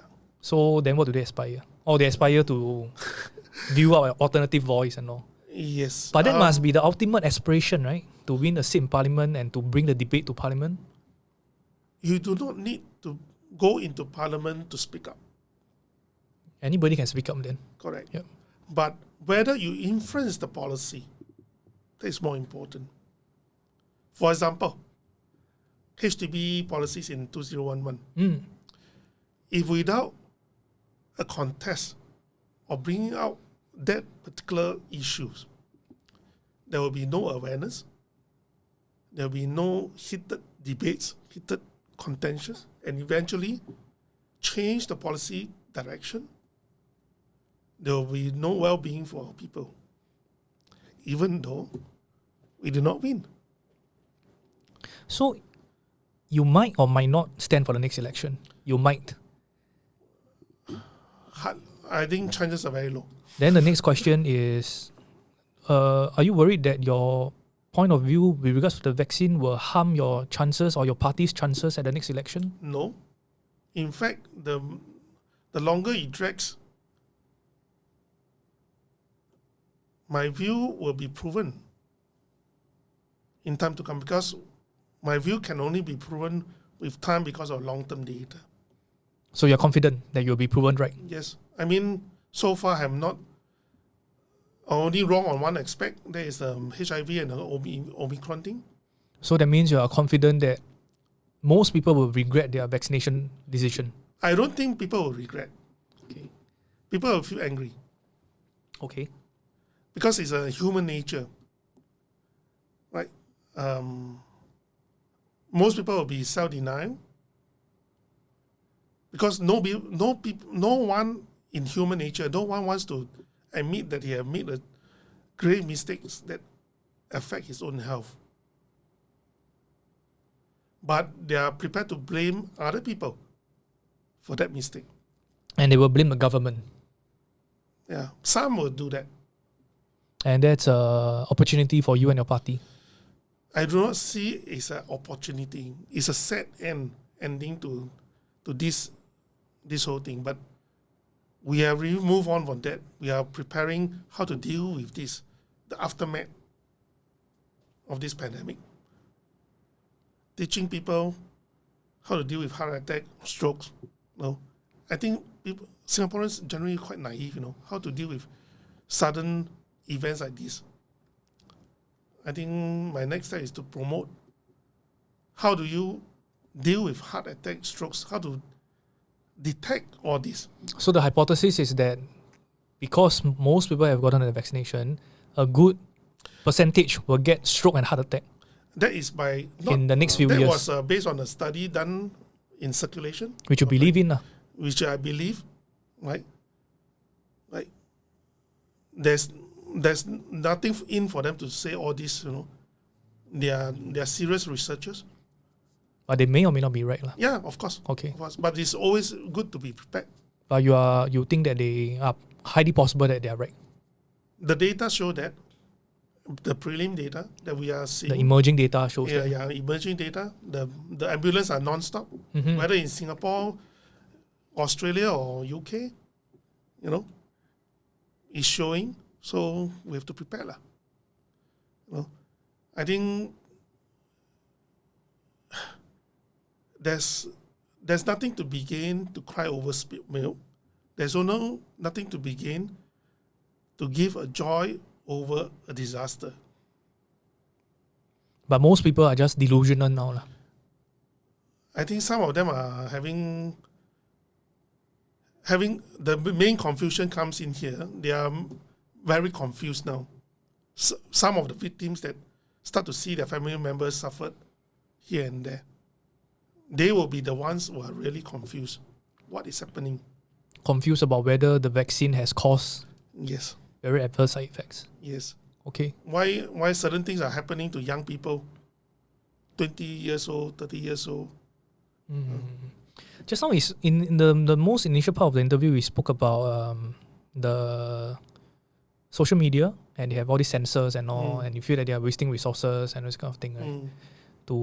And rather they should take a more liberal approach towards allowing diversity in views and opinions. Yeah, because the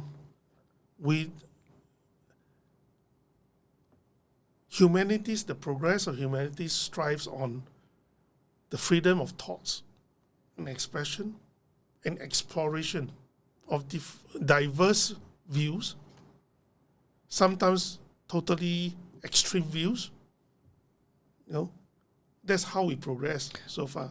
So is POFMA fair enough when something like the HIV Omicron, now that you know that it's not true? That's on hindsight. That's on hindsight, yeah, okay. But so this mechanism of having POFMA. Now, when they put up POFMA, they say it's about facts, not about opinions. But that is an opinion I put up. I say I believe that this might happen. You believe in the fact? No, I believe this might happen. Okay. Right? But the article put it in quite certain terms, right?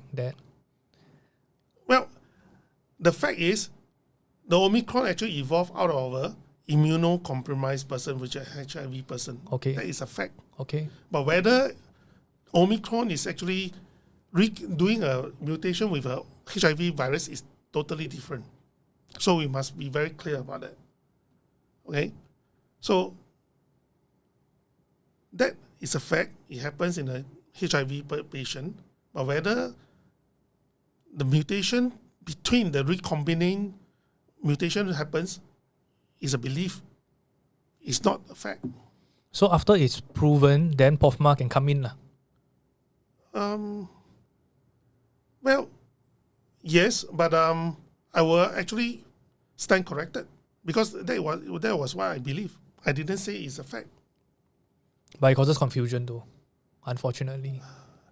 I would not say confusion. I would say more caution of people at initial part, because everyone is saying that Omicron is mild. When you get it, it's okay. So there's no confusion. I would say added caution at that point of time. So confusion, yes or no? I don't think it's a confusion. People will certain be more level caution. of confusion. Well, or I don't know. Potential confusion. Potential, maybe. To certain people, they may be confused. But what I'm saying is, we have to be careful. This might happen, and we might be in for a root shock. If that really happens, right? So that is actually asking people more cautious about that, about this Omicron. If you are not a doctor or a professor in virus and virology and pandemics, right? Do you think that you should have been more prudent in putting out some certain views? I put it anyway. If you know I'm not a doctor, will you believe me? If I know you're not a doctor, why believe you? I don't understand. If you know I'm not a doctor, Yeah. I'm putting my belief. How much will you believe me? Depends on what you're talking about. On viral, on the virology? I mean, I will know that you are basing whatever you're saying based on other people's Yes. thoughts lah. Unless you have a lab at home that you are doing all these experiments correct. yourself. Yeah. So most probably you will not believe. And so you can say whatever you want? No. What I'm saying Because most people will not believe you? Where does the confusion comes in? Okay, so people will not be confused because they know you're not a doctor. And is discounted. Okay. Right? So you... So I do not understand why people was. unless I'm saying that, I'm an expert, this must be true.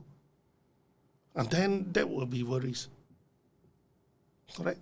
Do you sound like an expert on social media? I don't. You open up live and you start talking about it.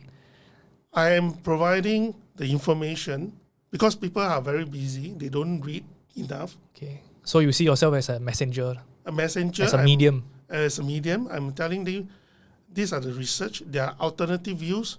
It's not a consensus.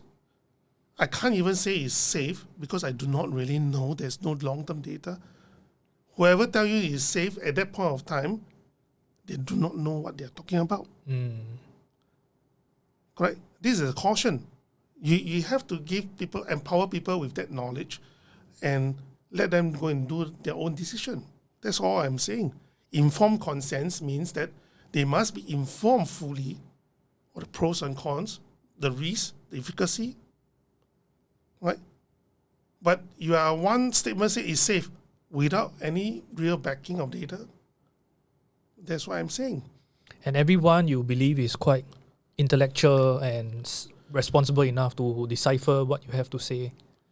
I think some of them are actually conspiracy theories, right? Which actually try to mellow down them. I say, no, we should not go into the conspiracy theories, right? People like Iris, the lady, Healing the Divide. She's quite active on your Facebook page. Actually, we have no much communication. Okay? Or do you consider her a conspiracy theorist? I don't know. I hardly read what she's writing. Okay. Right. In fact, I'm not involved in the healing the divide things. So you're solely independent. I'm solely independent. I don't get because when you have more people, you start to lose focus. When you have more people. When you have more people coming with all direction with certain things, because I have my own interests in certain direction. I want to find that what are the factors and how do I actually can clear out certain factors and see whether the sole factors that affect certain things. Just now I have demonstrated how it is done statistically. No, I don't. There will be speculation, but the speculation or reasoning or hypothesis must be reasonable, right? And some of these people who are in that group do not believe in universal masking. I said no. Whether it's scientific or not, or whether my own experience, I can tell you that it works. Of course, there are actually pros and cons. No, you cannot put long term because you affect your oxygen intake overall. So I'm very discerning in that, right? And I also told you my position can change when more data comes in, because science is evolving. When data evolve, we have to respect the data, what they are trying to tell us. We cannot be presumptuous in certain things. This must be so. Data, I cannot change my position. No. Do you empathize with the government that your people like you and the content that you put out can be problematic for them and the society? It will depend on their way of thinking. As much as I believe that they have good intention of certain direction, that is their belief that it will help. But I hold very different views, different approach, right? Although I will not say totally opposite, right? But I say, hey, look, my influence is actually very small. My viewership... I think you underestimate yourself. No. Very small, very small. I'm being modest, very small. Right? But small doesn't mean it's negligible. Yeah. The only bigger influence was Lian Hua Qingwen and the introduction of the TCM and all that. And I said, I would dare to say that part of the reason why we have lower death, lower hospitalization is partly due to that. People start to think out of vaccination, there are possibility of early treatment, right? So that actually helps.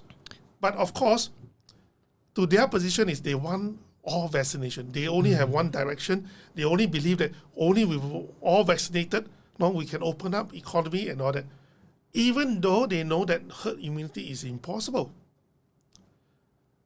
right? And that I do not agree, right? Because herd immunity is important. It's not possible because of massive infection. Yeah. I actually believe that we have to reach. And it also happened in a very controlled manner in a Yes. way because of vaccination. No, because of early treatment. Okay, so you believe that most of the Singaporeans, they are doing all the things you are talking about lah. By the data that how many 莲花清瘟 was sold, Okay. you can roughly gauge, what are the impact. So Kim Jong-un must look at this immediately because I don't know. because he has no vaccine. I don't have his email.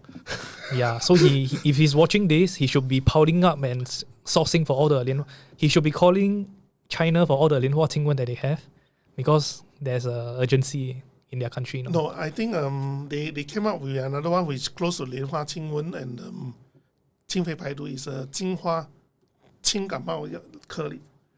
And all these are good enough to deal with the pandemic. I would not say, you will never always say good enough. It could have been as simple as these three things distributed to the population. No, there are other factors like the rate of infection, the numbers of infection. No, but you're talking about if they are infected, they should do all this early treatment, right? Yes, but you will still have casualties. Okay, we have to admit that we will still have casualties. Which 1 to 3% is fine. No, it depends on how large your numbers. That means your healthcare system, whether it can cope with. Right? So there are a lot of other factors. Not that say that early treatment is the only key. So 1 to 3% is inevitable. You can reduce it. I believe you can reduce it further with early treatment, but you cannot eradicate it. You cannot 100% that there will be no casualties. Right? Because different people have different immunity strength. Right? There's no guarantee about it. Even vaccine have no guarantee for you. Right? So, key is early treatment. If it helps, just use it. But at the same time, we cannot have massive, implosive infection at the same time. But that's called a pandemic, right? No. We must No, control I don't understand. I don't understand how do you I don't understand how you're talking about the controlling. That's what China is trying to do. Okay. Right? That's what we used to do previously.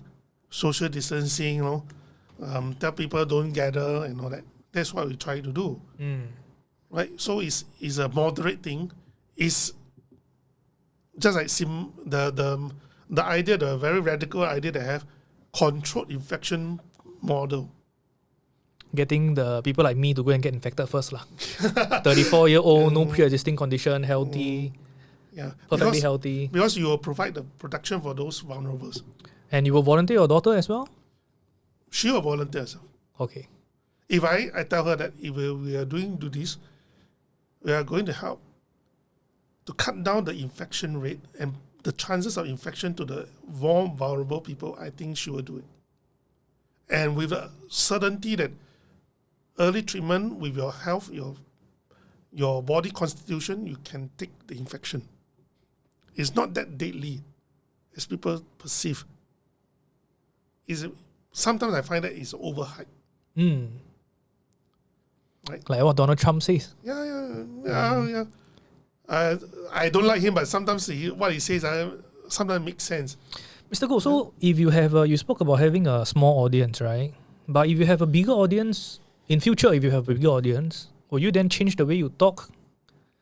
Or will you be more cautious and more prudent? Because it seems like you are saying, because I have a small audience, so I can be more liberal in the way I talk. I'm already 52. It's difficult to change a person's mannerism, thinking, ideals, the belief that he believes. So you continue to talk like this? If tomorrow your Facebook has 1 million followers? I'll still talk, but I will put a caveat. Right? Now, do you put a caveat? Actually, I do. Okay. Previously, I do. I always put a caveat. These are my opinion. Based on what I know, and what I believe, and how I study statistics. You can choose to believe. You can choose not to believe. That's all. I do not profess to be the expert. I do not profess to be knowing the truth. Right? Is empowerment through the education of transmission of information. That's all. That's a caveat I always put last time. I always say I'm not an expert. Right? So in the long term, 5 years, 10 years, 20 years, Singapore would have done better if you were the head of an MTF. I do not know. But because you would have stopped the usage of vaccines. I will not stop. I said you would not. I will not push. You will not push and encourage and make it a national exercise. Yes. And therefore, you would reduce the vaccine injury over the long term. Yes. And more people are going to be less regretful of taking the vaccine. They are already taken. They cannot turn back time. So unfortunately, we will have to deal with the consequences. We have to live with it and find ways of dealing with the aftermath. If there is really a grave consequences from that. Okay. Do you have any other things to add? I think basically that. Or to summarize? Well, okay. Something to add. Yesterday, we were called up by election department to give feedback. Although I'm not, most likely not going to contest. On the overseas voting? Yeah, and the nursing home. Okay. Right?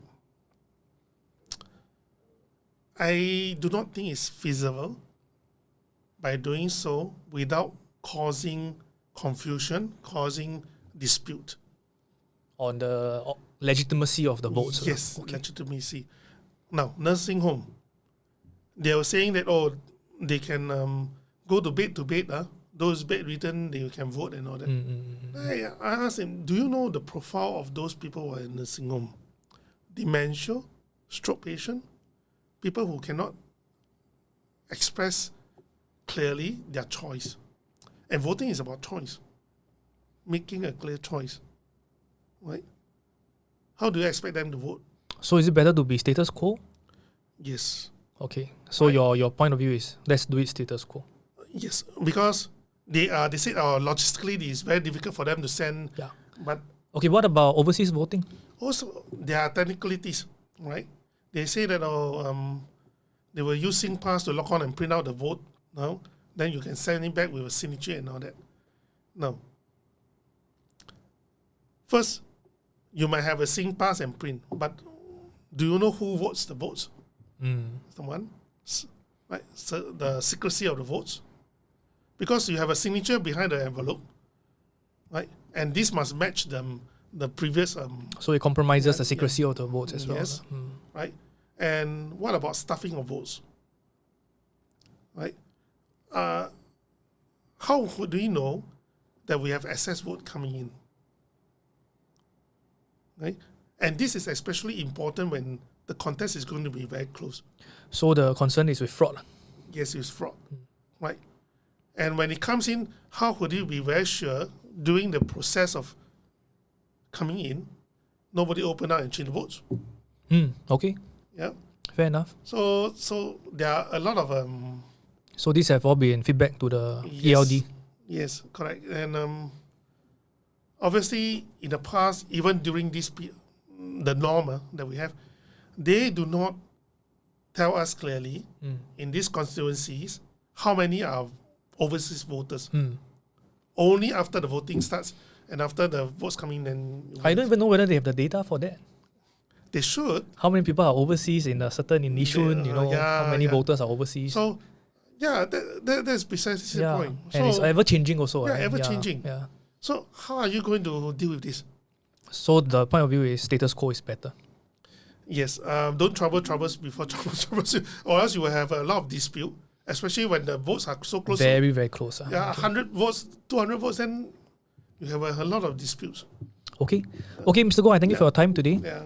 And thank you for sharing all your insights. I think